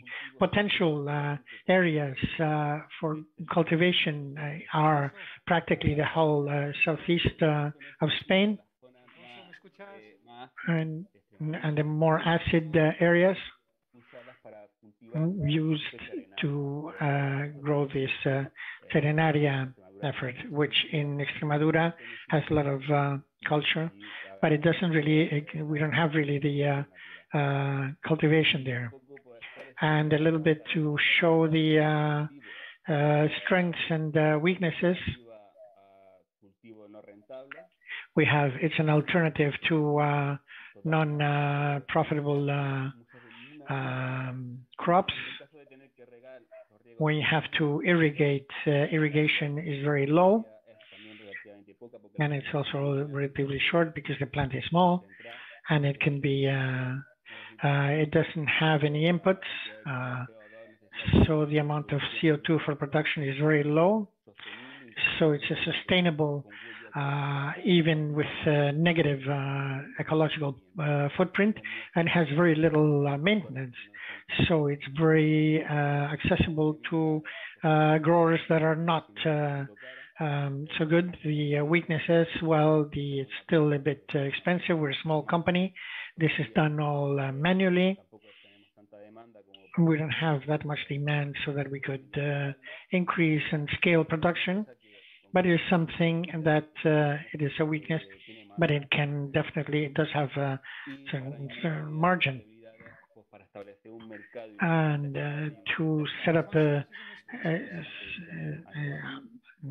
for annual productions, and the opportunities, the national market is not saturated and has more demand than offer, and as a threat, Well, we have other countries like Algeria, where they have a very high natural production, and in a year with good rainfall, they can actually saturate the market.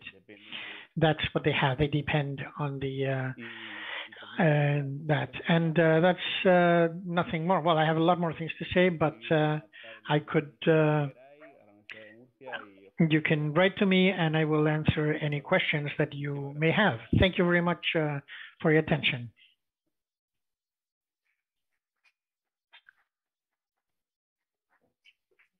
Muchas gracias, Alfonso. No estoy seguro. Thank you very much, Alfonso. I don't know if you can hear me. Can you hear me, Alfonso? Ahora sí que me escuchas, ¿no? You can hear me now. Yeah, I had to take the. Well, thank you very much for your for having devoted your time and waiting your turn. And it's been a very amiable exposition, and we're going to have some questions.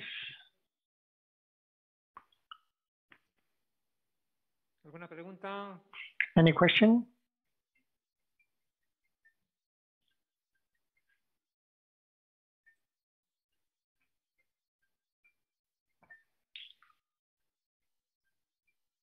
Hola, ¿se oye? Sí. Hola, Alfonso. Hola. Hello, Alfonso. Quería preguntar, digamos, todo lo que has comentado. I wanted to ask everything you have mentioned about commercialization. How in your business model, what this market is. Right now it's 0% because the demand, national demand, is higher than the offer that we have right now. It's highly promising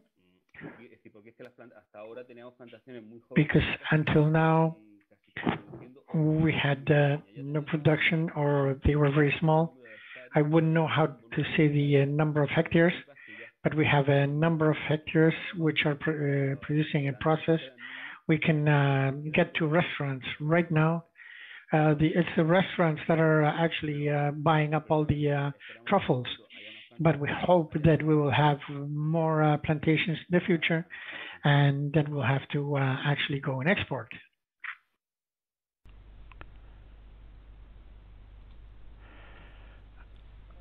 Okay, we're going to continue with the session. In this case, I'd like to apologize about something that has nothing to do with us. It's been a widespread outage, including Ávila, the capital. So we are going to continue. Alfonso will not return. We'll say goodbye to Alfonso. Thank you for your talk, and we're going to continue with Alexis Guérin-Laguette. We're going to Templeton in New Zealand, where Alexis is a founder of a company called Mycotree, and he's going to be speaking about a young company that promotes the cultivation of edible mushrooms in the Pacific. He's got a strong researching curriculum. He's got dozens of publications, and he's known how to transmit all this knowledge, all this information to a business project which is working really well, and which Alexis is going to tell us about how the idea started and what it's become. I don't know if we've already got the connection.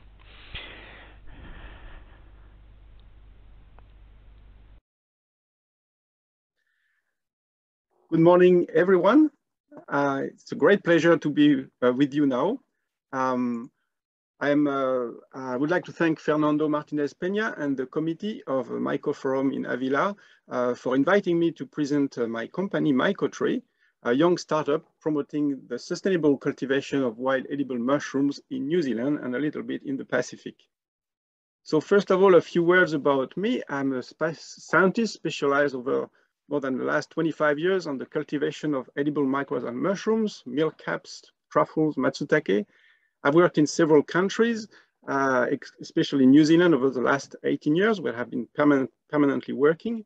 I worked a lot with China before the pandemic, and I've been the secretary of the International Workshop on Edible Mycorrhizal Mushrooms, which the latest edition was in Japan 2 years ago, again before COVID, at a time where we could have conference. And I encourage everyone to still have a look at the website and the proceedings where you can have a feel for what's going on in these meetings. So at the occasion of this meeting, I was invited to write a review of my field, so of the cultivation of edible mycorrhizal fungi, which is really a passion for me. So it's a technical review about the achievements and the challenge to grow this fungi and why it is so important and interesting to do so. The review is available. It's an open access, so you can use this link to have a read. But I mentioned this because this was my last publication as a scientist working then for the New Zealand Institute for Plant and Food Research, which sadly decided to stop the activities in this space, which means that I lost my job. But like in any challenge, some new opportunities happen. And I found a little heaven and a great support in the company called Southern Woods Nursery, close to Christchurch, which provided me with a space for office and access to microscope at the production center here in Christchurch.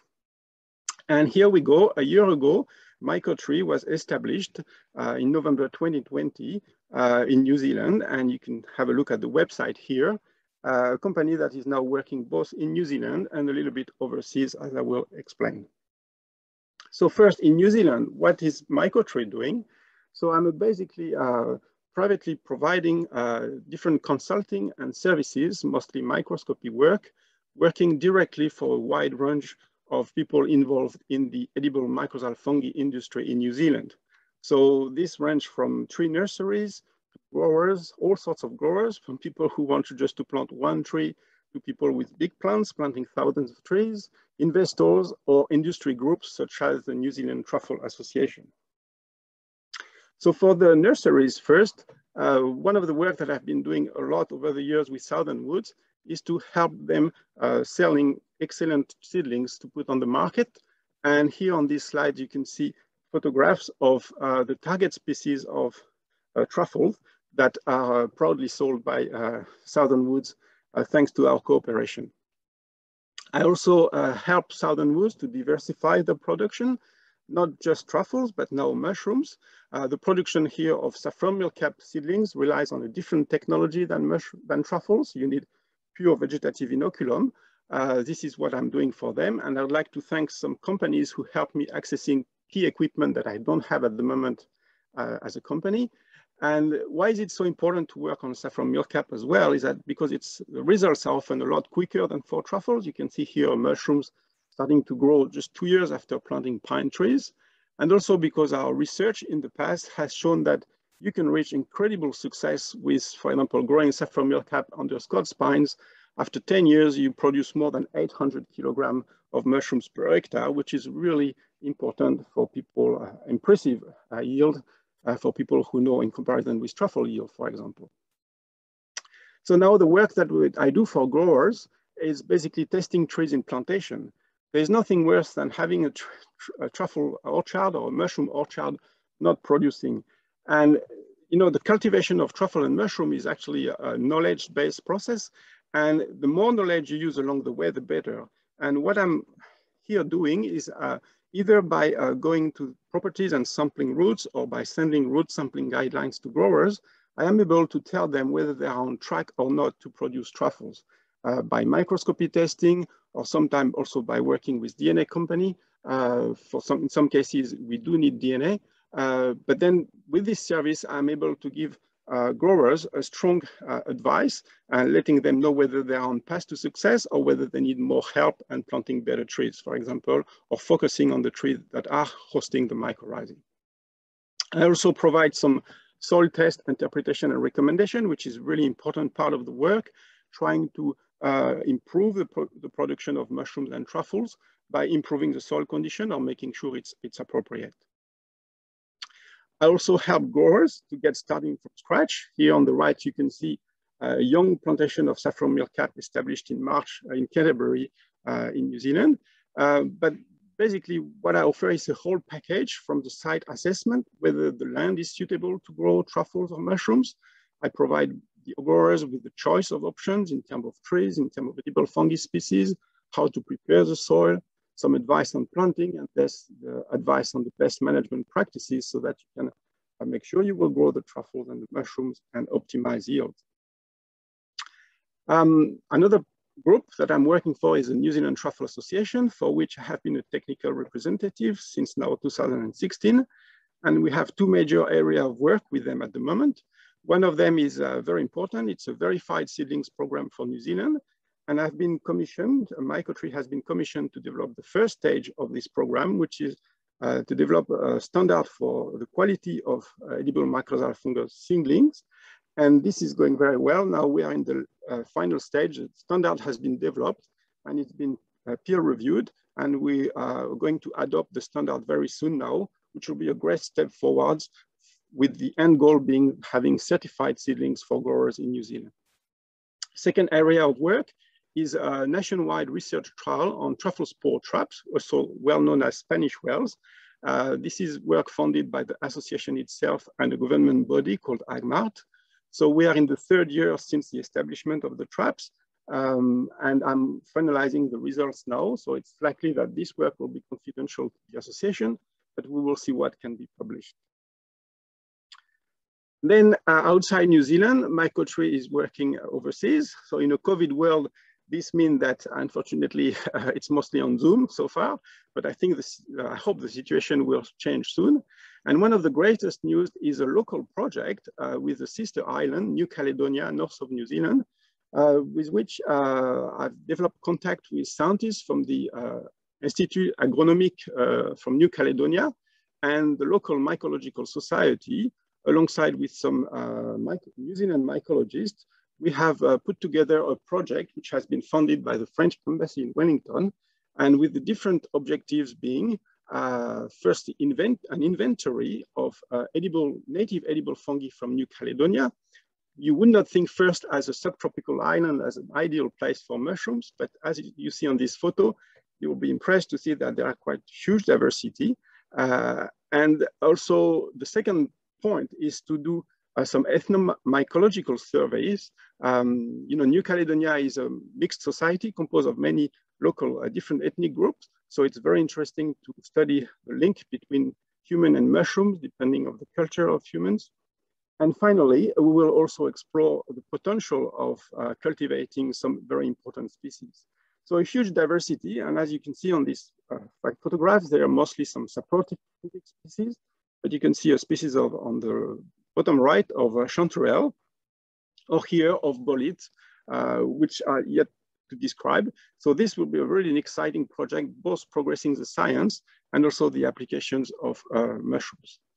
Another example, of course, I've kept a lot of links with France, Canada, but one of the greatest examples of cooperation lately in Europe was the cooperation with the European Mycological Institute and Fernando Martinez Peña, who invited me to steer a committee of experts who ran the first ever evaluation of a mycological park in Albarracin 2 weeks ago. So this park is a member of the Fungi-Friendly Forest Network, and it went very well. And the park is performing well, and it's a really great learning experience, and also the way to exchange best practices for the management of wild edible mushrooms in parks. So in Europe so far, but we hope this will grow worldwide. Then overseas, I'm still working a lot, of course, in Asia and especially in China, particularly with two provinces. First with Sichuan, the Panjihua City Academy of Agricultural and Forestry Sciences, with whom we've, for example, have contributed to describe a very interesting new species of Phlebopus, or another group from the Kunming Institute of Botany in the province of Yunnan, from the Chinese Academy of Sciences, where I helped them developing truffle cultivation, including some physiological interaction between the trees and the truffles.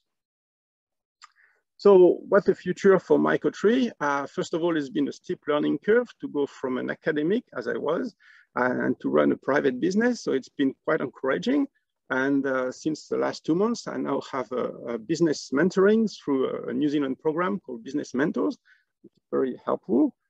And what are actually my plans in the long term? It's mostly to help growers in New Zealand to develop the sustainable cultivation of truffles and mushrooms so that we can get the environmental and human benefits. I would also like to develop the cultivation of new species, both native and exotics. We have morels in New Zealand, which have never been cultivated, so it's very exciting to go into this space. We have porcini mushrooms. We would like to grow the Italian white truffle. All these projects are very stimulating and hope we'll see the light. And finally, but last but not least, I also would like to encourage New Zealanders to keep not only growing truffles and mushrooms, but enjoying them as a food, which is important for health and happiness. And that's all. I just want to thank all the growers who I work for in New Zealand who have a great sense of humor. Here it's some locally produced Perigold black truffle in Canterbury. Thank you very much. Muchas gracias.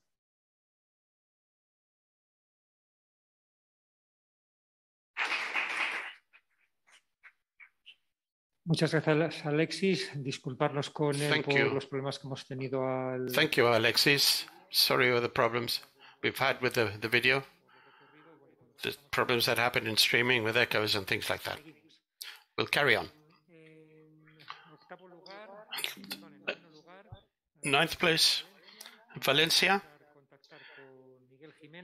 Miguel Jimeno is the CEO of a company, a multi-service company.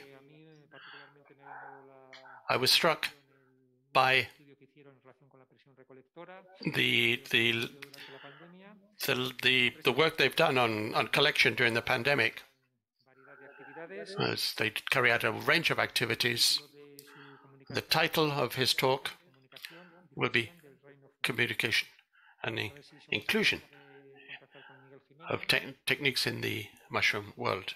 Let's see if we can contact Miguel.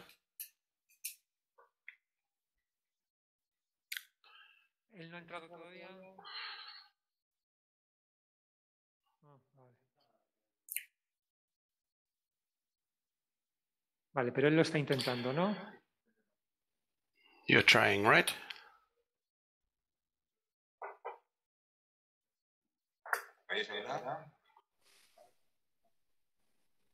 Can you hear me now? Oh, can you hear him now?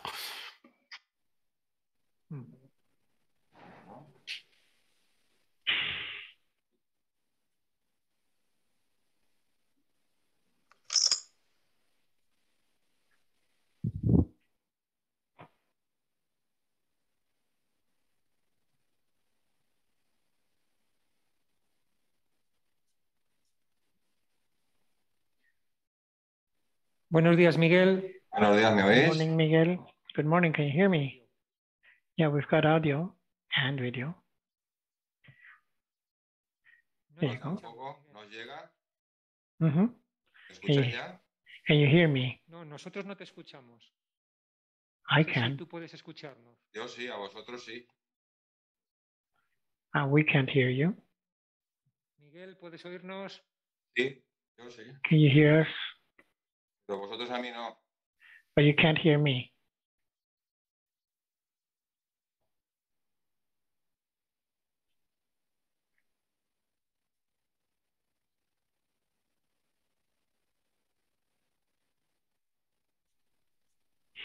¿No me oís? Nada, nada, en absoluto.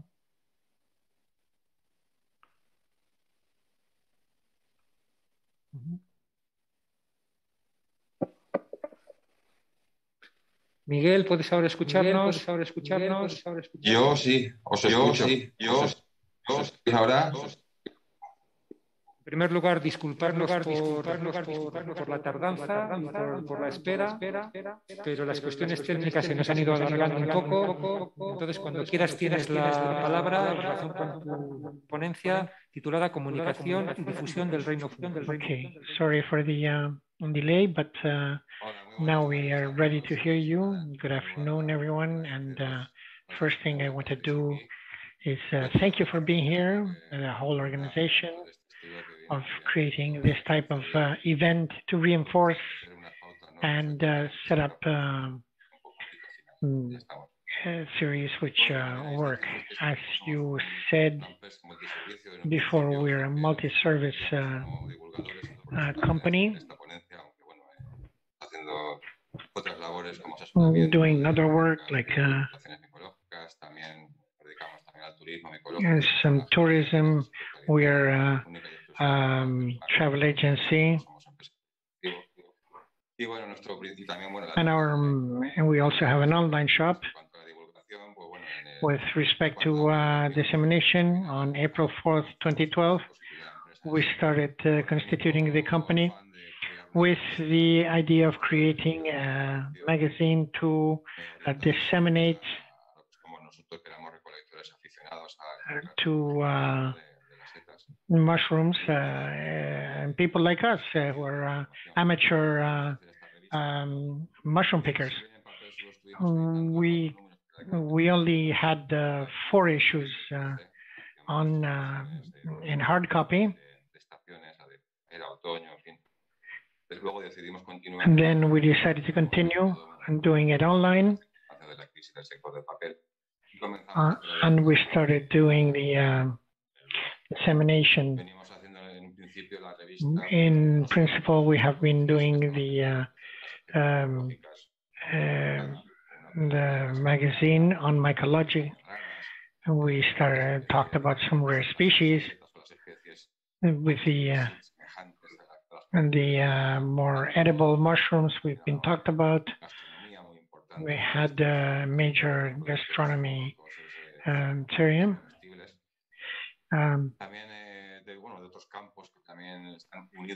In other areas, in different areas, we had to know a little bit about soil science, botanics, and we decided to tell these amateur pickers. So we started this dissemination until today, where we have had not only on paper, we've had some small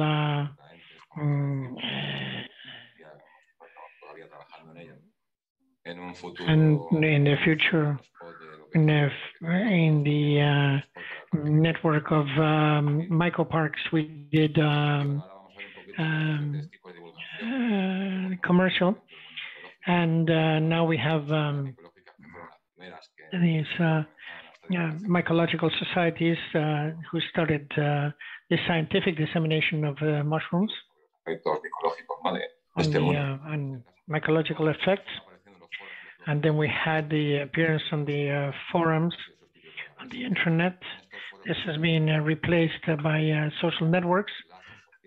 We had certain social links, and then we had the social networks have been maximized, where we related the collectors.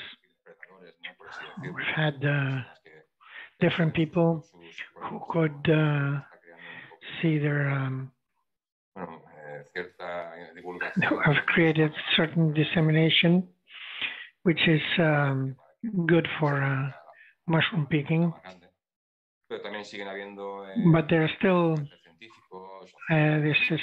some scientific component and social and groups, and there are also WhatsApp groups among users, which help to close ties, and it's a bit more personal.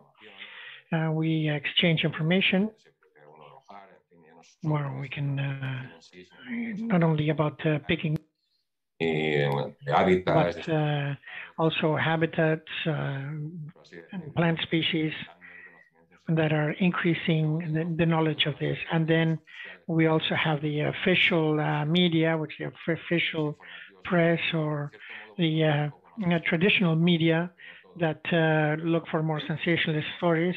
Recently, we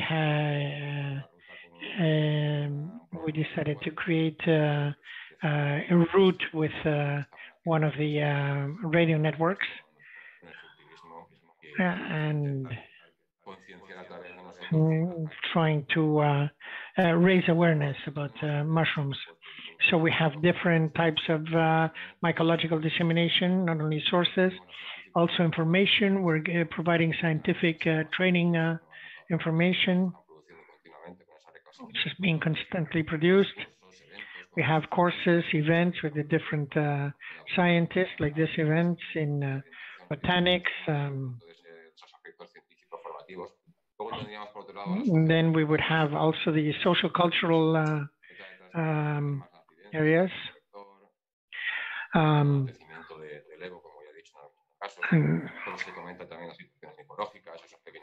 So Micrological, which share different areas and within mycological tourism. As we have been saying throughout this forum, we have seen scientific and medicinal applications. And in this, we have a little bit of certain peculiarities, not only at the medicinal level, and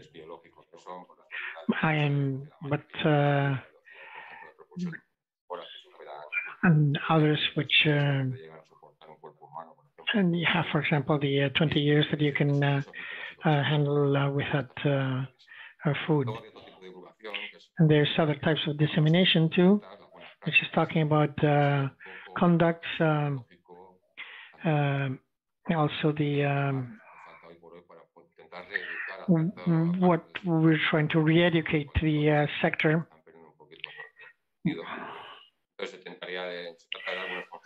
So that would be a constructive technique. And otherwise joining the particularities of each region. At least the pickers had this. They didn't know whether they're doing things right or not when they're picking mushrooms, because in some places, in some provinces, you're actually, you have to cut them with a knife, and in other areas it's just the opposite. So you have contradictory laws between different communities. We had other kinds of dissemination, which is gastronomy. We know that the culinary side of wild mushrooms is becoming more and more fashionable. You have more and more renowned chefs who are opting for this product, and it's also a local product, right? Because in Spain you have a wide range of habitats, and each particular restaurant has their own local mushrooms, and so they can actually show they're opening the door to the to these elements, these dishes. Then we had all these film news, all these news that are not serious or scientific, and we try to rebate those. You know, false myths about so that you have these ideas that if you rub it with garlic and the garlic turns black, then it's poisonous, and other things like that. And this, we have also examples of bag practice. They say a woman dies after eating mushrooms in a restaurant, and you know, and this kind of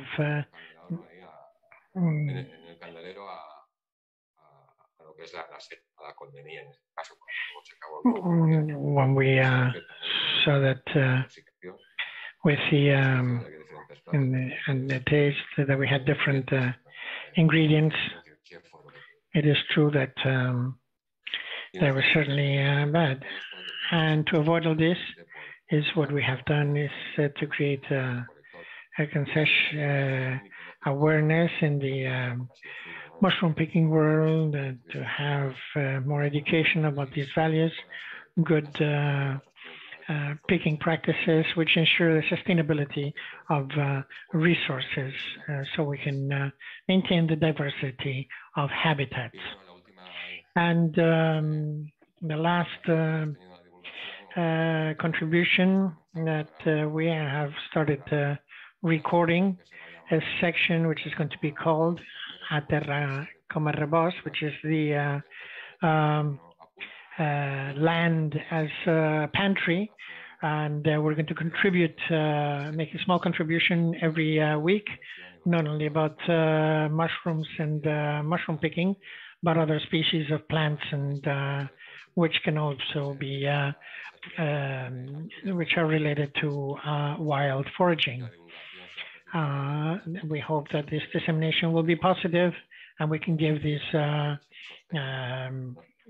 pieces of advice for conscientious and sustainable picking, as we can have a little bit better informed people among the amateur pickers, which require, which really need to be improved a bit, and not just taking pictures. That's all I wanted to say. Thank you very much for having had me here, and we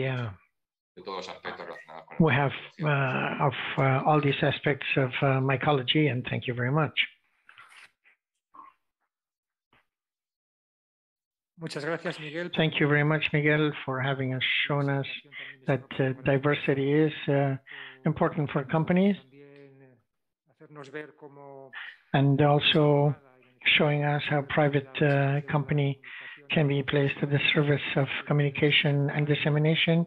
And you will forgive me, we're a little bit late, so we will leave your questions for email, and you're being followed through YouTube. Everybody has your email address, so since technical aspects have taken up a lot of time, well, thank you very much for your contribution, and we look forward to those responses, answers you might have to our questions. Thank you very much.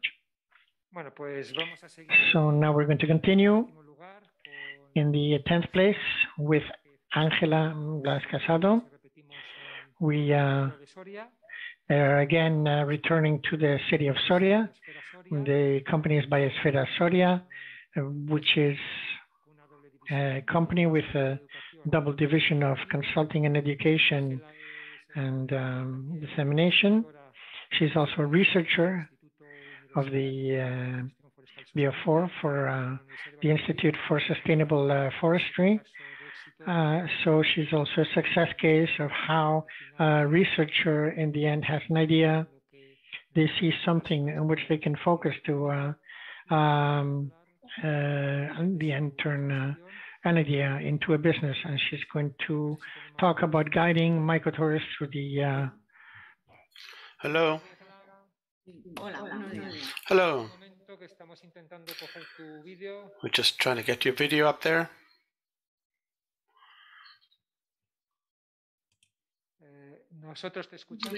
We can hear you. You can hear us? Yes? Yes, I can. Whenever you want. Can you see the presentation they put up on screen? It needs to share the screen.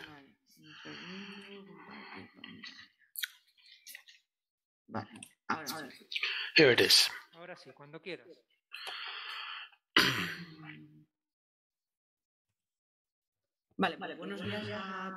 Hello, everyone. Thanks for inviting us to take part in this event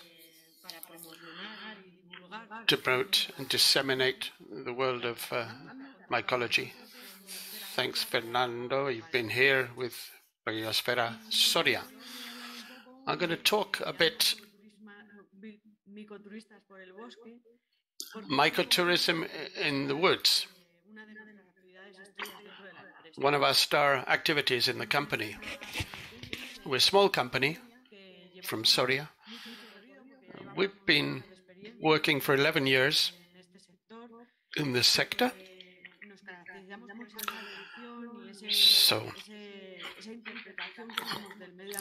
So we basically interpret nature for tourists through active tourism and microtourism.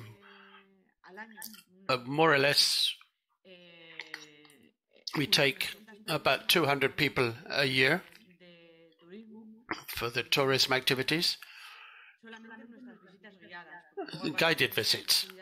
We do other activities too, which I'll tell you about later. 16 people work in the company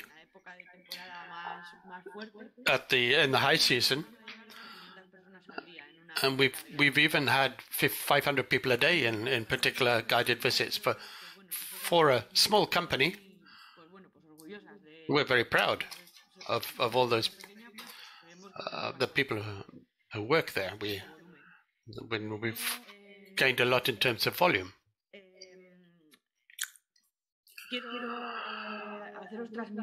I'd like to tell you what we want to get across with all the people we work with, all the tourists we receive. Our basis is always environmental education. All the activities we have a relationship to the product, to valorize the product, to give it that extra touch of quality. Our guided visits are not just walking around the forests or the mountains. We're looking for quality tourism.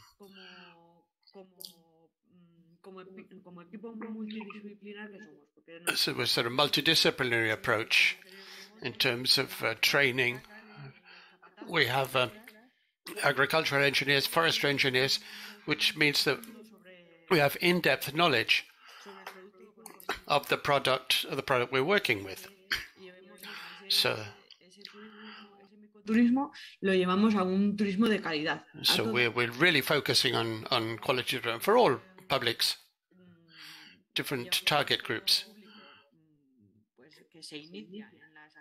People starting out in mycology, or people who have more advanced knowledge. Our activities always reflect our respect for the environment, especially natural resources, especially NTFP,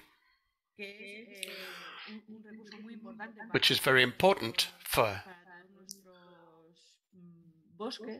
our woodlands, especially in our local areas, which live off this tourism.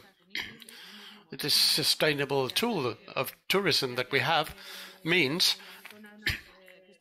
that the more unpopulated areas, like populated, we have this great resource, mycology, so we're focusing on that local economy.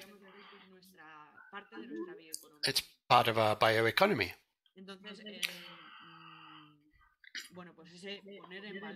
It's, as I say, it's valorizing, highlighting that product.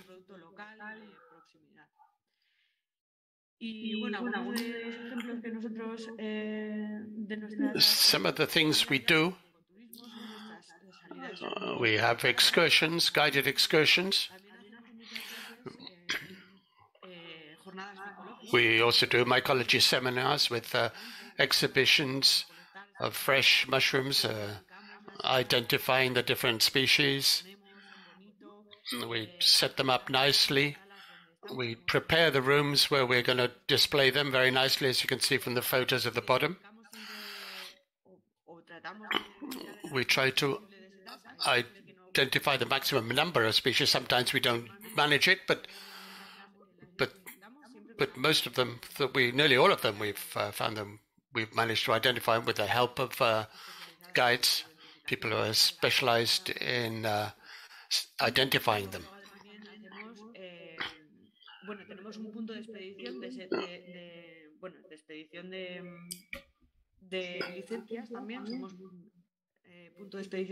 We're a license issuing point for the records, which is done in an ordered and managed way in Soria. all the areas we work in, we're in the mountains of Soria Association. We need, obviously, permits for certain routes and things like that. We have a identification of species point in the municipal market in Soria, so people can get to know what the species are, know what family they belong to, all that sort of information. Always under the best possible conditions to identify them properly. We also organize workshops on mushrooms for children, workshops on cooking, talks for adults and for children too. That's basically what we do around mycology. Interpretation, environmental education, and our dedication to this area. Respect for natural resources. We're very lucky. Soria, in this sense, it's the paradise of mycology. One of the best places to collect is Pinar Grande. We have a mycology reserve there. It's very special. We can only go there to identify species and to learn. You can't pick mushrooms there. It's not allowed. Studies are being made on those sites. Every week, data are collected on production and the species that are identified there on these inventory plots. In recent weeks, when the production, at least here in Soria, started to descend, we have very few things now. Despite that, we still go out because we still have species. They're not the typical edible ones everybody asks about when we go with tourists. The star question is, can it be eaten or not? That's the key question. But we always find other species that are very interesting, that people don't know, but they're very common. I'm sure you recognize them.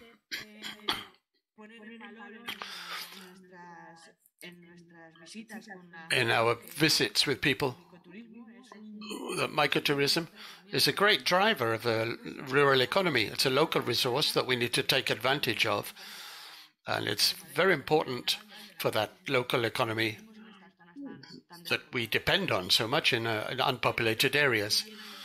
But there is a slight problem. We don't just live off mycology. We do a lot of other things too. We're an active tourism company. We do with a lot of snow walks, mountain walking, with snow rackets, but always focusing on the environment, the value of the resource, environmental education. We do different workshops with children, with the environment and nature as the background, recycling, urban camps.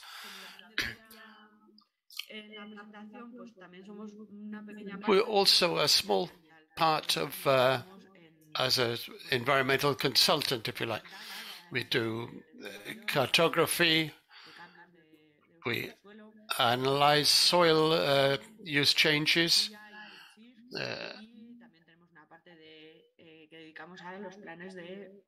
We also work on territorial planning plans.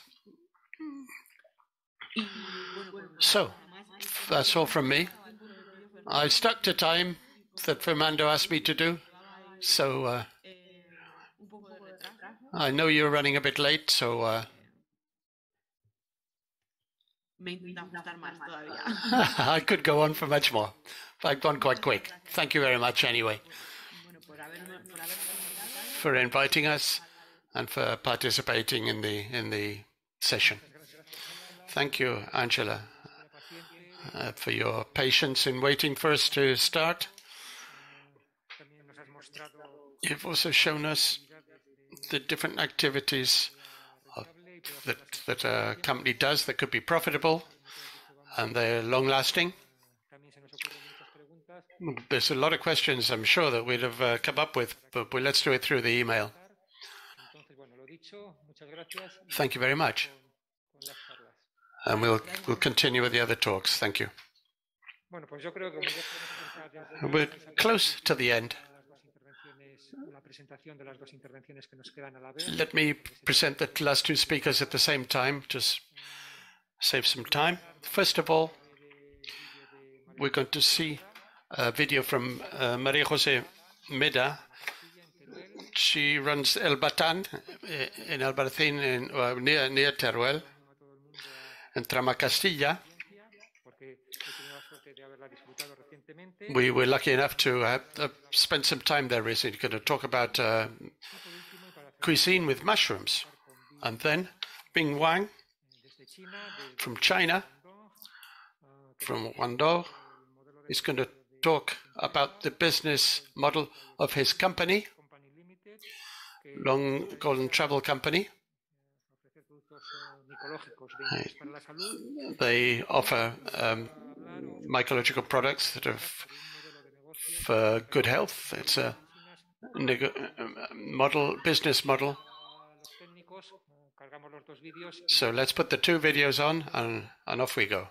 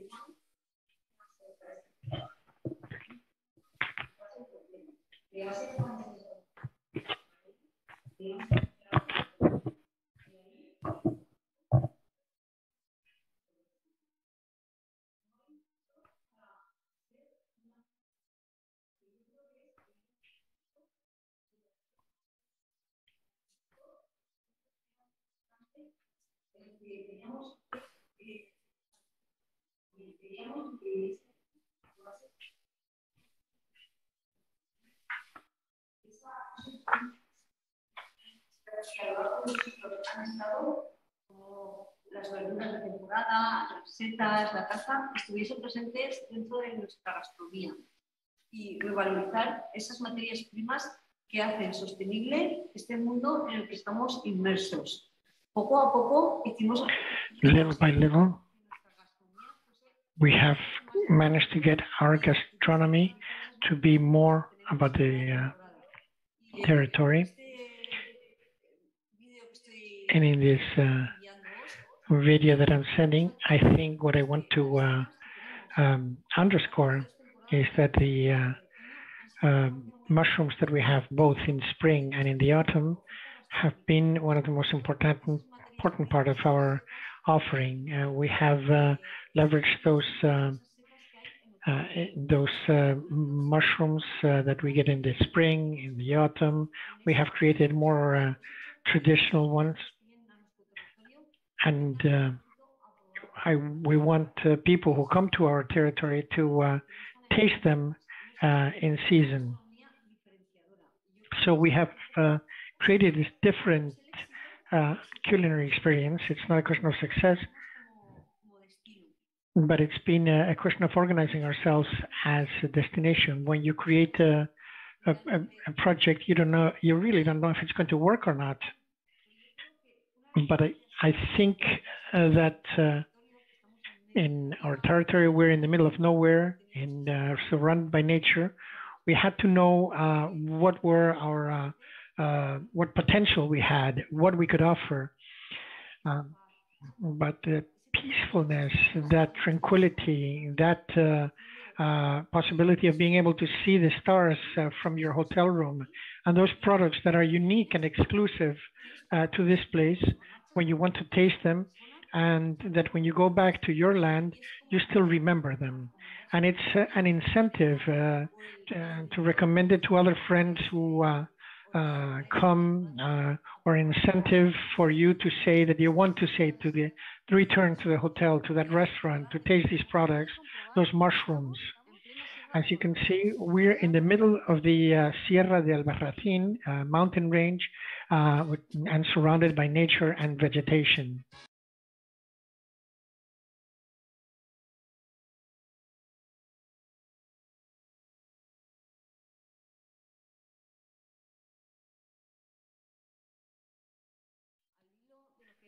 From what I mentioned before about tourism, food tourism is, I would like to underscore something which is very important, which has been created in Aragon. They have created these very ecological parks, which has led us to leverage these ecological resources. And here in Albarracin, we have one with this great array of mushrooms with great culinary value.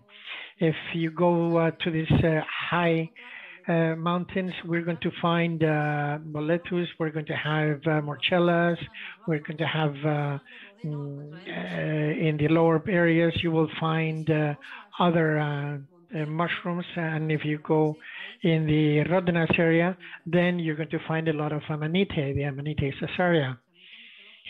So thanks to this mycological use of our land, we're going to help the sustainability of our territory and give some added value to our food products, local food product. For us, it is very important for our land to be sustainable.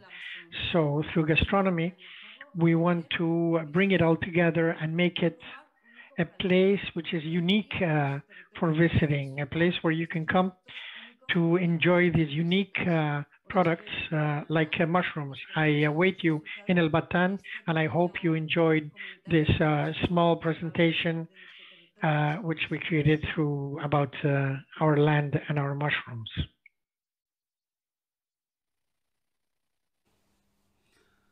Hola, my name is Bin Wang from Golden Truffle Company. Today, I want to talk about a fungi business model based on Chinese tradition, tea and liquor. In Chinese daily communication, tea and liquor are two essential things. When you visit a place in China, you will surely be served a cup of tea after you sit down. Whether it is in a cup of tea or a Kung Fu tea, serving tea is the beginning of all communication. This kind of communication must started with the tea, as the carrier is the traditional hospitality rooted in the hearts of Chinese people. Eating at the table together is the most common form of daily communication among the Chinese society, and we usually call it a 饭局, which means a dinner. In every 饭局, liquor is a mostly essential element on the table. This element can serve as a catalyst for improving mood, merging feelings, and promoting more intimate communication during dinner. This is an emotional way for the Chinese to express their respect and enthusiasm for their guests through traditional liquor, culture, and etiquette. Therefore, in Chinese society, the products of tea and liquor have a deeper meaning, strengthen the communication and cooperation between people, and promote the continuous development of society. As China is moving towards modernization, people are paying more and more attention to health. Chinese people are accustomed to the traditional series of Chinese medicine to achieve the effect of preventing disease, and use it as means of health care to maintain their health. In traditional Chinese medicine, water and alcohol are the two main solvents to extract effective substances from herbals. This makes people believe that the water used in making tea and the alcohol in the Chinese liquor are suitable for combining with different biological substances to achieve the result of extracting effective things, so as to absorb the nutrients to achieve health. This is also the main basis for the traditional Chinese belief that the things mixed with tea and liquor are combined with health. Therefore, in the application of edible fungi products, some of the more expensive and healthy care value variety are used in combination with tea and liquor to be new products, such as cordyceps liquor, ganoderma tea, truffle tea, and so on. This new method of fungi tea and liquor products, combined with people's daily drinking habits, make people's health care more convenient and effective. In terms of product marketing, the combination of niche edible fungi and widely used tea and liquor has become a new product which has played an important role in spreading the knowledge of edible fungus industry and market education. For example, the truffle tea products developed by our company are based on this communication strategy and effect to promote truffle knowledge. The novel product form of truffle tea combined with the legendary story of truffle became the topic in people's chat during drinking, which played a multiplied role in the popularization and the dissemination of truffle knowledge, thereby allowing more Chinese people to know and understand truffles. Dr. Yi Shiwei, a well-known Chinese management master, has formulated the product strategy development direction of tea and liquor together for us. Through the combination of truffle and tea liquor, we can form a joint force in industry development and company development, product sales and knowledge popularization, and achieve a win-win situation. The company's tea and liquor together strategy is similar to a pair of invisible hands. While pursuing the development of company, it promotes the continuous spread of truffle stories. Also the promotion and the development of the truffle industry. Thank you for your listening. Gracias.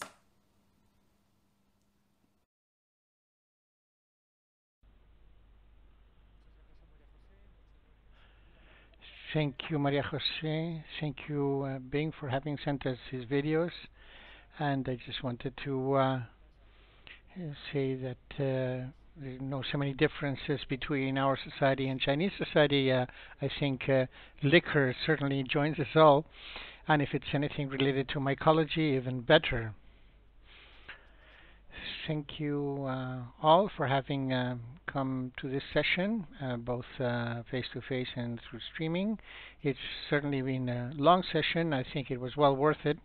We have been able to see many different ideas on how to develop activities based on a resource which is ours, which is endogenous, which does not require anyone coming in and investing enormous amounts of money in mega factories or anything. It's something that we have possibilities, we have opportunities, we can leverage them in many ways. So I am truly delighted with the result of this panel, and the organization tells me that the third and last session of MYCOFORUM Ávila will start not at 4 p.m. but at 3:30 p.m. Thank you very much, and I'll see you soon.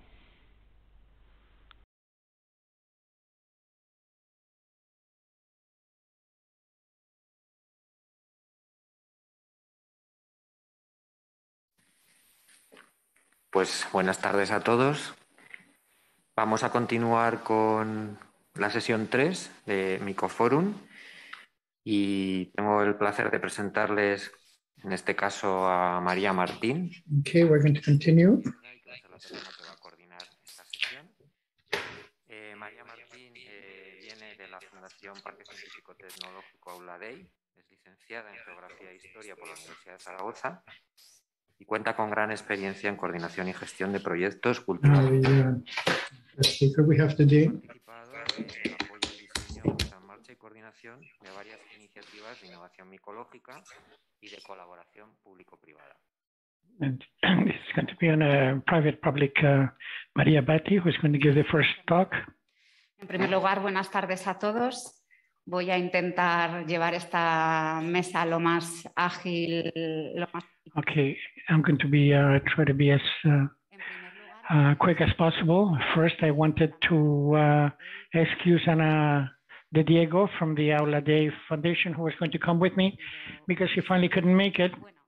And with respect to the this last day,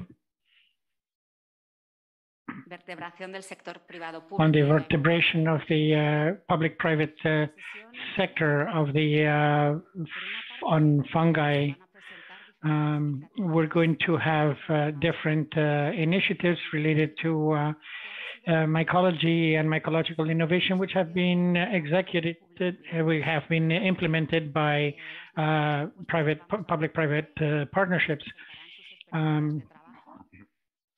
We are going to have the experiences, success stories. We're going to close the day with a session which we will try to make as much as interesting as possible, where we will be showing a very simple but inspiring tool that can help develop the different business models that can be generated from this. At the presentation, in the previous session, we saw different examples of business models. And what we're going to do today is see how to structure possible entrepreneurs,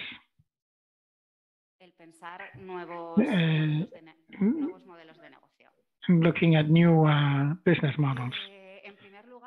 In the first case, and I would like to introduce Beatriz de la Parra. She's a forestry engineer, and she's director of FECEMA Ingeniería Ambiental, a technological company from the University of Valladolid, leader in applied mycology, which does investments in environment, forestry management, and cooperation in rural development. She is also going to present the Fungi Go Association, which has been working for the last 2 years on a pilot project of a model of intelligent or smart eco parks for social inclusion. Thank you. First of all, I'd like to thank the organizers for organizing this event in my birthplace. I actually moved back here last year to live here. And the institutions, the deputation, and the government of Castilla y León, and especially the technician of the deputation in 2015, we joined forces to carry out a mycology project in the rural environment. Having said, pues como has presentado, María, we're in the public-private sector juncture. A few years ago, we set up this company, but it was born with a lot of passion and a lot of applied mycology, which has allowed us to working with the university. We've been able to work in a number of projects, public-private ones. That's very important. The real vision of things accompanied by the public institutions to be able to carry out projects that can drive the rural territories in this sense.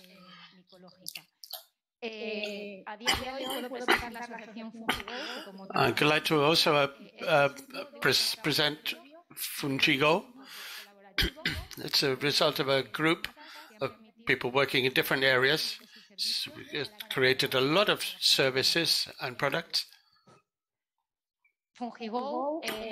Fungigo was born from a project funded by the Ministries of Agriculture, Fisheries, Food, and by valorizing wild mushrooms, research in rural area, the possibility of mushrooms, to make sure that people seem not to be motivated to move there and work there, but to make that happen and produce the tools that we're going to create, and also innovation and the possibility of innovation in the rural environment. With this video, I'd like to show you all the work done by the team, which allows us to continue working in the future. Let's see if we're lucky. Es un vídeo que hemos sacado de todo el proyecto de estos 3 años de trabajo. We've done this video of the last 3 years of the project.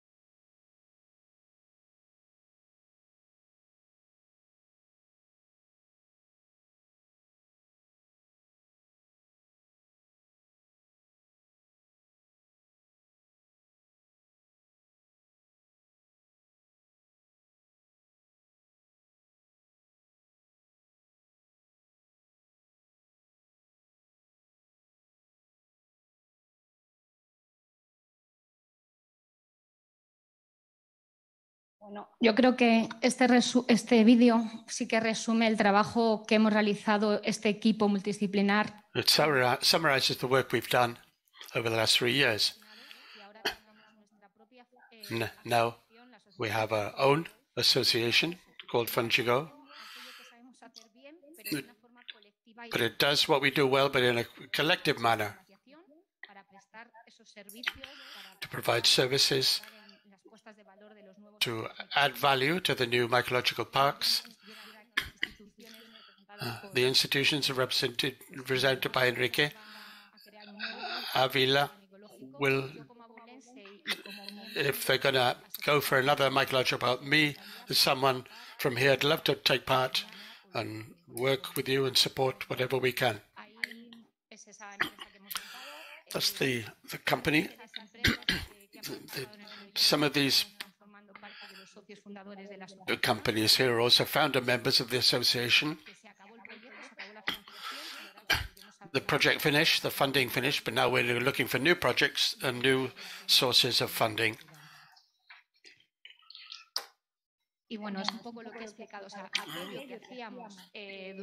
What we did during the innovation project, we want to do it now. Support for the startup of mycological parks and management models, and then training itineraries, and working with people, basically. We're not just talking about disabled people, but people whose women out in the villages, for example, helping them to integrate into the labor market. We put our grain of sand into this to set up new initiatives around mushrooms in the rural world. That's basically our objective, and then structure, and then guarantee channels for commercialization and mycotourism. Fungigo Box is one, called the Marketplace Fungigo Box, and then consultancy, legal consulting. It's very important to take that into account.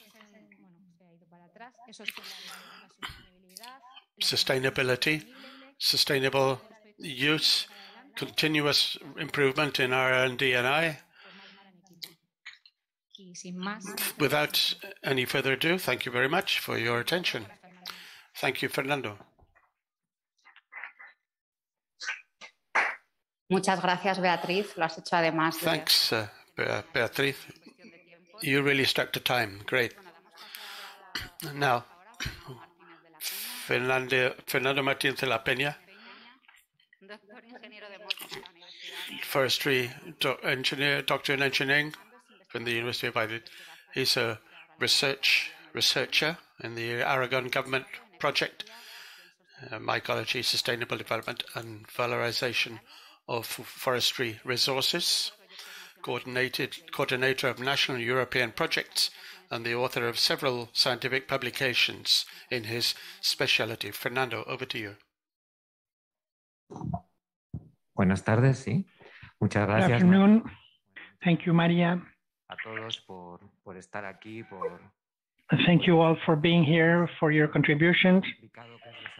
We know how difficult and complicated it is to carry out activities in rural areas, but I think that we shouldn't throw the towel and continue working together, because this is a collective project in improving the sector. What I'm going to show you to do is how, from European cooperation, we can develop this grouping of the European Mycological Institute, which is a cluster, European cluster, which a European grouping, which started in 2016 as a result of two Interreg Sudoe projects funded by the European Union, partners from the south of France, Spain, and Portugal. We developed the management and revalorization of mycological resources. At the end, we didn't know how to give it a more permanent nature, and we created this a European grouping of territorial cooperation, which is a legal figure which is defined in the European Union and EGTC, and it's registered in the Committee of the Regions.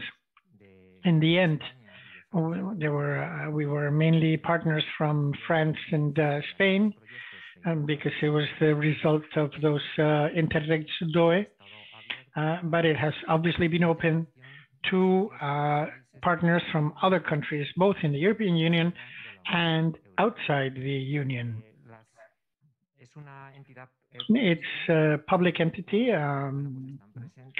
where there are territories which are represented that stand out for their mycological potential, for their know-how in valorizing mycological resources, and also for their scientific knowledge about mycological resources. One of the keys was this link between the world of research and the business world. This is undoubtedly one of our goals, and we were also were born with the idea of creating common interest projects for all the partners in this grouping. This is a little bit the structure of the grouping.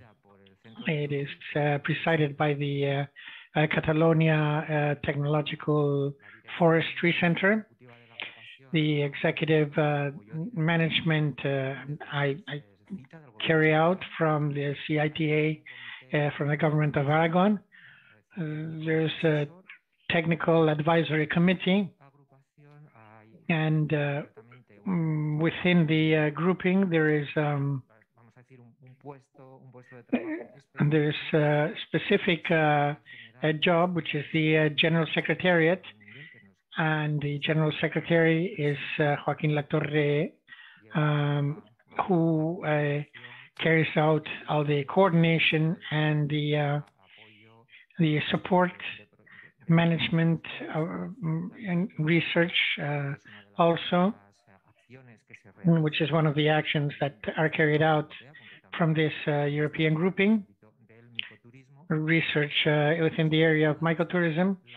But we should point out that all the decisions of the grouping are carried out by the General Assembly, which is comprised of all the members. So once a year, the Secretary General and myself, we set up a work plan, which is shared with all the partners. And this is the work plan, which is details the actions we're going to carry out. The assembly, which is usually done at the beginning of the year. And from there, we have all the actions that get carried out throughout the year. And we publish the report as well as the financial reports. Currently, this is the structure we have. They're mainly from the European Union, both territorial or from public research institutions, but we also have what would be the standing members, and the other ones would be the benefactor or collaborator members. And thanks to an internal regulation, we have opened up the association with to private companies. So we do have the idea of benefactor member to private entities, creating a network of partners who are interested in mushroom development to work together along that work plan approved by Assembly every year on projects which are of common interest. In addition, the EMI goes even further, because in addition to the members, the standing members and the benefactor members, we have an international committee whose secretary right now is Alexis Guérin-Laguette. And here we have a wide-ranging network of, this is what we could call a scientific technical committee, which is very important for us because it can help us to support, to advise us on specific issues for the partners and specific issues in the territories of the members having to do with the management and valorization of mycological resources. We have a number of priority actions like institutional development, for example, where we have new alliances. We've also wanted, or we've tried to become a lobby with regard to the European institution. We also work on the sector structuring at the supporting them, all stakeholders throughout Europe. With respect to our action plans, our idea is to work throughout the value chain from forest management with mycoforestry and mushroom picking, mushroom collecting, to mycotourism, to the agri-food, and also mycogastronomy, or those culinary aspects of mushrooms. Today we've seen other possibilities based on bioeconomy on mushrooms, which also from the European grouping, we're interested in developing projects in all these areas that we have mentioned today. Our main goal, at any rate, is to work on rural development based on sustainable management and valorization of resources. In this case, wild edible mushrooms, of course, always under the changes, global changes, which are taking place, as we all know. Our value is to add value. Our core value is adding value to the rural areas and forest territories. We do this by developing management tools that are simple for everyone. And obviously, we have some drivers like international cooperation, combining disciplines. I have talked about the whole value chain, but we combine ecology, sociology, economy, forest management, and of course, we adapt to climate change. There are different reasons why it is interesting to adhere to this European grouping, and there are different visions on whether we are mycological territory, research institution, or a private company. Here, some of these questions, as a myco territory, we are interested in exchanging good practices. We are interested in diagnosing mycological potentials, supporting all the mycological opportunities for businesses, developing mycological parks, a network of mycological parks, and organize a network of exchange events like MYCOFORUM, MYCOFORUM, and other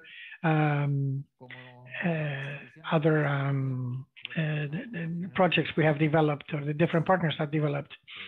As a research development and development institution, the European Union has, we have a privilege in European projects. We are in common European projects with,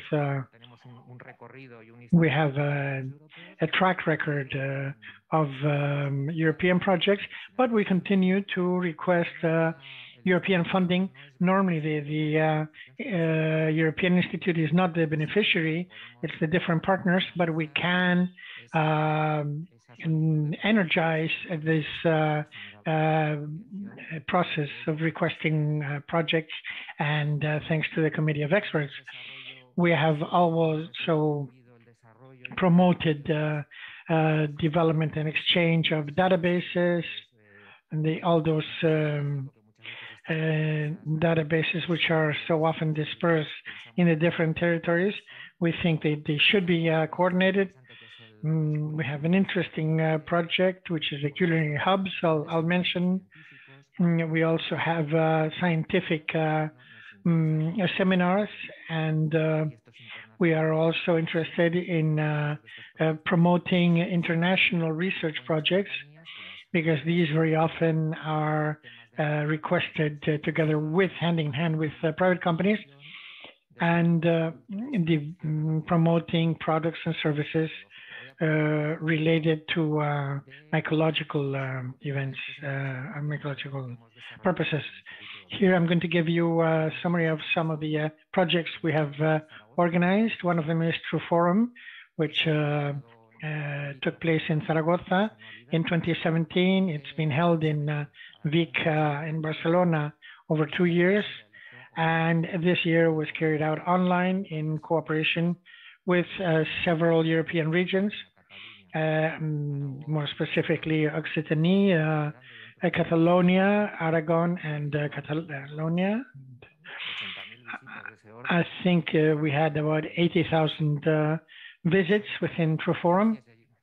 There are talks, there are videos, which have been viewed over 2,000 times, of specific scientific presentations and activities of all sorts.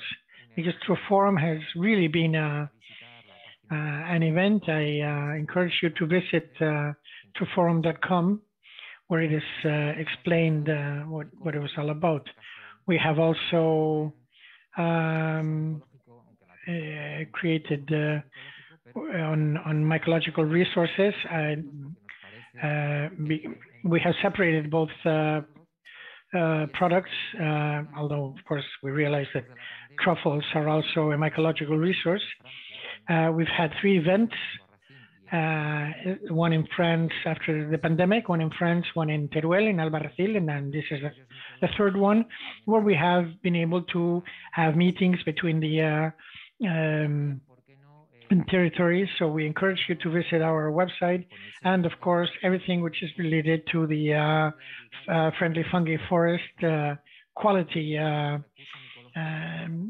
sign, which aims to revalorize the fungi. We had the first experience in Albarracín in the Myco Park it was the first evaluation of a Myco Park. It was in Albarracín. The results were quite satisfactory, not to say very satisfactory, both for the park and for the territory.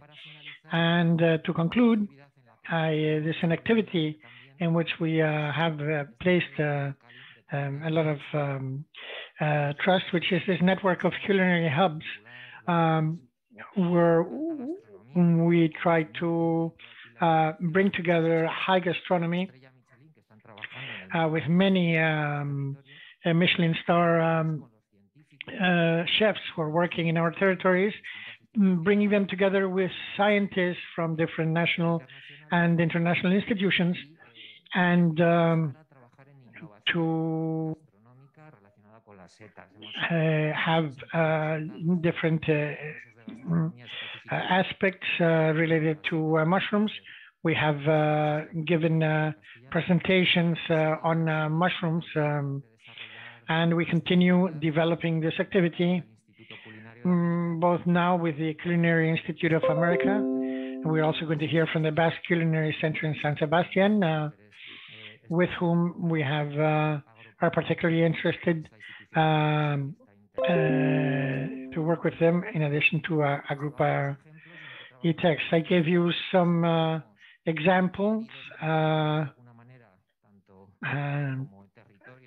in territories and companies or research entities.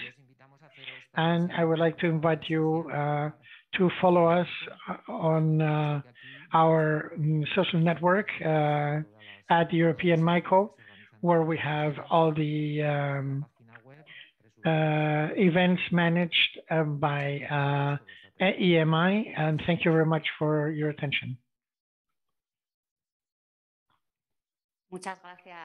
Thank you very much, Fernando. I don't know if there are any questions or for Beatriz, or we can leave the questions for the end of this, or to settle them through email. I think our next guest is going to be connecting online via Zoom. While the video comes in, it's Nahuel Pazos. He's going to be speaking of gastronomic innovation. He's going to got an MA in Carlos Arguiñano's in gastronomy. He's a research chef in the Basque Culinary Center in San Sebastián, an ambitious training, research, and innovation project which is aimed at the development of the gastronomic issues. Hello, I don't know if he's already coming in. Hello. Hola. Hello, hello. ¿Me escucháis? Hola, hola, hola, Nahuel. Buenas tardes. Good afternoon. Me escucho con bastante eco. I'm hearing myself with an echo. In the process of switching over, yes, that'll be corrected. So I'll start.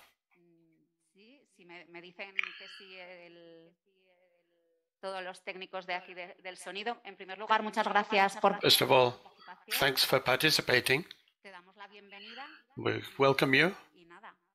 And over to you. Thanks. I'm Nahuel Pazos, as you said. I'm a researcher for the last 2 years in Innovation. It's the part of the Basque Culinary Center structure in San Sebastián. I'd like to thank Fernando, who's given us a chance to make ourselves known. I'm listening to myself with a lot of echo. Can that be corrected? If you maybe take your earpiece off, yes, that it won't come back to you. Okay.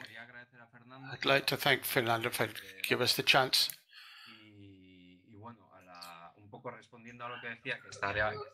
Que tiene ganas, ¿no? O de colaborar con nosotros, pues que we're looking forward to working with you. So the desire is mutual.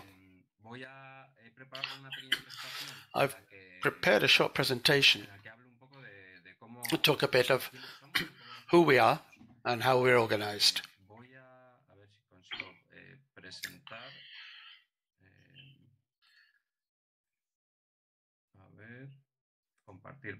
Share screen. Yes. Can you see my screen? But Nahuel can't hear us now, but yes. Yes, we can hear you. Yes, I can hear you.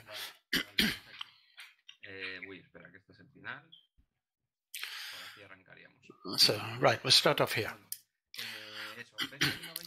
BCC Innovation is the first technology center in gastronomy in the world, in which we've incorporated the figure of the chef. People like me,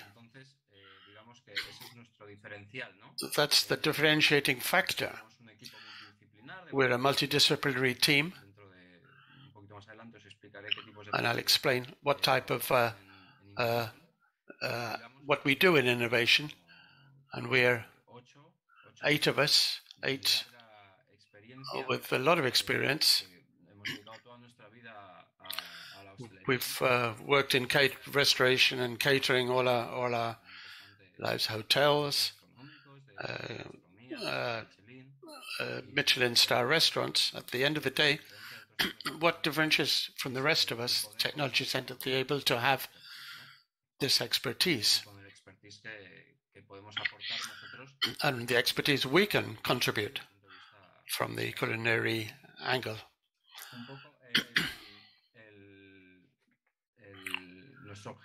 What do we set out to do? Gastronomy as a driver of positive change. We transformation of the gastronomy chain and catering, businesses, products, services. We want to generate knowledge, applied knowledge to gastronomy and the culinary experience, so it can be transferred to top-class chefs, or also right through the value chain. We've been part, and we are part, of the strategic plan for gastronomy and food in the Basque Country in 2020. It's a recent knowledge of what we eat and how we eat it. It's an area of multidisciplinary knowledge, studies, and generates physical, chemical, cultural, and socioeconomic processes where people cultivate or grow, process, distribute, and consume food and drinks to achieve physical, mental, and social well-being. We're guided by three key principles.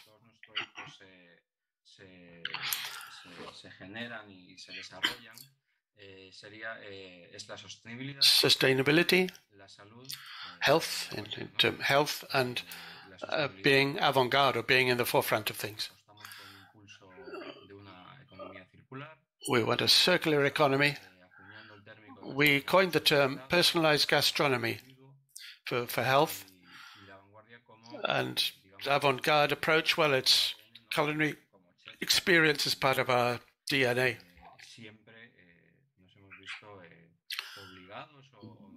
We've always seen ourselves as almost obliged to be at the forefront of things. We try and work with this holistic 360-degree approach.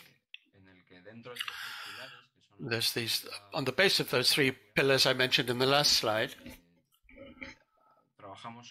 So we have 5 areas of action then. We design future strategies.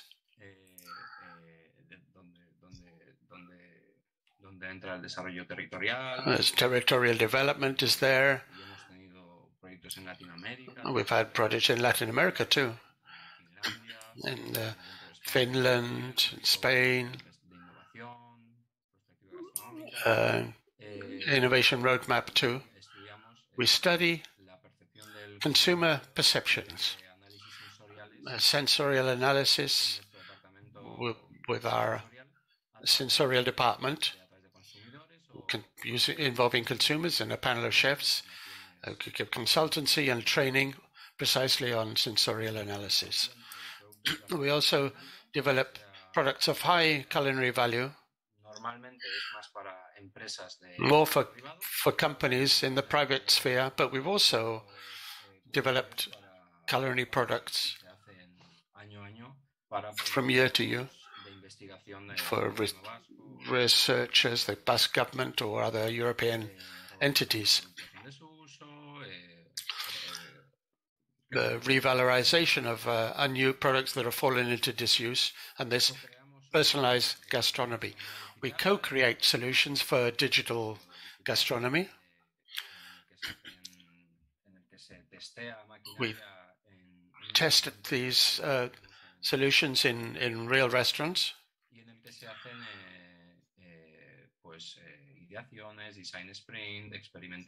Design stream, experimentation,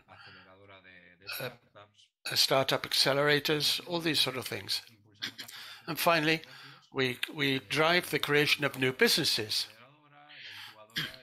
The seedbed, the company seedbed, and awareness creation. As I said before, we're multidisciplinary team.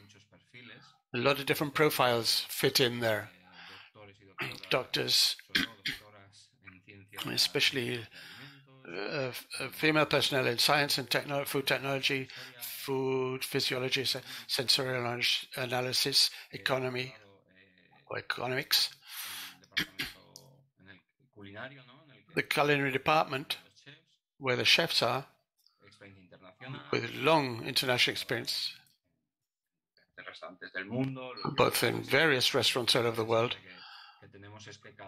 And the most interesting thing, we all come from different places, and we all come from different parts of the world, and obviously bring in a very varied body of knowledge that enriches the whole process very much. It gives rise to very interesting discussions on each project, or in which each one contributes his or her grain of sand. Specialist graduates in gastronomy and culinary arts. Some are many ex-students of the Basque Culinary Center. There are also specialists in innovation, entrepreneurship and digitalization methodologies. The studies, BCC Innovation, studies all these relationships to achieve a healthier food for everyone. A special emphasis on different segments, children, older people, sports persons, etc. And then research, finance, publicly financed, sustainability, environmental aspect. So we analyze how a change in the way in our diet has an effect on our health and our surroundings. We attach value to this phrase.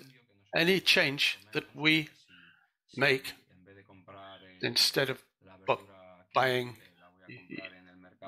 your vegetables in a certain place, you buy it in a local market. These little small changes will have a knock-on effect in the long term.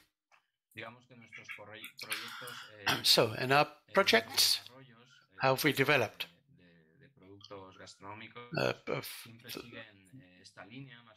They always follow this process, more or less. First of all, is the background. Talk about the idea, the concept, then the development of a theoretical idea driven by our sensorial department, brainstorming to create new ideas, and then we look at the viability of the idea through consumers, then prototyping. We develop an initial prototype in the laboratory of the future product, which is then handed over to the company, and the company gives us their feedback, and then we get to know if the prototype is worth continuing. You have two minutes left. I'll finish this. I'll explain a bit the different sectors. The validation of the catalog, possible changes. We hand over the results. Our main lines of research. There are 5 departments: health, personalized gastronomy, healthy gastronomy, therapeutic gastronomy, then sustainability area, digitalization, culinary science. This is the one I work in. We generate knowledge on new ingredients and novel foods, alternative proteins, plant-based products, and healthy products, probiotics, prebiotics, fermented drinks, and distillations without alcohol, clean label products, culinary techniques. I'd like to mention very quickly the gastronomic potential with mycological products,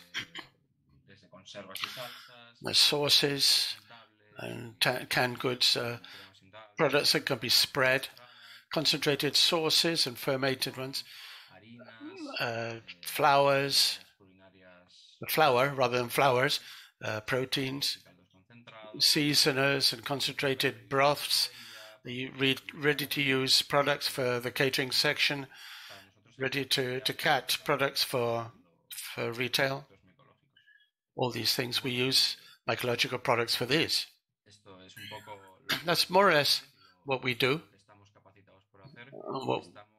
We're very open to, and with a lot of interest in forming part of any projects related to mycology, and personally, as a mushroom lover,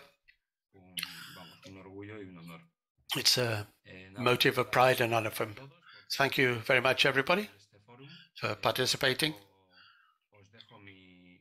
There's my email address on the slide. At the bottom, the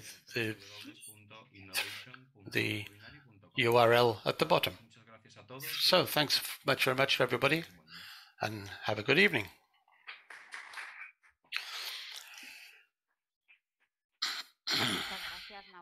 Thanks, Noel. I think there'll be a lot of questions. We'll use email to do that. There is a question. Well, there's a question, so let's take it. No, well, it's still online. Let's see if I can answer. I think so. I wanted to know if you already have you've done any studies on mycology in the master's courses. Is there a mycology component? Not as a master's in itself, but there are sort of courses for enthusiasts, I think we would call it. I don't work in the university side of this, but there are courses, I think, monographs on mycology. They're a few hours. They're not very long courses.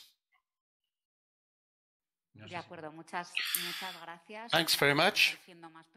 And if there are more questions of the listeners, I'd be delighted to answer by email. Thank you. We're going to close this group with Ana Fabo, economist and specialist in international marketing. She's the deputy manager in Database, a private company, a non-profit aimed at assistance to persons with intellectual disabilities, a project of the Special Employment Center Gardenier, with a group of cooperation group in Aragon, public, private, the sustainable cultivation of mushrooms and their valorization. Thank you very much for your presentation. Maria, for your presentation. I would like to thank all organization for the project, allowing us to present this project. As Maria said,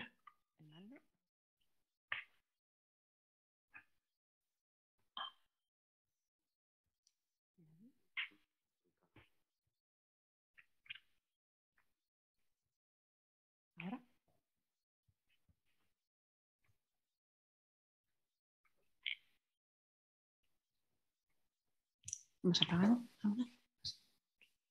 Vale, gracias.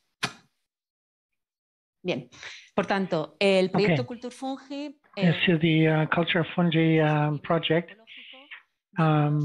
is called Sustainable and Ecological Cultivation of Mushrooms on Mycoforestry Substrates and Development of Valorization Models with a Social Impact. So this was funded by European funds from the government of Aragon, and it was created by a group of entities. There are 8 direct members, plus 2 entities that support us. On the right-hand side, you can see each and every logo of the projects which participate. If we start with the beneficiary partners, we have Gardenier, we have the beneficiary member, and also the coordinator, and brings this social, includes all the social aspects, because it's part of ATADES, which is as an association, which has as one of its goals to look after the social labor inclusion of people with disabilities. Then we have Kylex.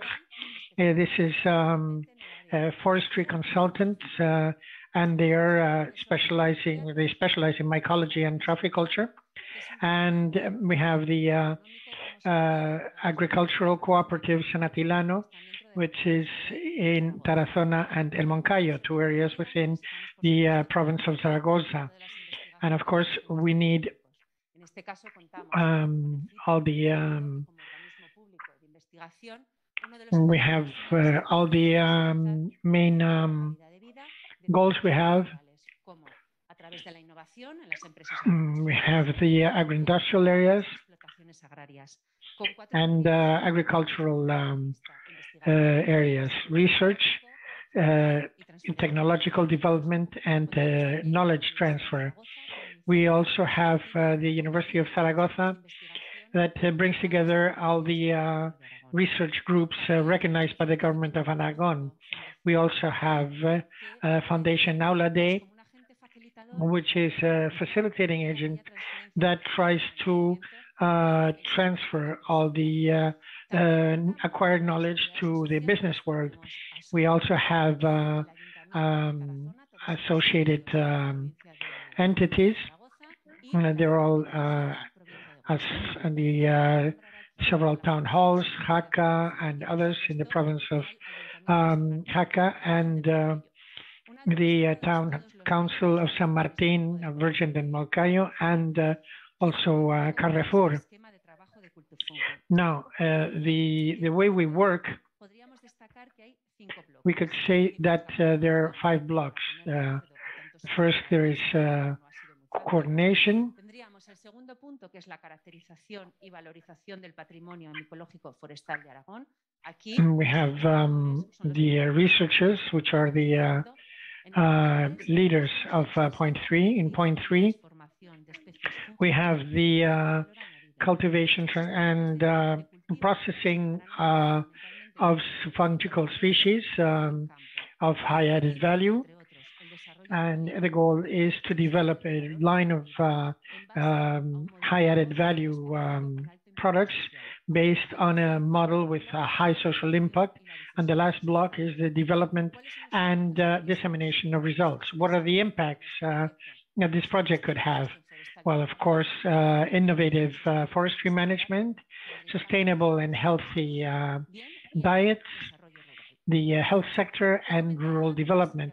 I have mentioned before that Gardenier is going to incorporate a social element to the project, because since it works with ATADES, we're working on social innovation to transform the life of people with an intellectual disability who are at a risk of exclusion. We are a non-profit private organization that looks after the vital, the life cycle of people with mental disabilities. This slide is a map to show you a little bit how we are structured. If we look at the bottom right-hand areas, we have the different centers where we 10 people. We have family services, and then we have central services on the right-hand side that supports all the other agents. we have also the WAPTI, which is a unit for victims of mental disabilities. We have an autism branch as well. We have the a tutoring foundation, a foster foundation, and then we have our special training center in Zaragoza. The last two units, both the last two units, social work training and insertion and special education, we carry them out ourselves. So we have created an employment map which has 12 employment programs, which are mainly aimed at people with disabilities and risk of exclusion. We have training process addressed to everyone. We have a placement agency which provides a free service to improve employability of people, of individuals. And of course, we also have the special employment centers and the placement centers. More specifically, we have Cielos de Escara and Laderas del Moncayo, which is located in the Moncayo area, in Borja and Moncayo, where we originally carried out the growing practices that we mentioned before. And we have three special employment centers. We have Gardenier, the Oliver Center, and Logística Social.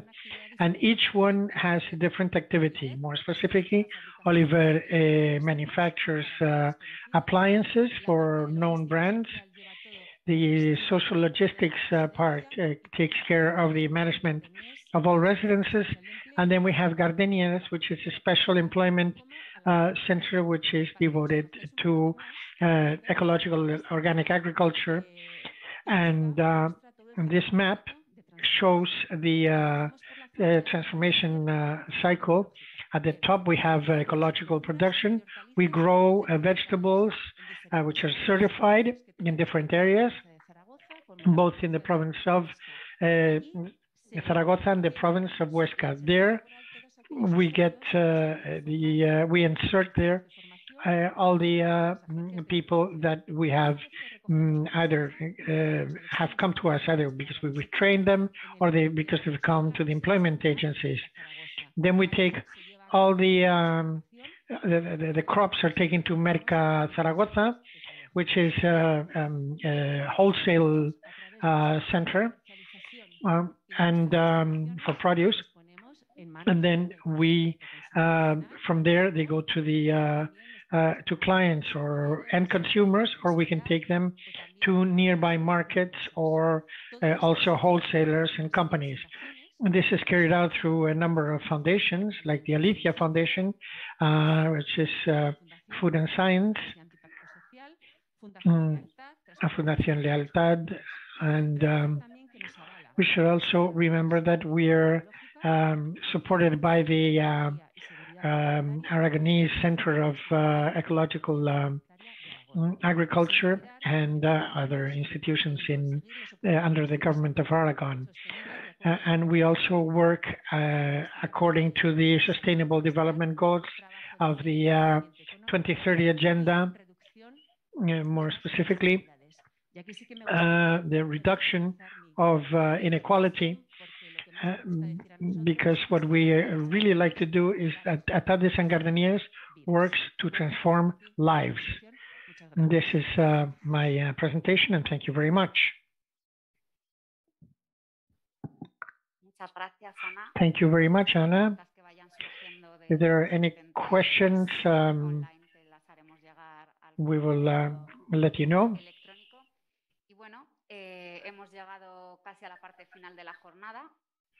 So we have come to the last part of the company, and we have managed to get to know all the different parts of the territory. In terms of mycology, we have the opportunity of generating what I'm going to show I'm going to present a very simple tool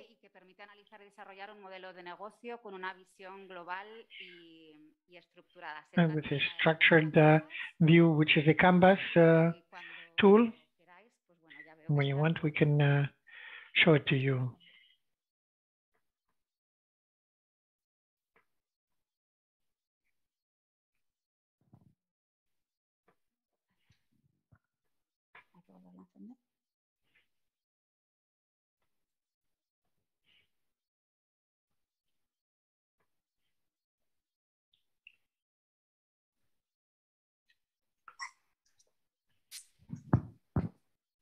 Vale, bueno, lo que hemos hecho en un primer lugar, mi compañera y yo, es hacer una reflexión de las setas y los hongos como una fuente de oportunidades para diferentes modelos de negocio.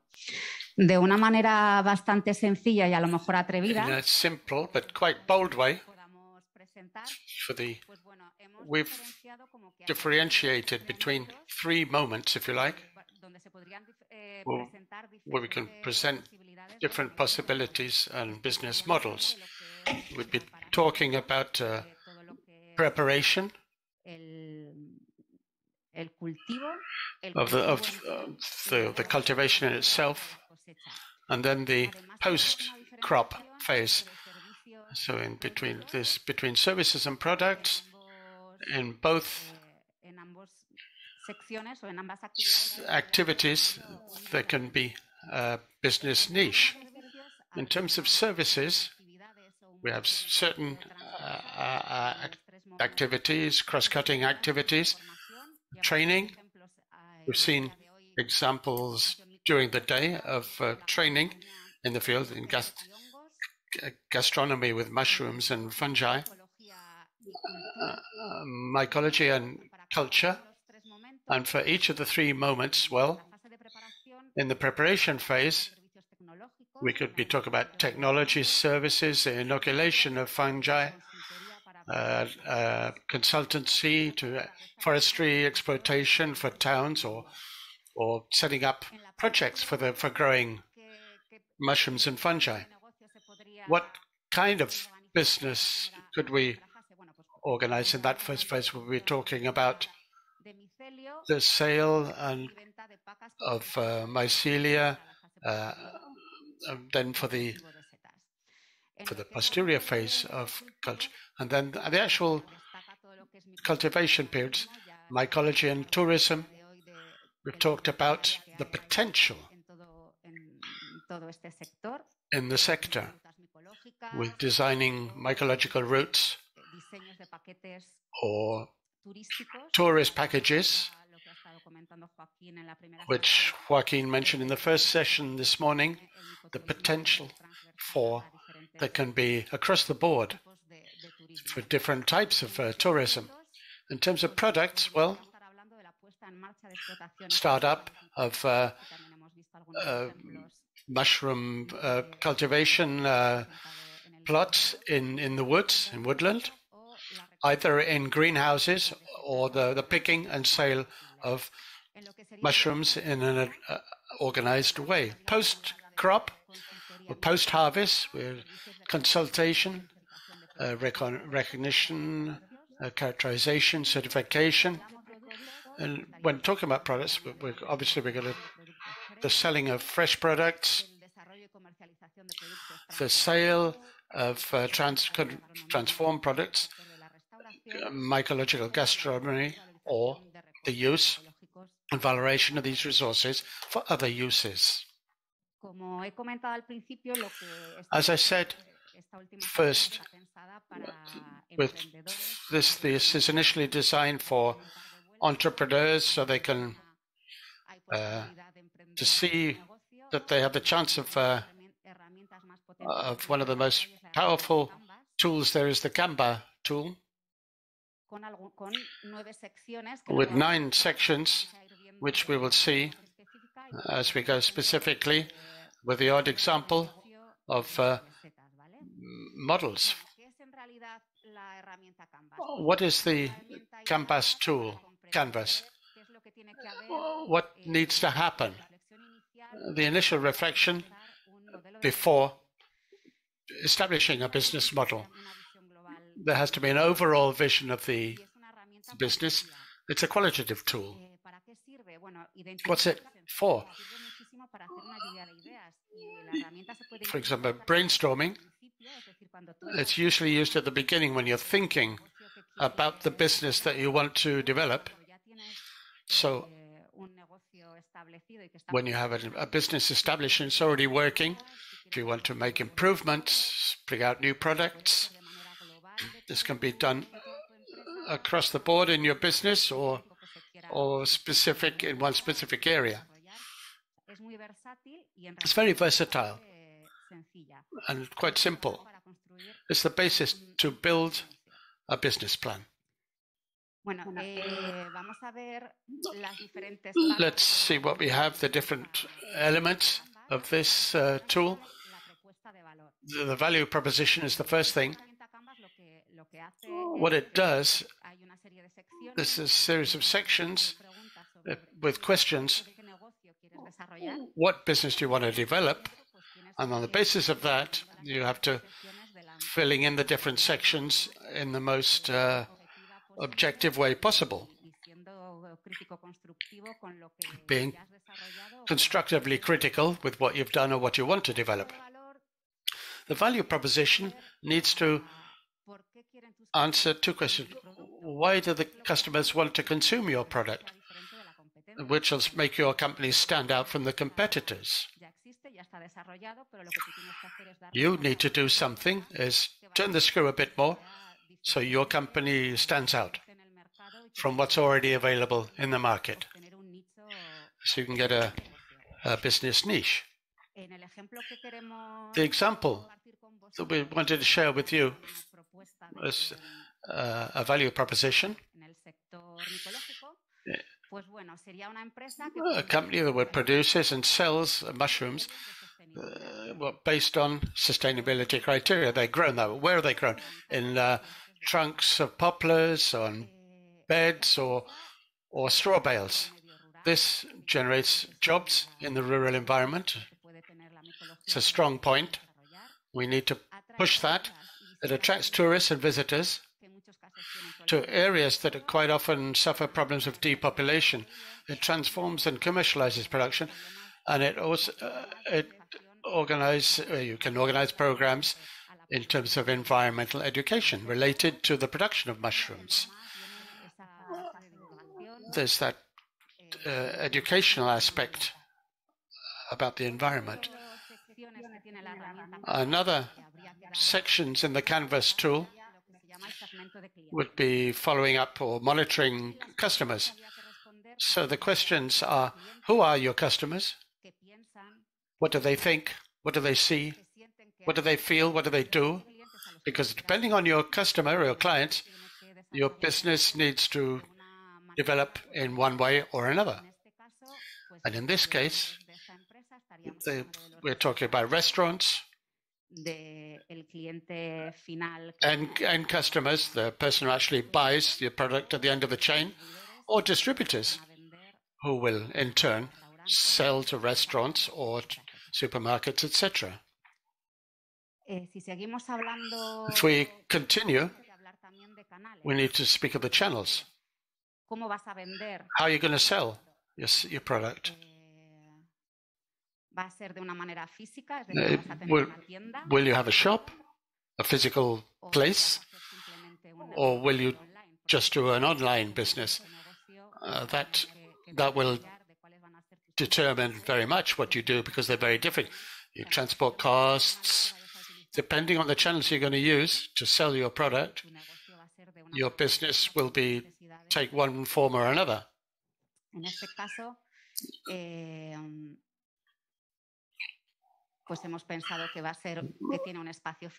We would take the example of a shop or a point of sale, but also you'll have a website as well to sell as well as your shop. And then you should also take part in trade fairs for the sector to promote and to sell and to make your products known. Another sections in the Canvas tool is relations with the client. How are you going to interact with your client? The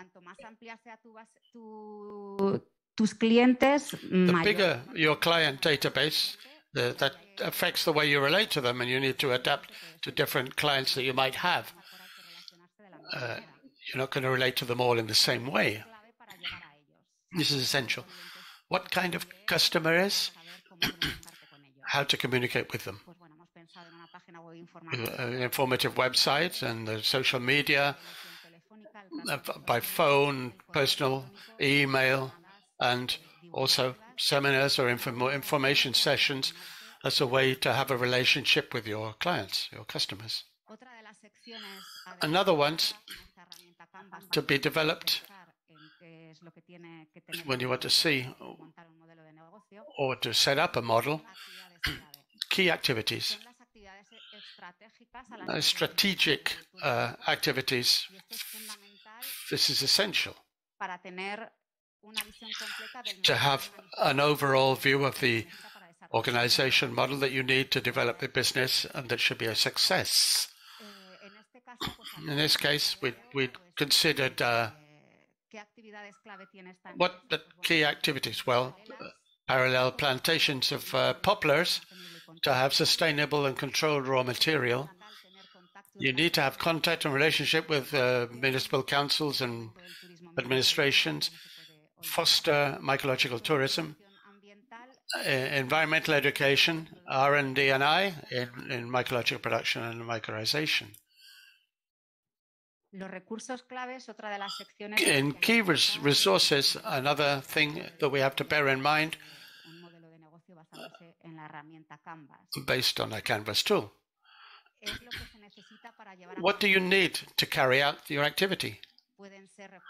It could be physical resources, intellectual resources, or human. In this case, brands, patents, certification. There's a wide range of things, a wide range of key resources.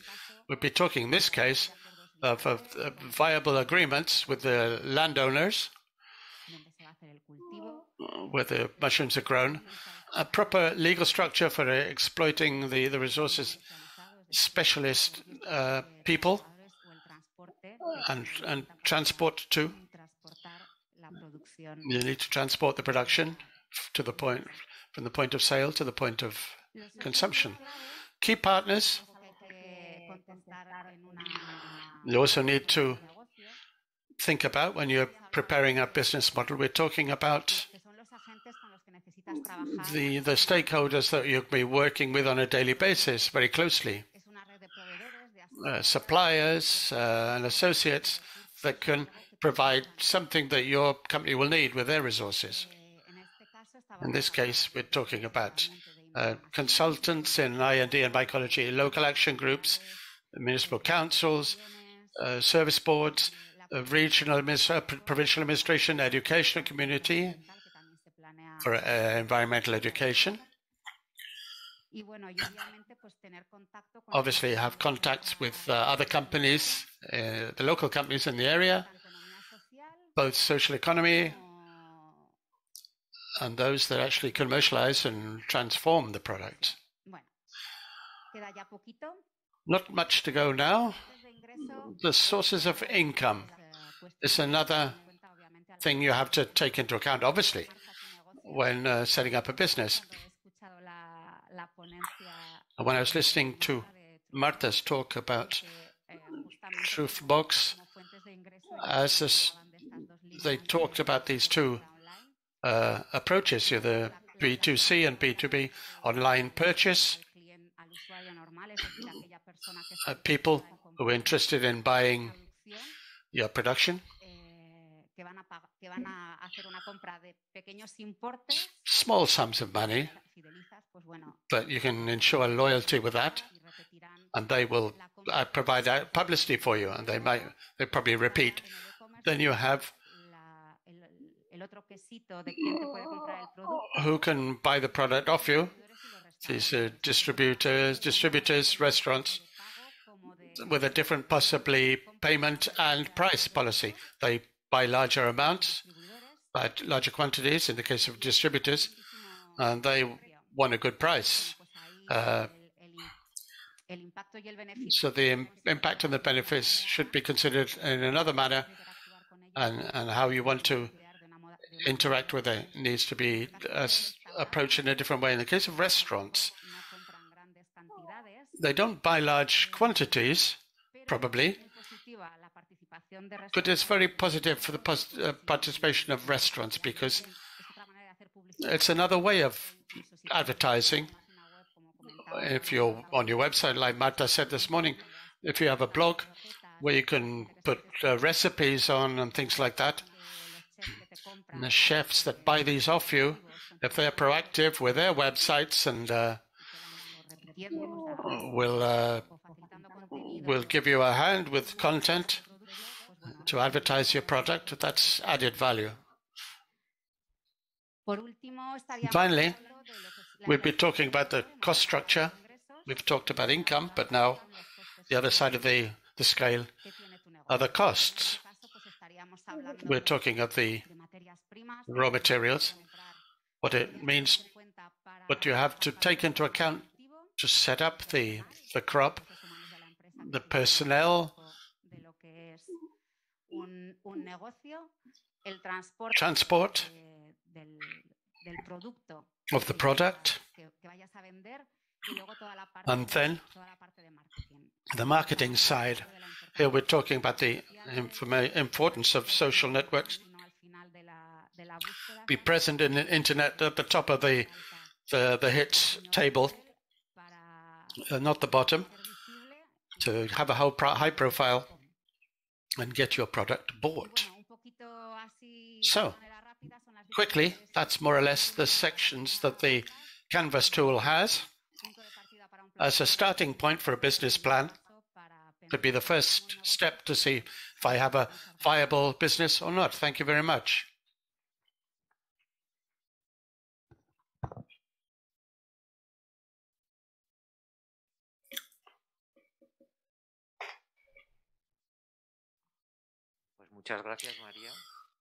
Well, thank you very much, Maria. This is the end of the day. It's been a marathon, and I want to particularly thank the presence of all of those of you who have been here in this event.